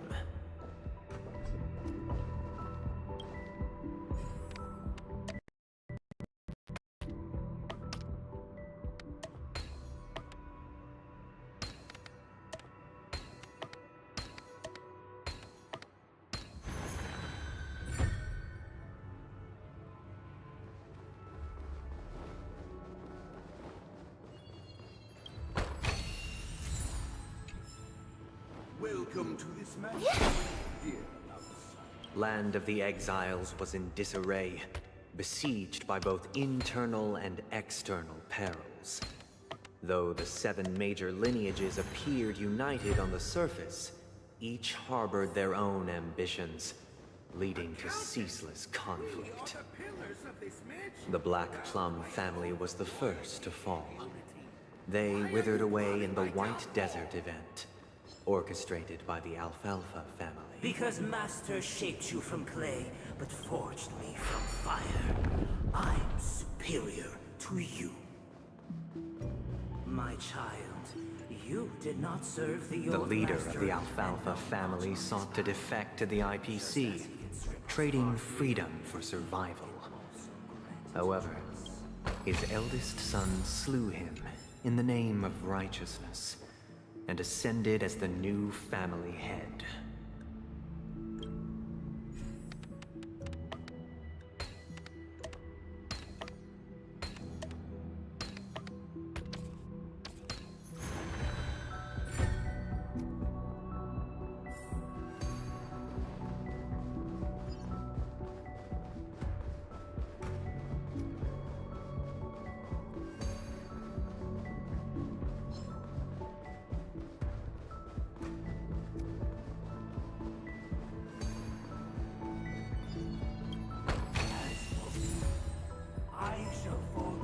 Only when Gopher Wood led the family to Land of the Exiles and earned recognition from all 5 major lineages did Penacony earn its new name, the Land of the Dreams.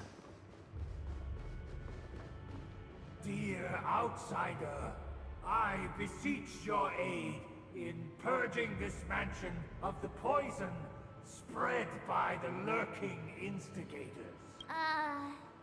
You want us to help you?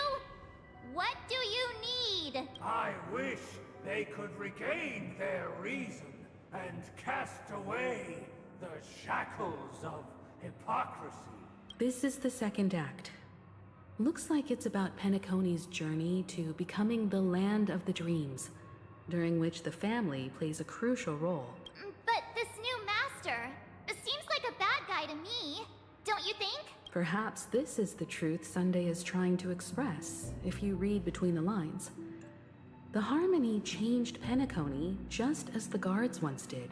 Looks like we've gotta help those guys kneeling down over there calm down a bit, right?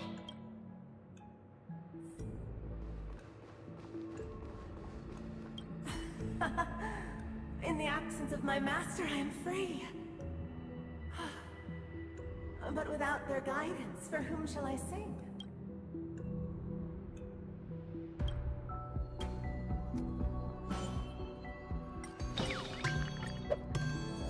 I shall sing for my new master, just as their noble voice once resonated throughout the cosmos.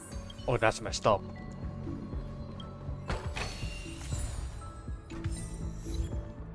Master! Oh, you will return in due course, and I shall stand vigilant, awaiting the reward for my loyalty.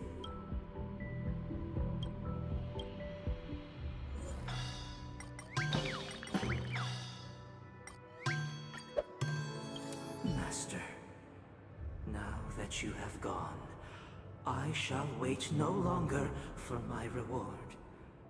I shall seize what is rightfully mine. Once, I stood as the most loyal guard among all the servants. Now, with my master banished, it's my right to assume control of his dominion.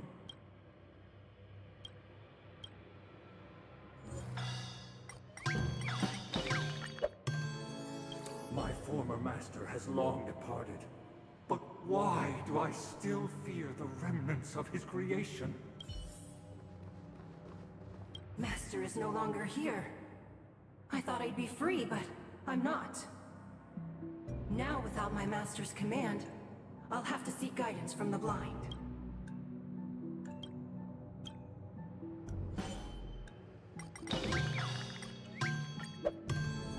Master is no longer here.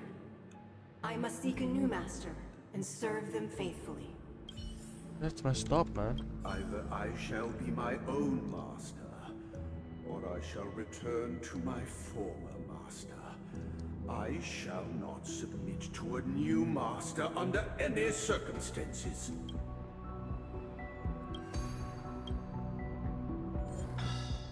That's manipulative. Without a master, who can grant me true freedom? Thank you, dear outsiders. My servants have regained their sanity. Heed me, one and all. Your former master shall not return. It is through righteousness and unwavering support for one another that we shall attain true perfection. Cast aside the veils of hypocrisy and embrace one another. Get ready. Looks like another fight is about to begin.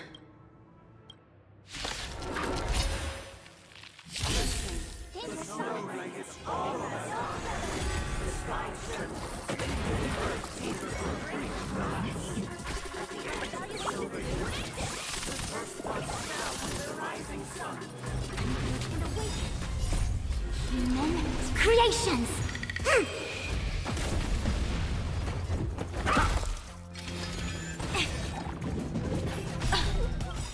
The market is on price. Investing in victory means playing the long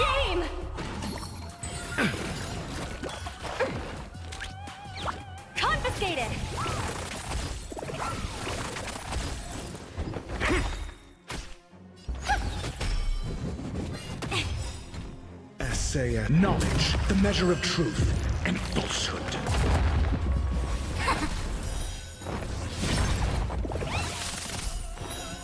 Points. Low risk, go Nappy! The test. Failed. May song bring us harmony and unison.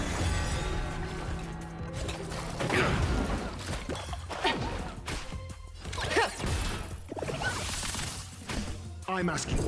Answer me. Together as one.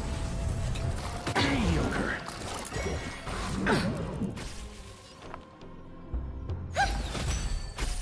Yin and yang. Liquidation! Got the defense? Converge and awaken. Human creations.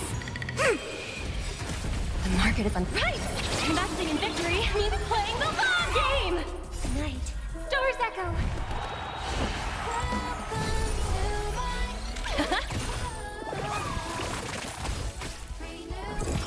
Test.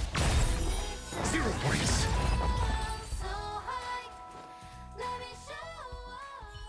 Alas, they remain but slaves till the very end, with the illusion of freedom. Thus concludes the second act. Amidst an illusory harmony, Land of the Exiles charted its course toward becoming the planet of festivities. This is how Penacony fell under the family's control. Since the arrival of the Harmony, the Land of the Exiles has undergone dramatic changes, not all of which have proven beneficial. This guy really loves dramatic scenes. Bet he comes from a whole lineage of stage performers.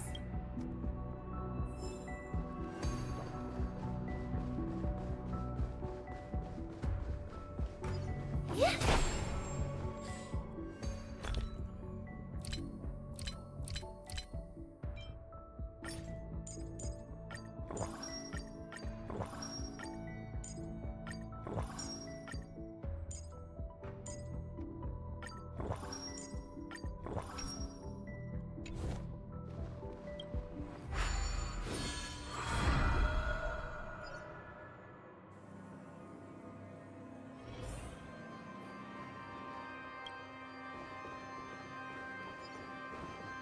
They used the planetary rings to establish the law, forging a code of conduct among the masses.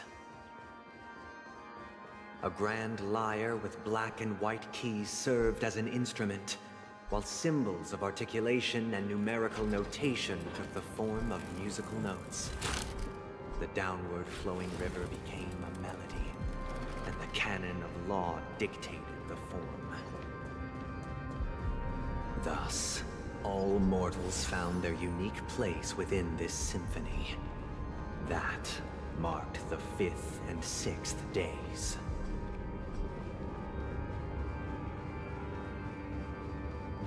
This guy is really into these puppets.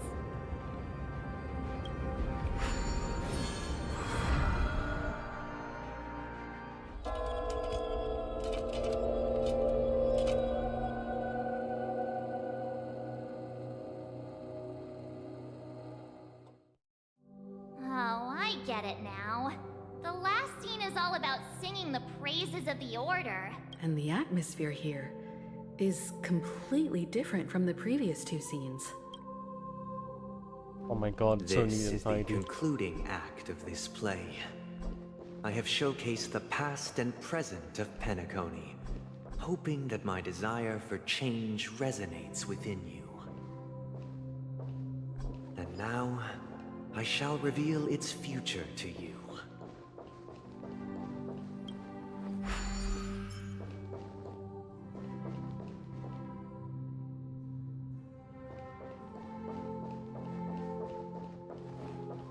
Without a king, who shall bear responsibility for the people?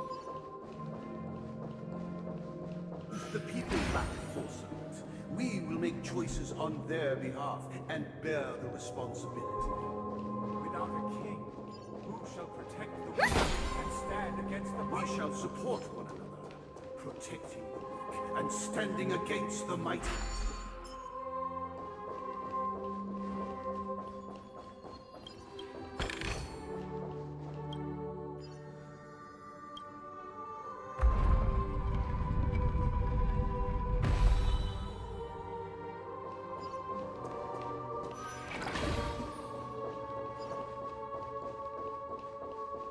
Without a king, who shall govern the movement of stars? Before the arrival, The ebb and flow. everything followed its natural course, and so it shall continue even after the king's departure. After the king's departure, We no longer have need for a king, for we have become kings of all things.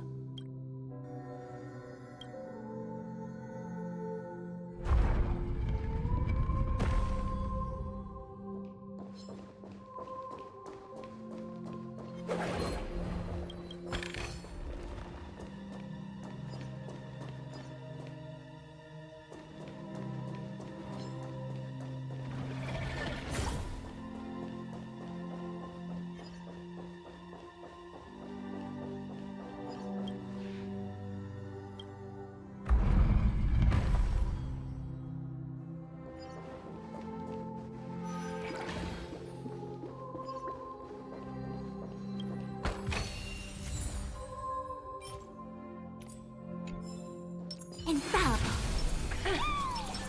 Let the show begin. Hey, aren't we supposed to kick off a short story and have a fight here just like we did in the previous acts? Why aren't any of these puppets saying anything? Perhaps we'll need to complete the story ourselves, just like we did before. So, do you think their mind needs tinkering or something?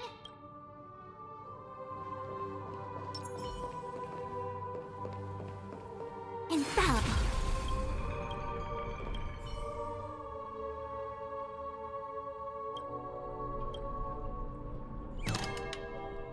farewell, former king. Oh God. How did it go? You can't change them? What does that mean? My apologies for my negligence. I forgot to inform you that the final part was scripted long ago. Let our previous king recount it to you. Now it is time for the final rite. Prepare for battle. Looks like we'll have to fight again. Descending from the infinite spiral of staircase, I progress towards the future with measured steps. No need to remember or seek my existence. For the contours of my mind shall be Sayas, the measure of truth and falsehood.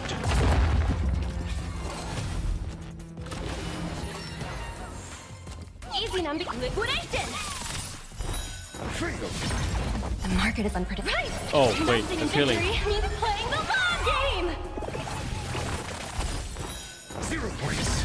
I see through you. Oh, what's going on here? Test. Freedom.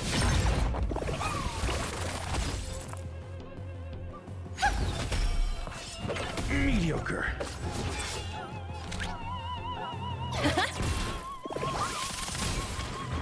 It came together. Answer me. 0 points. I hope for harmony and unison. Night. Stars echo.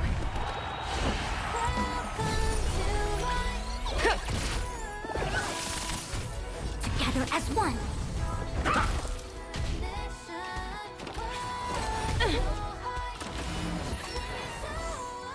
Let us go, Navi! Test.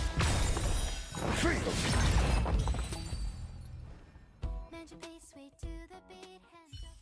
In the hushed expanse of a nocturnal reverie, I leave faint traces behind. No need to remember me, or to recall the essence of dreams. What is mine shall wane, while you shall transcend its delicate nature. This is the final scene. It's much more straightforward. He wants to expel the Harmony and establish an empire based on the Order. Let's go. Once this stage play concludes, it'll be time for the main event, the Charmony Festival. Damn. There's way too many fights, man. Oh my god, I'm actually feeling sleepy. It's taking so long.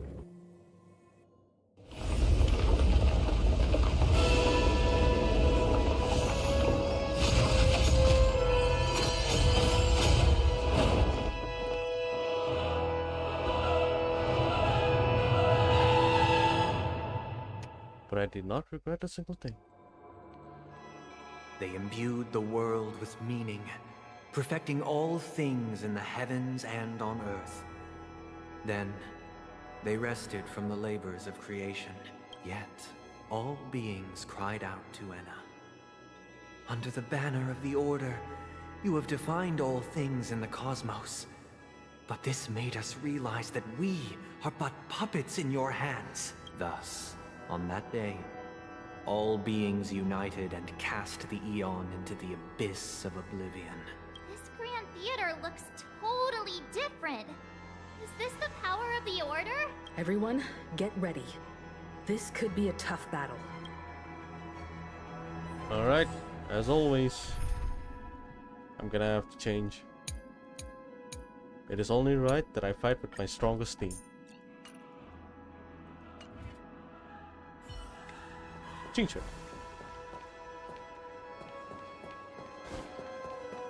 Feeling lucky.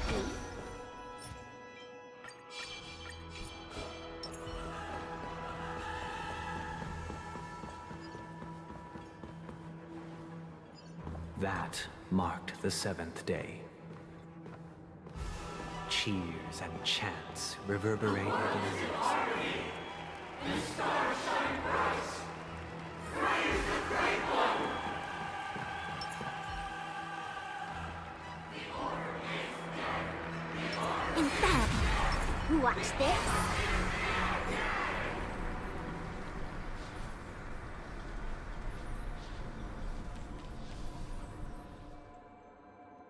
Look, there he is. That concludes everything related to the Order. What are your reflections on this, my dear guests? Nevertheless, this is but a trivial blip in the annals of galactic history. What truly matters is the course this river shall take in the days to come. You've arrived at the perfect moment. The Charmony Festival is about to commence, and it would be a shame if you were absent for the Harmony's prologue. Allow me to extend my warmest welcome once more.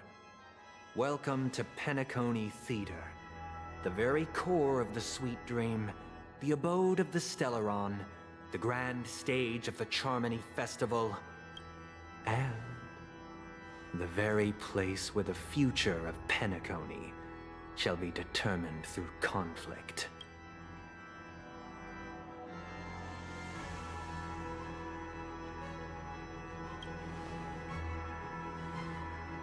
Because our shared goals give equal weight to the beliefs we strive for.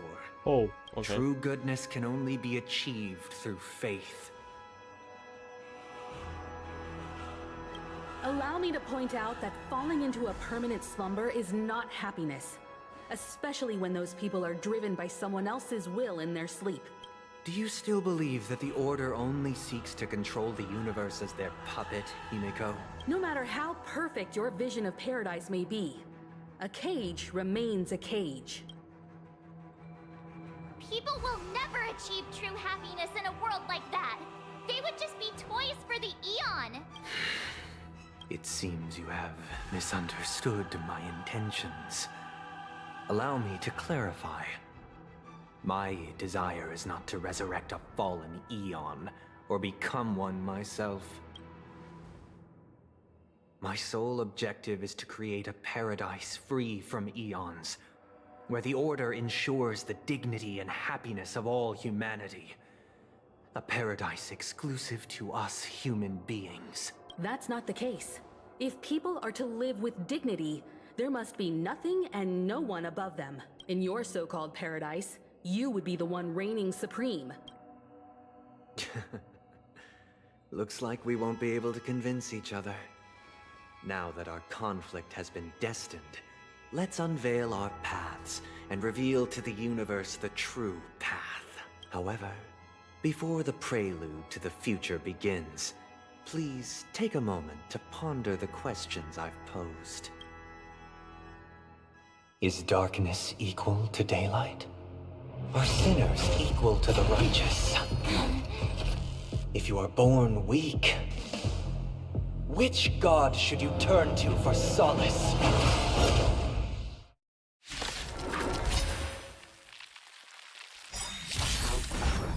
The game is on.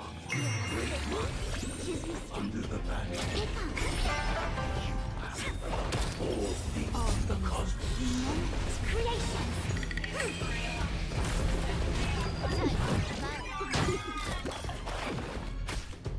Together as one.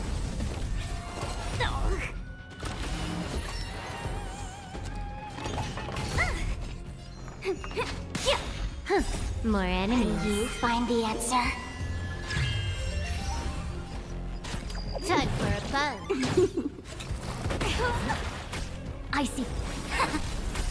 My turn. Wait for the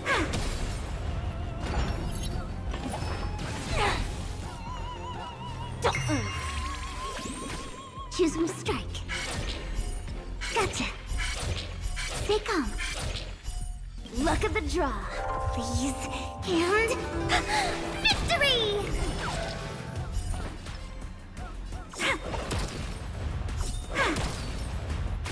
Can I have fun this time for a fun? This is double speed. Luke. Converge and awaken.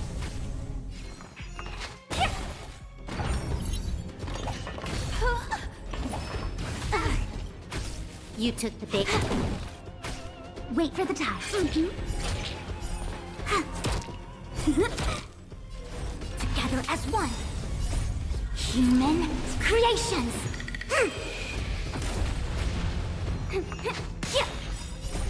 Can you find the answer? Moran, time for a fun. Equipped to converge and awaken. My turn. Choose one.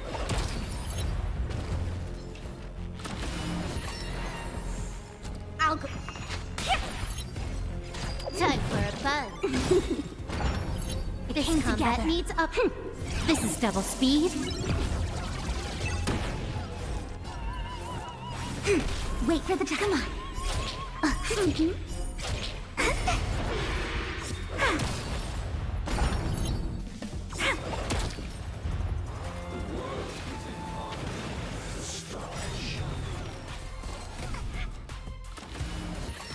This is something, man. This is genuinely increasingly annoying. Holy shit. Choose him to strike. Gotcha. My turn. Luck of the draw, please. And victory!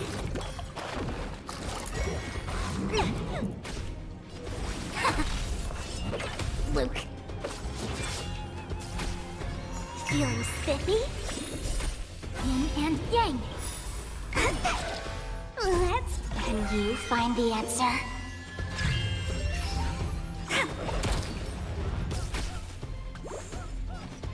Time for a fun. Like that, huh? I see through you. Converge and awaken. Human creations.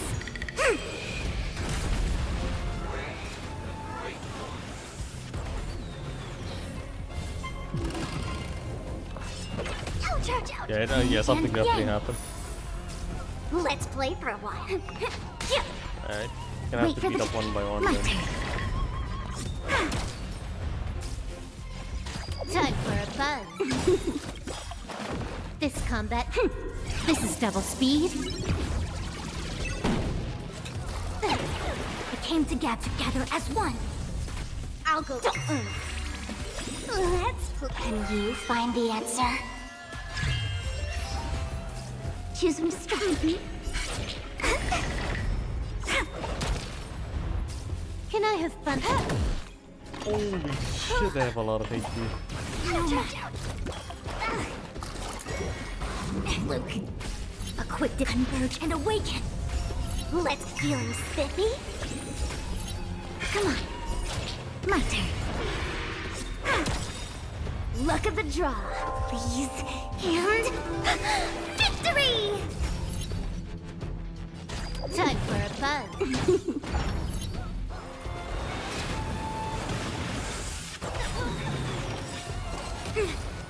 Yin and yang. All things in the human creations.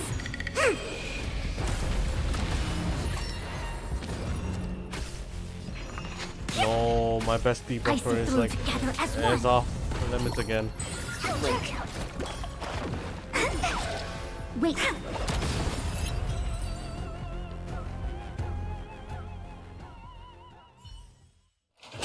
I already know your decision. I now permit you to gaze into the sun.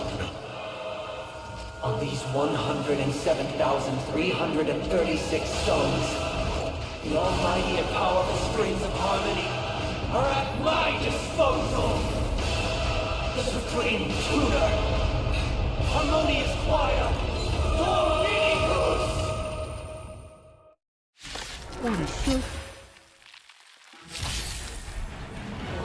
Lost souls, come and meet your master. The embodiment of the harmony?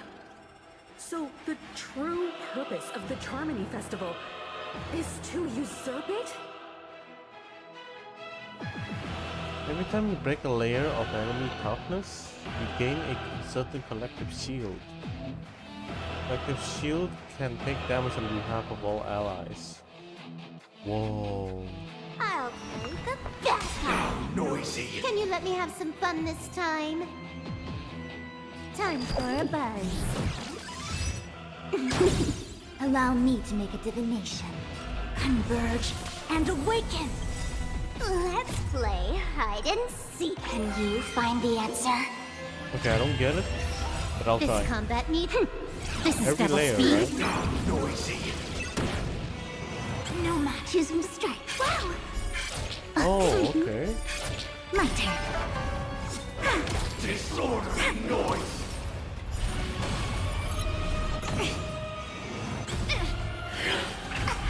Why is it perceptive as you are? Answer me this. Why could the harmony and the order merge into one?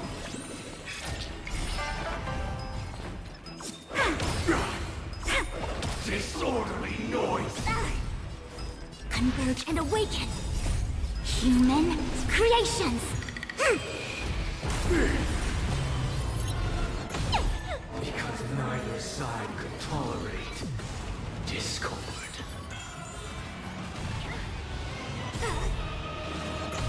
Can I have fun this time? Noisy. Let's play. Can you find the answer?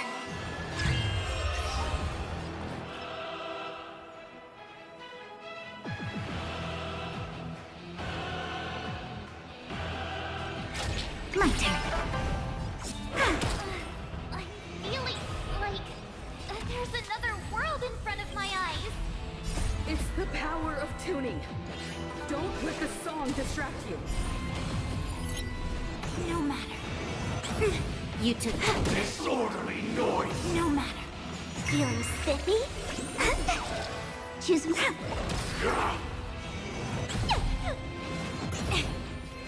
Converge and awaken. Human creations. Disorderly noise. I'll go. Wait for the tides. Wow. My turn.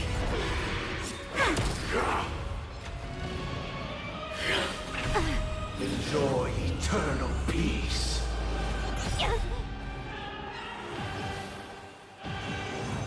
So what if I destroy one of the units A quick there? divination. That one. Oh. Oh. No matter. Oh, look to me! More enemies. Time for a buzz. Feeling spiffy? Am I not dealing damage?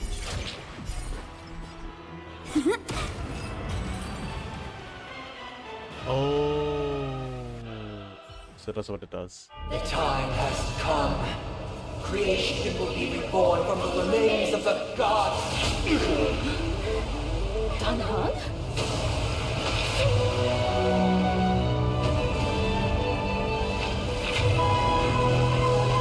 Radiant spirits, heed my word. Show no mercy!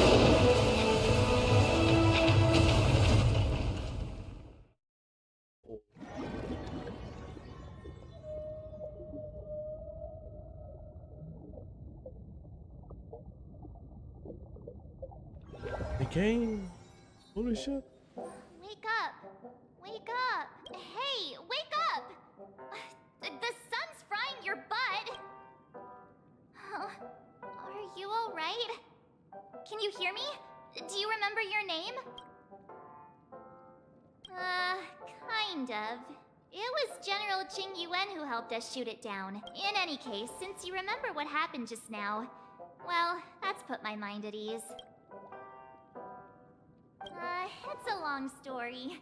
Simply put, Dan Heng used the Jade Abacus of Allying Oath when we were in the middle of a fierce battle, and summoned the General to help us just in time. And then we returned to reality. Look, this is your room. Everyone else has also returned from the dreamscape. Himeko and the rest are at the lobby discussing matters with the General. And now that you're awake, we should tell the crew that you're alright. Come with me. Not going to come chat with me, sleepyhead. That voice. Is that Black Swan?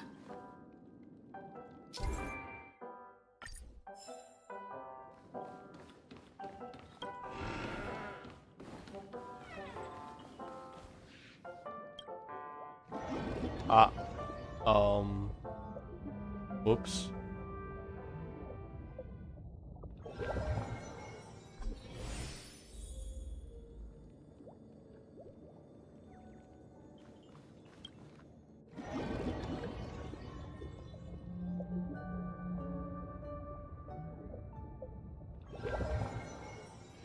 Wonder where I made it this time.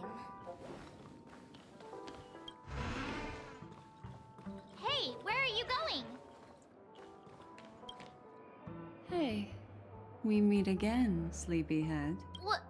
What's Miss Black Swan doing here? Nothing, Miss March. I noticed she was awake and wanted to check to see how she was doing. Though the strike from the General was timely, its destruction was also immense. When emanators collide, ordinary people inevitably suffer. But, luckily for them, the dreamscape is my home turf. Thankfully, I managed to get everyone out before the harmonious choir collapsed. Oh, so that's what happened! Thank you, Miss Black Swan! Don't mention it. After all, I wouldn't want to see such precious memories vanish. You're heading to see your friends, aren't you? Would it bother you if I walked with you for a short while? Of course not. But you're not planning on doing something like last time, are you? Why would you think that?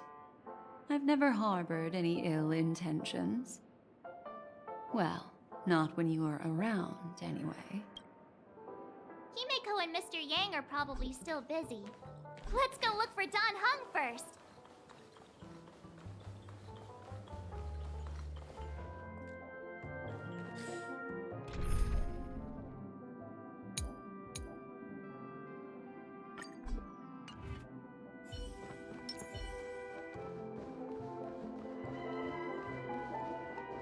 Look, he's still talking to that cowboy. They're bros at this point. One Peach Soul Glad? Shaken? not stirred. Hold up. Let me AFK first. I need to get a meal. BRB.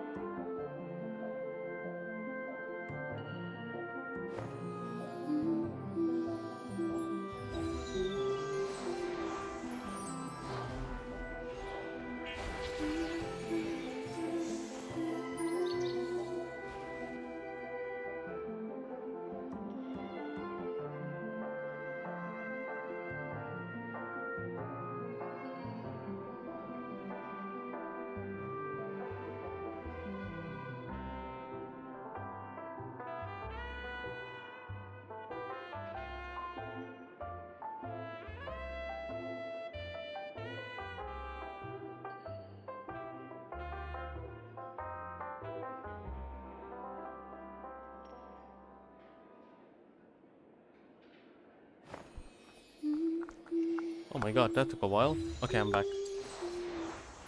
Oh, hello, Yusuf. Welcome.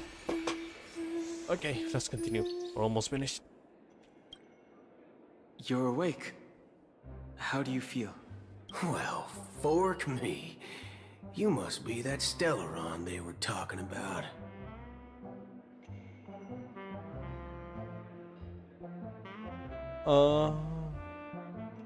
Uh-huh. Yeah, I came back to this, huh? Allow me to introduce him to you. Like she just appeared out of nowhere. This is Boot Hill, a Galaxy Ranger. During our pursuit of a certain person, we crossed paths and just so happened to uncover a shocking plot being concocted by Mr. Sunday. Which is why we sought you out, to help the Astral Express save the world together. No need for thanks. The Galaxy Ranger's principle is correct every injustice one sees. That's how you lot in the Cienjo put it, right, Don Hung? More or less. Wait, hold on a sec. This is the first time I'm hearing about this certain person. Who are you chasing? And why would that lead you to the Express? Good question. It's, who was it again? Don Hung. Do you remember? Up until now, they still kind of put a freaking Among Us. I've said it before, like a few hours ago. Of course they do.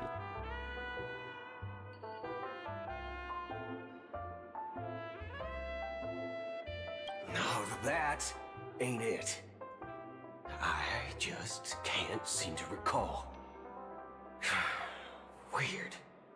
My neurochip hasn't registered any malfunctions. I can't seem to remember either. Oh, so that's what happens to for Acheron, huh? What's going on? Heck. Forget about it. If it slipped all our minds, reckon that person was just a minor scoundrel. Unimportant. Ain't gonna stop us from piecing together the story anyhow. Yes, when the dust settles, I'll just think of a way to recall it in the memory zone. Everyone, let's hurry up and look for Miss Himiko, shall we? Oh. Everyone completely forgot about Acheron. That's what Nihility does. Shall we? She's now a minor star on Penacony, and the entire hotel's concerned about her well-being. You're right. Let's head to the lobby then. That's crazy interesting. Holy shit. Alright. You guys go. I'm an outsider, after all. I'd rather not disrupt the long-awaited reunion.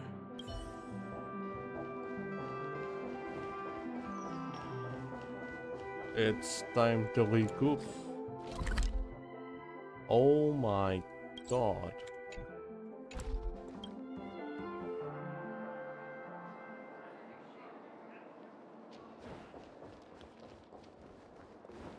Look, they're with the That's all right.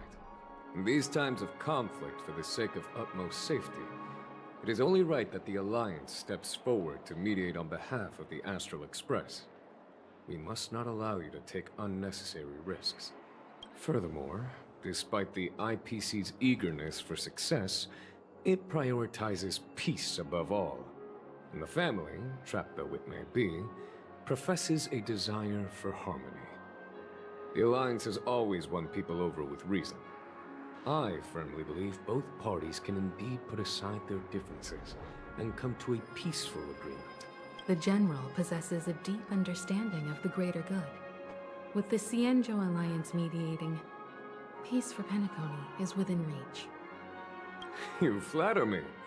But ultimately, it's been all down to the Express. Without your efforts, this sweet dream paradise would have been claimed by the last remnants of order before there was even a shot at peace. Well, would you look at that? Here comes the big hero.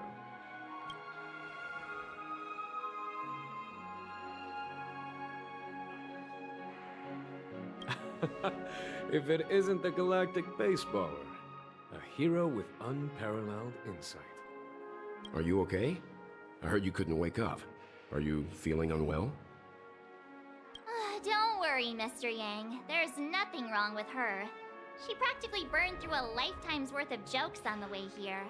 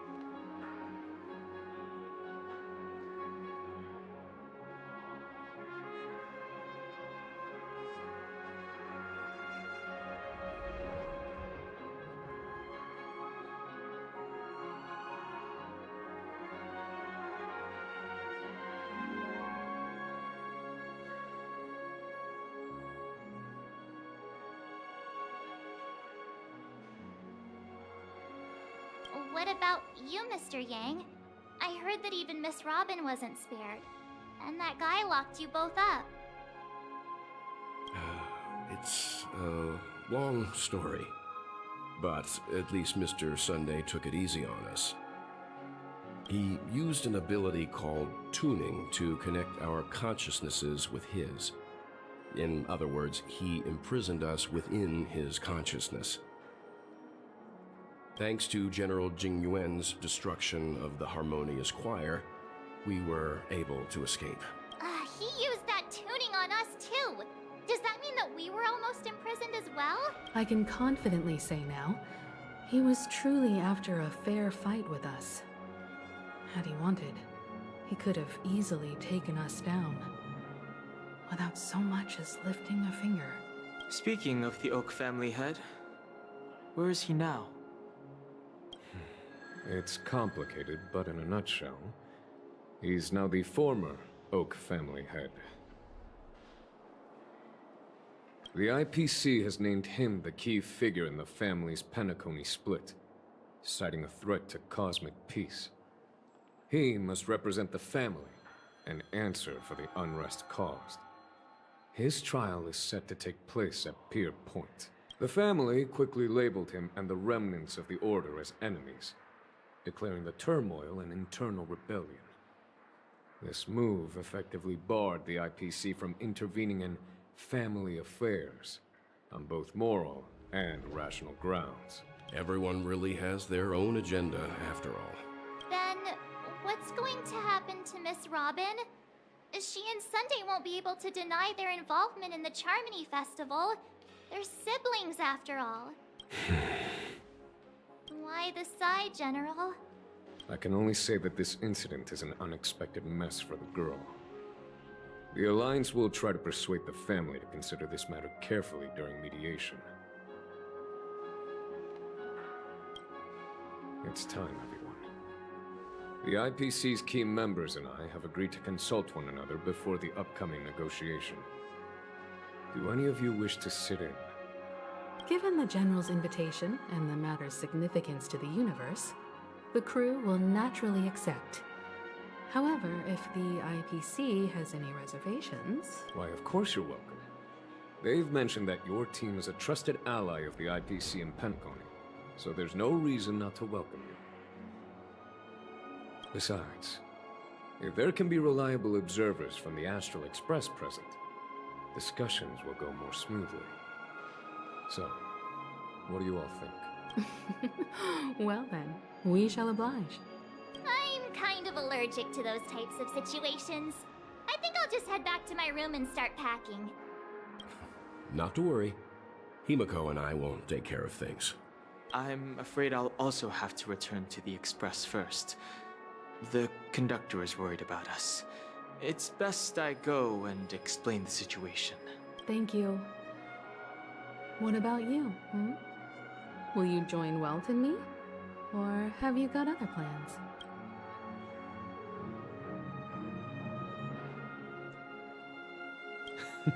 Great. Although I'm not too sure of the reason, the representatives from the IPC have insisted on her presence. Allow me to lead the way. Follow me, please. The negotiation will commence at the hotel lobby. Everyone, please follow me. Hotel lobby of all places.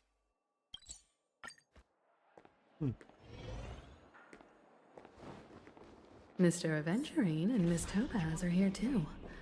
Oh, and who is that over there? The Intelligentsia Guild's Dr. Ratio. This assembly is quite something. Well, of course it's okay. It's been a while, my Astral Express friends. I would also extend my sincere thanks to you, General of the Lawfu. The presence of everyone here assures that the talks will likely reach a conclusion that satisfies all sides. Oh. Looks like everyone has come with expectations. Care to share?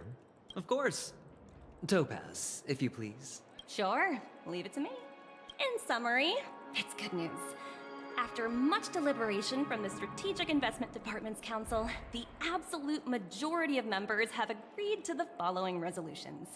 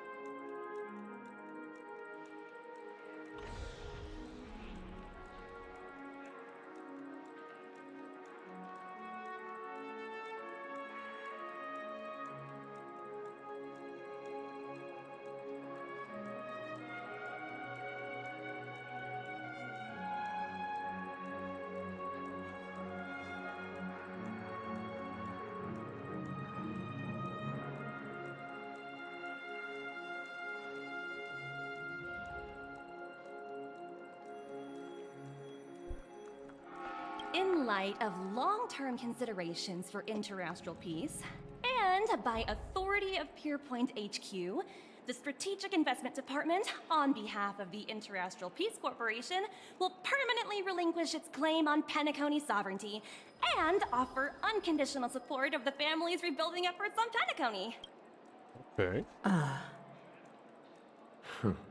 Now that's something.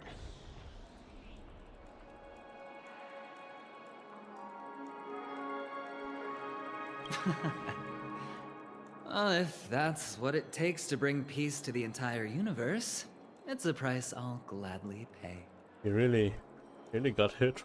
Has the for IPC nothing. finished sharing all its thoughts? Then it's our turn. The Guild, much like the Genius Society, has taken a keen interest in the recent calamity in Penacony. Ultimately, both parties have agreed to a comprehensive collaboration, offering technical support for the reconstruction of Penacony. The floor is yours for the finer points, Mr. Screwlum. Enlighten us, please. Organic life's unrelenting search to understand the realm of inner spirituality is something I both admire and envy. Inorganic life has no mechanism to evoke dreams. But when my mechanical impulses are activated, my inspiration circuits will start to operate, and I will enter a state defined as imagination. Every time, within the realm of imagination, there emerges a fire from the shadows. It is warm, bright. I frequently ponder this flame might represent the essence of intelligence. A cluster of inspiration ignited by high temperatures. The future direction of the universe may well lie within it. Alas, they are nothing but projections of my thought system to me. Desired, but unattainable. But after learning of Penacony's accomplishments, I have come to realize that the flame is not beyond my grasp. After deliberations with my partners, we have decided to defer the progress of the Simulated Universe project, and instead assist the Intelligentsia Guild as technological consultants in the research of the Dreamscape and Memory Zone, so that these assets may be better used to serve humanity. Not only that, That's crazy good. We've also established contact with the Garden of Recollection through the IPC, and they've pledged their support for our research endeavors. I'm truly happy for the Dream Chasers on Penacony. The cosmos' brightest and, let's admit, dimmer intellects are now at their service. But, never mind. At the end of the day, this is a positive outcome. No wonder everyone insisted that she be there. It heartens me to learn that everyone is willing to put aside their differences for Penacony's plight. I trust that everyone will surely reach consensus in the upcoming negotiations. Looks like Penacony's future is decided. I'm wondering, is there anything else the crew is concerned about? Peace is our greatest wish. Beyond that, we desire nothing else. Well, that's good. Now that everyone's minds are at ease, I shall take my leave. You may now depart with peace of mind. The Alliance will deal with all subsequent procedures. If that's the case, it appears that we have nothing else to worry about on Penacony. Looks like it's time for us to embark on a new voyage. Sounds good to me. You two head back to the Express first. I'll pick up March and deal with the checkout procedure. Oh, also, Miss Black Swan, you have a matter to discuss with me. Nothing escapes your attention, Miss Navigator. You've been with us this whole time, huh?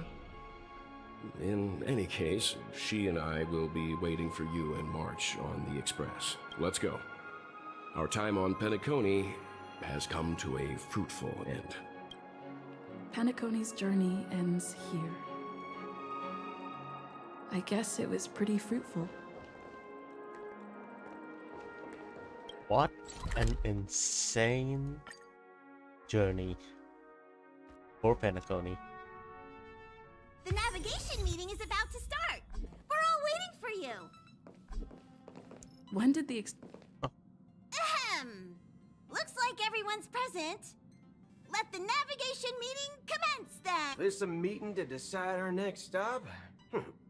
How we doing this? By show of hands. Hold your horses, cowboy. It's for those to decide. What in Tony? Allow me to explain. Mr. Boothill and Miss Black Swan submitted a request to temporarily travel with the Express for their own personal reasons. Boothill is part? Okay. As you all may know, the Astral Express never declines any passenger whose heart yearns for the distant stars.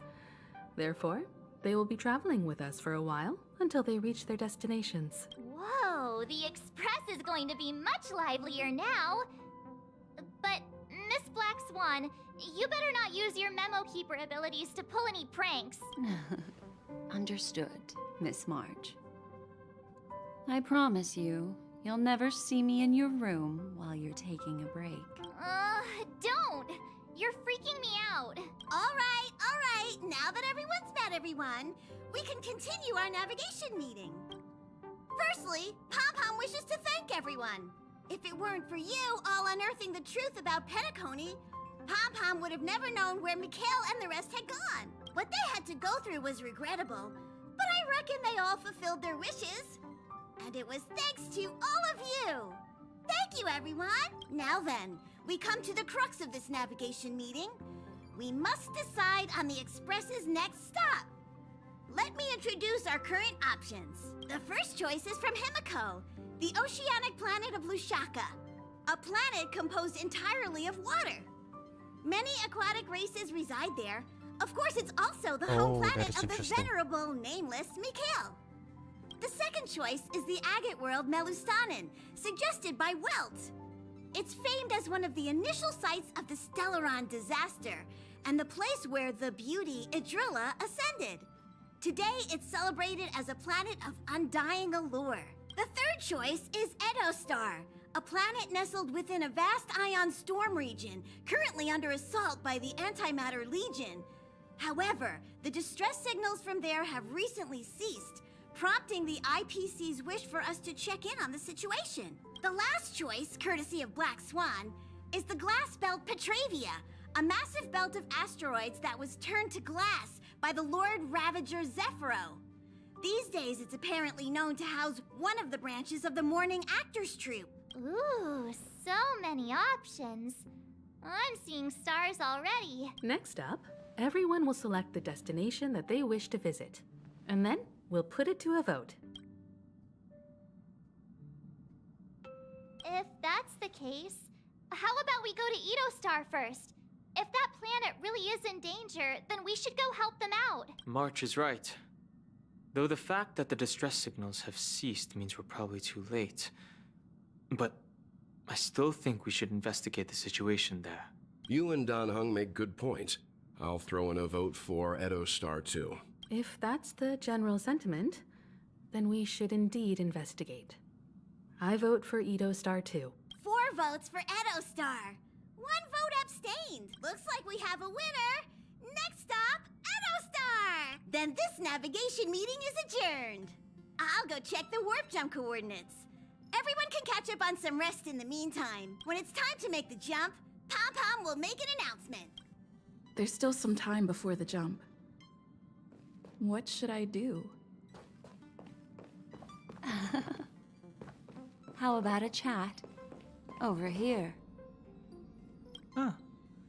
For some reason, I'm suddenly stricken by the feeling that we haven't crossed paths in quite some time. I should have known better than to expect anything serious from you. Got it. Please let this trip be uneventful. Please let this trip be uneventful. Please let this trip be uneventful. What's with you and always copying the way I talk? The last couple of trailblazing expeditions have been downright terrifying. It's about time we had some fun, cozy, and cute adventures for a change. Come on, start praying with me. Please let this trip be uneventful. Please let this trip be uneventful. Please let this trip be uneventful. Oh, Boothill. This Astral Express sure is comfy. But I got one tiny problem with it. How come there ain't no potent drinks on this ride? I can live without malt juice. At Please talk something else. Like that white gem. Common as dirt and not too pricey.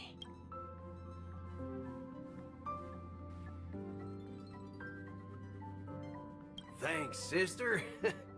Any low-cost swill will do. I ain't fussy. All these years out in the wild, and now I'm bunking in luxury. Gotta say, it's quite the treat.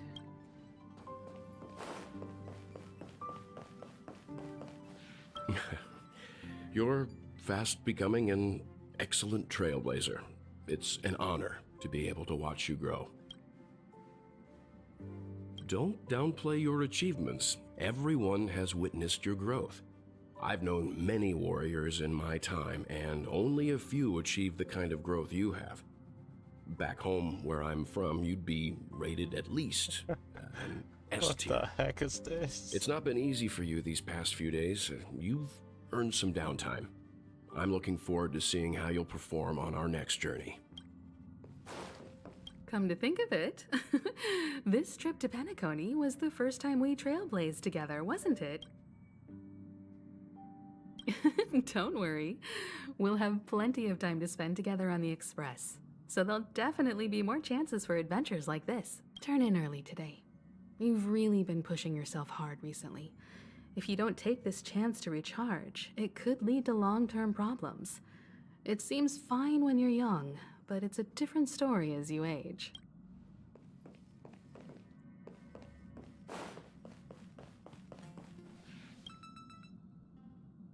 Oh, you're here.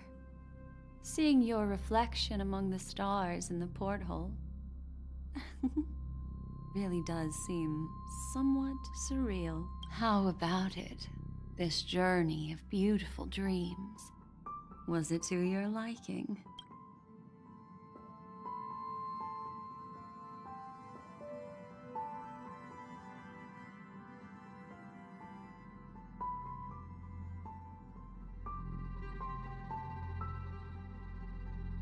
That tinge of regret I sense.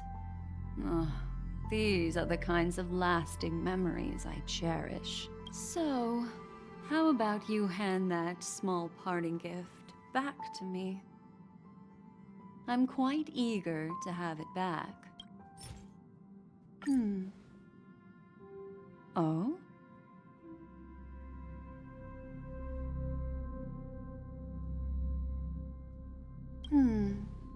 Never mind. I just stumbled upon a particularly fascinating spot in your memory.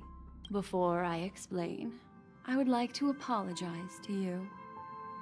This farewell gift I gave you isn't really a compass from the memory zone, but merely an empty light cone. Remember when we entered the hotel in the dreamscape for the first time, and I procured a few trinkets from your companions?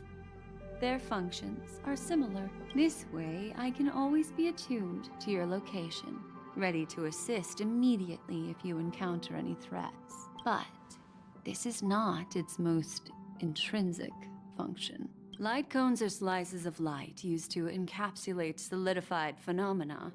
This empty light cone is the same. It can etch your memories in their most vivid form, and then allow me to admire and manipulate them, turning them into unique mementos. All the world is born from the power of mind and soul, and that power is memory. To prevent ourselves from being forgotten by the world, we must make the world remember us, or use our memories to recreate it. Life, seemingly vast, offers but a scant collection of impactful memories. Some joyful, some sorrowful, some light, some heavy. But you are different. Memory is a reflection of the future. Within that reflection, I see your unparalleled worth. You have the power to craft memories that can captivate the world. Your memory can illuminate the universe's future path. And that memory will be as scintillating as the star clusters you see in this porthole.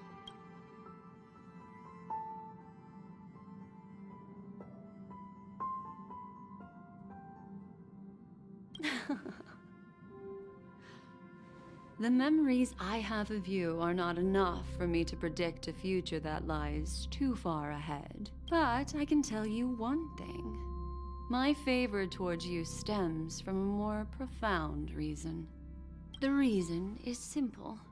In this grandiose and ostentatious dream of the families, only you personally experienced the entire course. Patience, my friend. I will reveal the answer to you, but that time is not now. Turn around and take a look at your friends.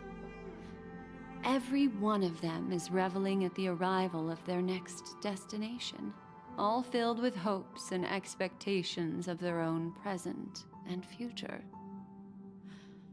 Revealing everything at this moment would be a bit of a buzzkill, wouldn't it? I'm looking for an opportune time, a time when you're totally at ease. Perhaps when the night grows hazy and you're about to drift off would be the most opportune. How about one fine night? I will prepare the candles, aromatics, and even a cushy couch to create a cozy dreamland for you. And then I will tell you the answer in the form of a little bedtime story to lull you to sleep. Ahem. Hi. Hello. Attention all passengers. The express is about to make the jump. Please be seated and hold on. It looks like we're finally about to set off. There are countless gleaming memories out there waiting for us. Why don't we just leave it at that for now? That's right. As a small token of compensation for playing that little trick on you with the empty light cone, I will gift you with some words. They hold great significance to me. Life is akin to a winding labyrinth where memories serve as our sole companions. You'll remember these words dearly, won't you?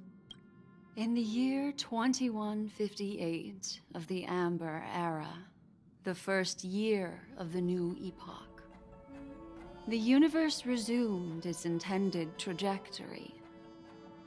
The kindling of conspiracy smoldered in Penacony, the land of the dreams. Failing to erupt into a blaze, it instead flickered briefly on Klapoth's anvil, before vanishing in the blink of an eye. The dead and those fated to die remain in their eternal slumber, while the living find solace in deep sleep.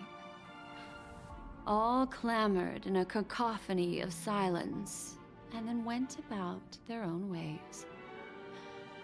The cosmos emanated a vitality characteristic of a new era, all for the modest price of a brother and sister's mild grief.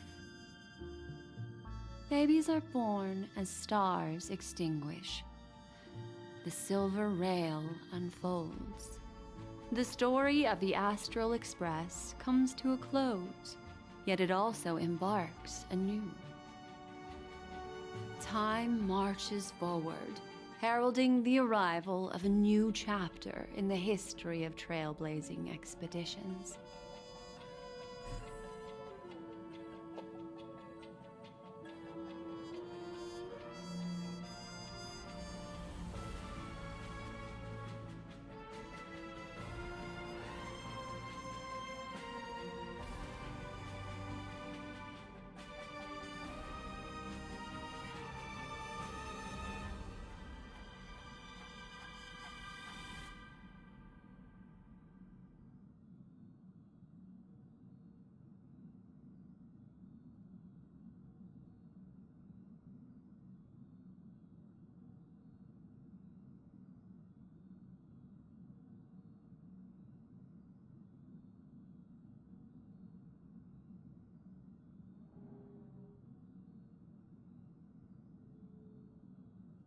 Countless shooting stars streak the sky tonight. If you can pick the right one, it will carry your wish to thousands of distant worlds. You're feeling very relaxed now, aren't you? So, then, it's time to tell you a little bedtime story. Well, let's start with a conclusion. The crew was defeated in the battle against Sunday. Everyone in Penacony failed, and no one survived. But don't panic. The truth, as horrifying as it may be, is not yet irreversible. There's still a glimmer of hope, and that's why I'm here. Next, I'll use this empty light cone that carries all your memories to relive everything that happened before. And when this story reaches its end, I'm sure someone as clever as you will notice that. There's a major flaw in the story you have experienced. Yet, within that flaw lies a glimmer of hope. Are you ready for it? Do you remember everything? When the clock turned back, the Express started a warp jump, sending you to a strange dream. You were bewildered back then, and then a Galaxy Ranger named Acheron showed you a way out. When you arrived at the Reverie Hotel, you met the doorman Misha and had a confrontation with Aventurine, an IPC representative. Thankfully, Acheron appeared again and helped you. After that, you saved Firefly and explored Penacony together. During the tour, you ran into Sparkle disguised as Sampo and accidentally entered a child's dream. There, I rescued both of you from death, but Firefly didn't return to reality. She realized the truth and tried to involve you in her plan, but that resulted in an accidental death. Even more unsettling, you soon encountered another murder. The 2 cases of death prompted you to investigate the truth behind the sweet dream.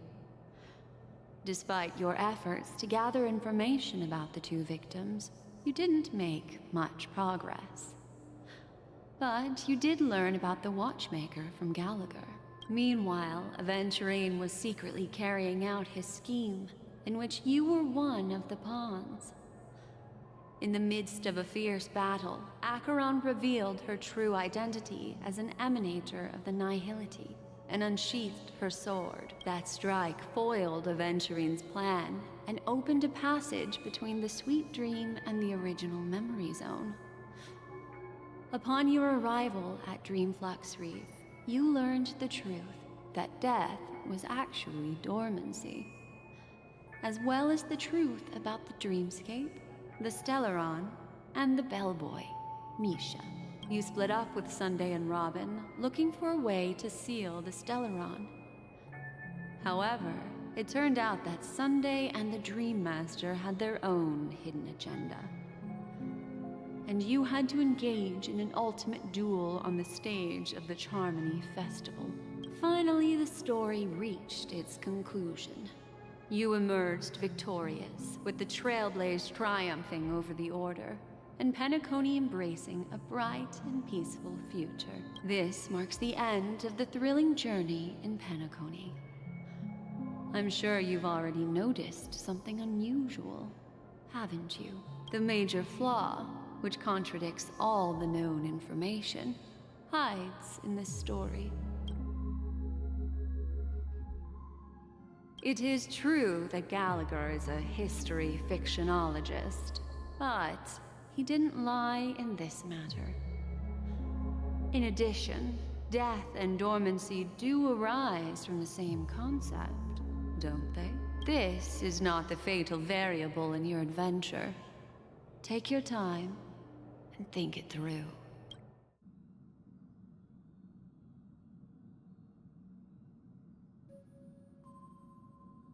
Are you suggesting that the sleeping and shapeless never bestows its gaze upon anyone, and thus no one can truly possess the power of the Nihility?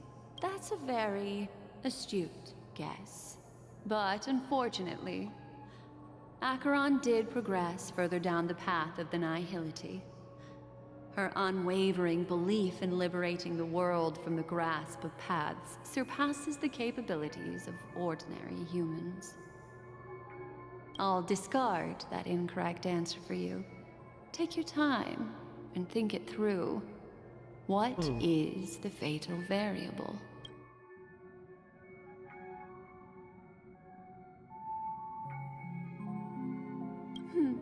Little Misha. Or should I call him the Watchmaker? He's only a segment of memory in a dream bubble, but his ambition for the Trailblaze led him to leave the bubble and embark on a grand adventure in Penacony. Well, Misha is a rather special Memory Zone meme, and he was granted power by the Trailblaze. There's still one thing that he shouldn't be able to do. A life born in the Memory Zone could never manifest in reality. So, why did he appear in the Reverie Hotel in reality? The answer is simple. He is the one fatal variable that contradicts all our known information.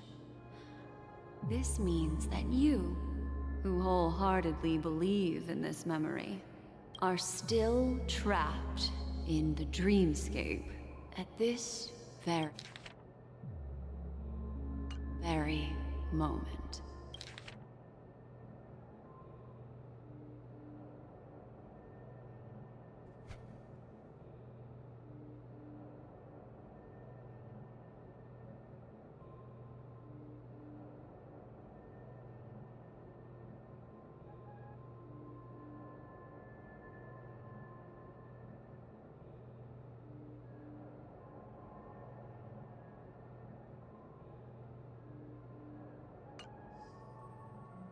Oh my god. Wake up, sleepyhead. Break free from this eternal dream and return to the real world. We'll find our answers there. The train is about to make the jump. 5, 4, 3, 2...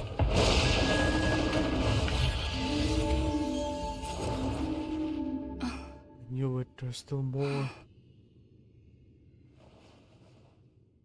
There is still more.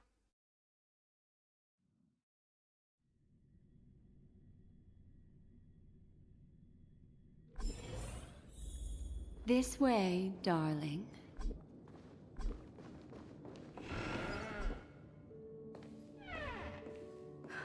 Not another one.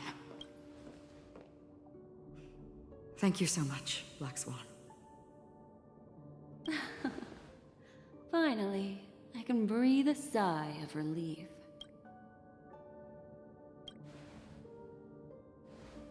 I understand you must be confused, and we'll do our best to shed light on the situation. However, before that, it's essential to know that this place is the rift between dream and reality. A place reserved only for those who have awakened from Enna's dream. Do you remember Sunday's ambitious plan? He intended to harness the power of the Stellaron, the collective will of over 100,000 Oak family members, and the desires of everyone in Penacony to usurp the harmony and restore the order. Unfortunately, it didn't stop there. From the early days of our journey into Asdana, we were already affected by the Stellaron. That strange dreamscape where we met. Maybe it was a sign that your thoughts were beginning to drift away.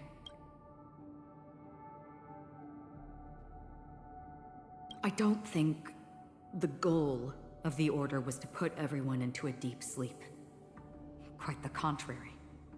They used the Stellaron to catalyze the leakage of Asdana's Memoria into the material world, allowing the dreamscape to blend with reality. And that included a lot of Memoria from the Beyond the Sky Choir. As time came and went, the dreams eventually became indistinguishable from reality, and reality became an illusion. People think they are awake, but their spirits have long since stepped into the Temple of Order. This is what makes Anna's dream so powerful. In this paradise governed by the Order, everyone indulges in their delightful dreams and lives happily ever after. I believe what you experienced in the sweet dream, except for that flaw, was real. Only in this way could you reach the destination, lifting the crisis in Penacony and embarking on your next trailblazing expedition. If it wasn't for Acheron's plan, we might have been trapped in this dream forever. Fortunately, while the path of the Order governs all things, it can't affect the Nihility. I came to realize this when the Dream Master tried to expel me at any cost. This is also why you felt a sense of peculiarity when traveling with her. Well, I'm not as fortunate as she is. Even if I'm a memo keeper, I was still influenced by the power of the Order and fell into hallucinations. However, thanks to your memories, now we still have a chance to turn the tide. For mortals, even if they possess the great power of a path, they can't create a flawless world like gods do. That's why there was a flaw in your dream. In other words, once you have realized the world is not real, you'll have a chance to break free from the dream. The flaw in your dream lies within Misha, who could have never appeared in reality. When I turned the pages of your memories, I realized that I was in an illusion too. Now Sunday has usurped the power of the Harmonious Choir through the Charmony Festival. Asdana has thus fallen into Anna's dream, transforming everyone equally into the notes of the Aeon. Failure doesn't mean weakness. Only the strong can gather the will to resist the Order and try to break free. We still have a chance, though. To make it happen, please, Black Swan, guide us to those with a strong will. All right, please come with me. These people are... They're the ones who accept Anna's dream and indulge in their happy illusions. We have no means to wake them up now. Not even your clockwork will do the trick. However, there are still other things we can do. Let's keep going. What a long quest line. I don't think I'm gonna continue this since I had a feeling that the boss is not just like that. There's definitely more to it. That was amazing. I think I'm gonna stop here. I'll play another session tomorrow night then. Or maybe the day after. Alright, I'm gonna end this here. Thank you for watching. I'll see you guys next time. Bye bye. Whoa, that was really amazing. How am I still alive? Yeah. I thought I could finish the whole thing. But I just spent 5 hours only to realize that the questline is looped. It was all a dream. It was all an illusion. Now I'm back to reality. I spent 6 hours just to realize that this is a reality. Holy shit. Just slept and woke up? Oof. Damn.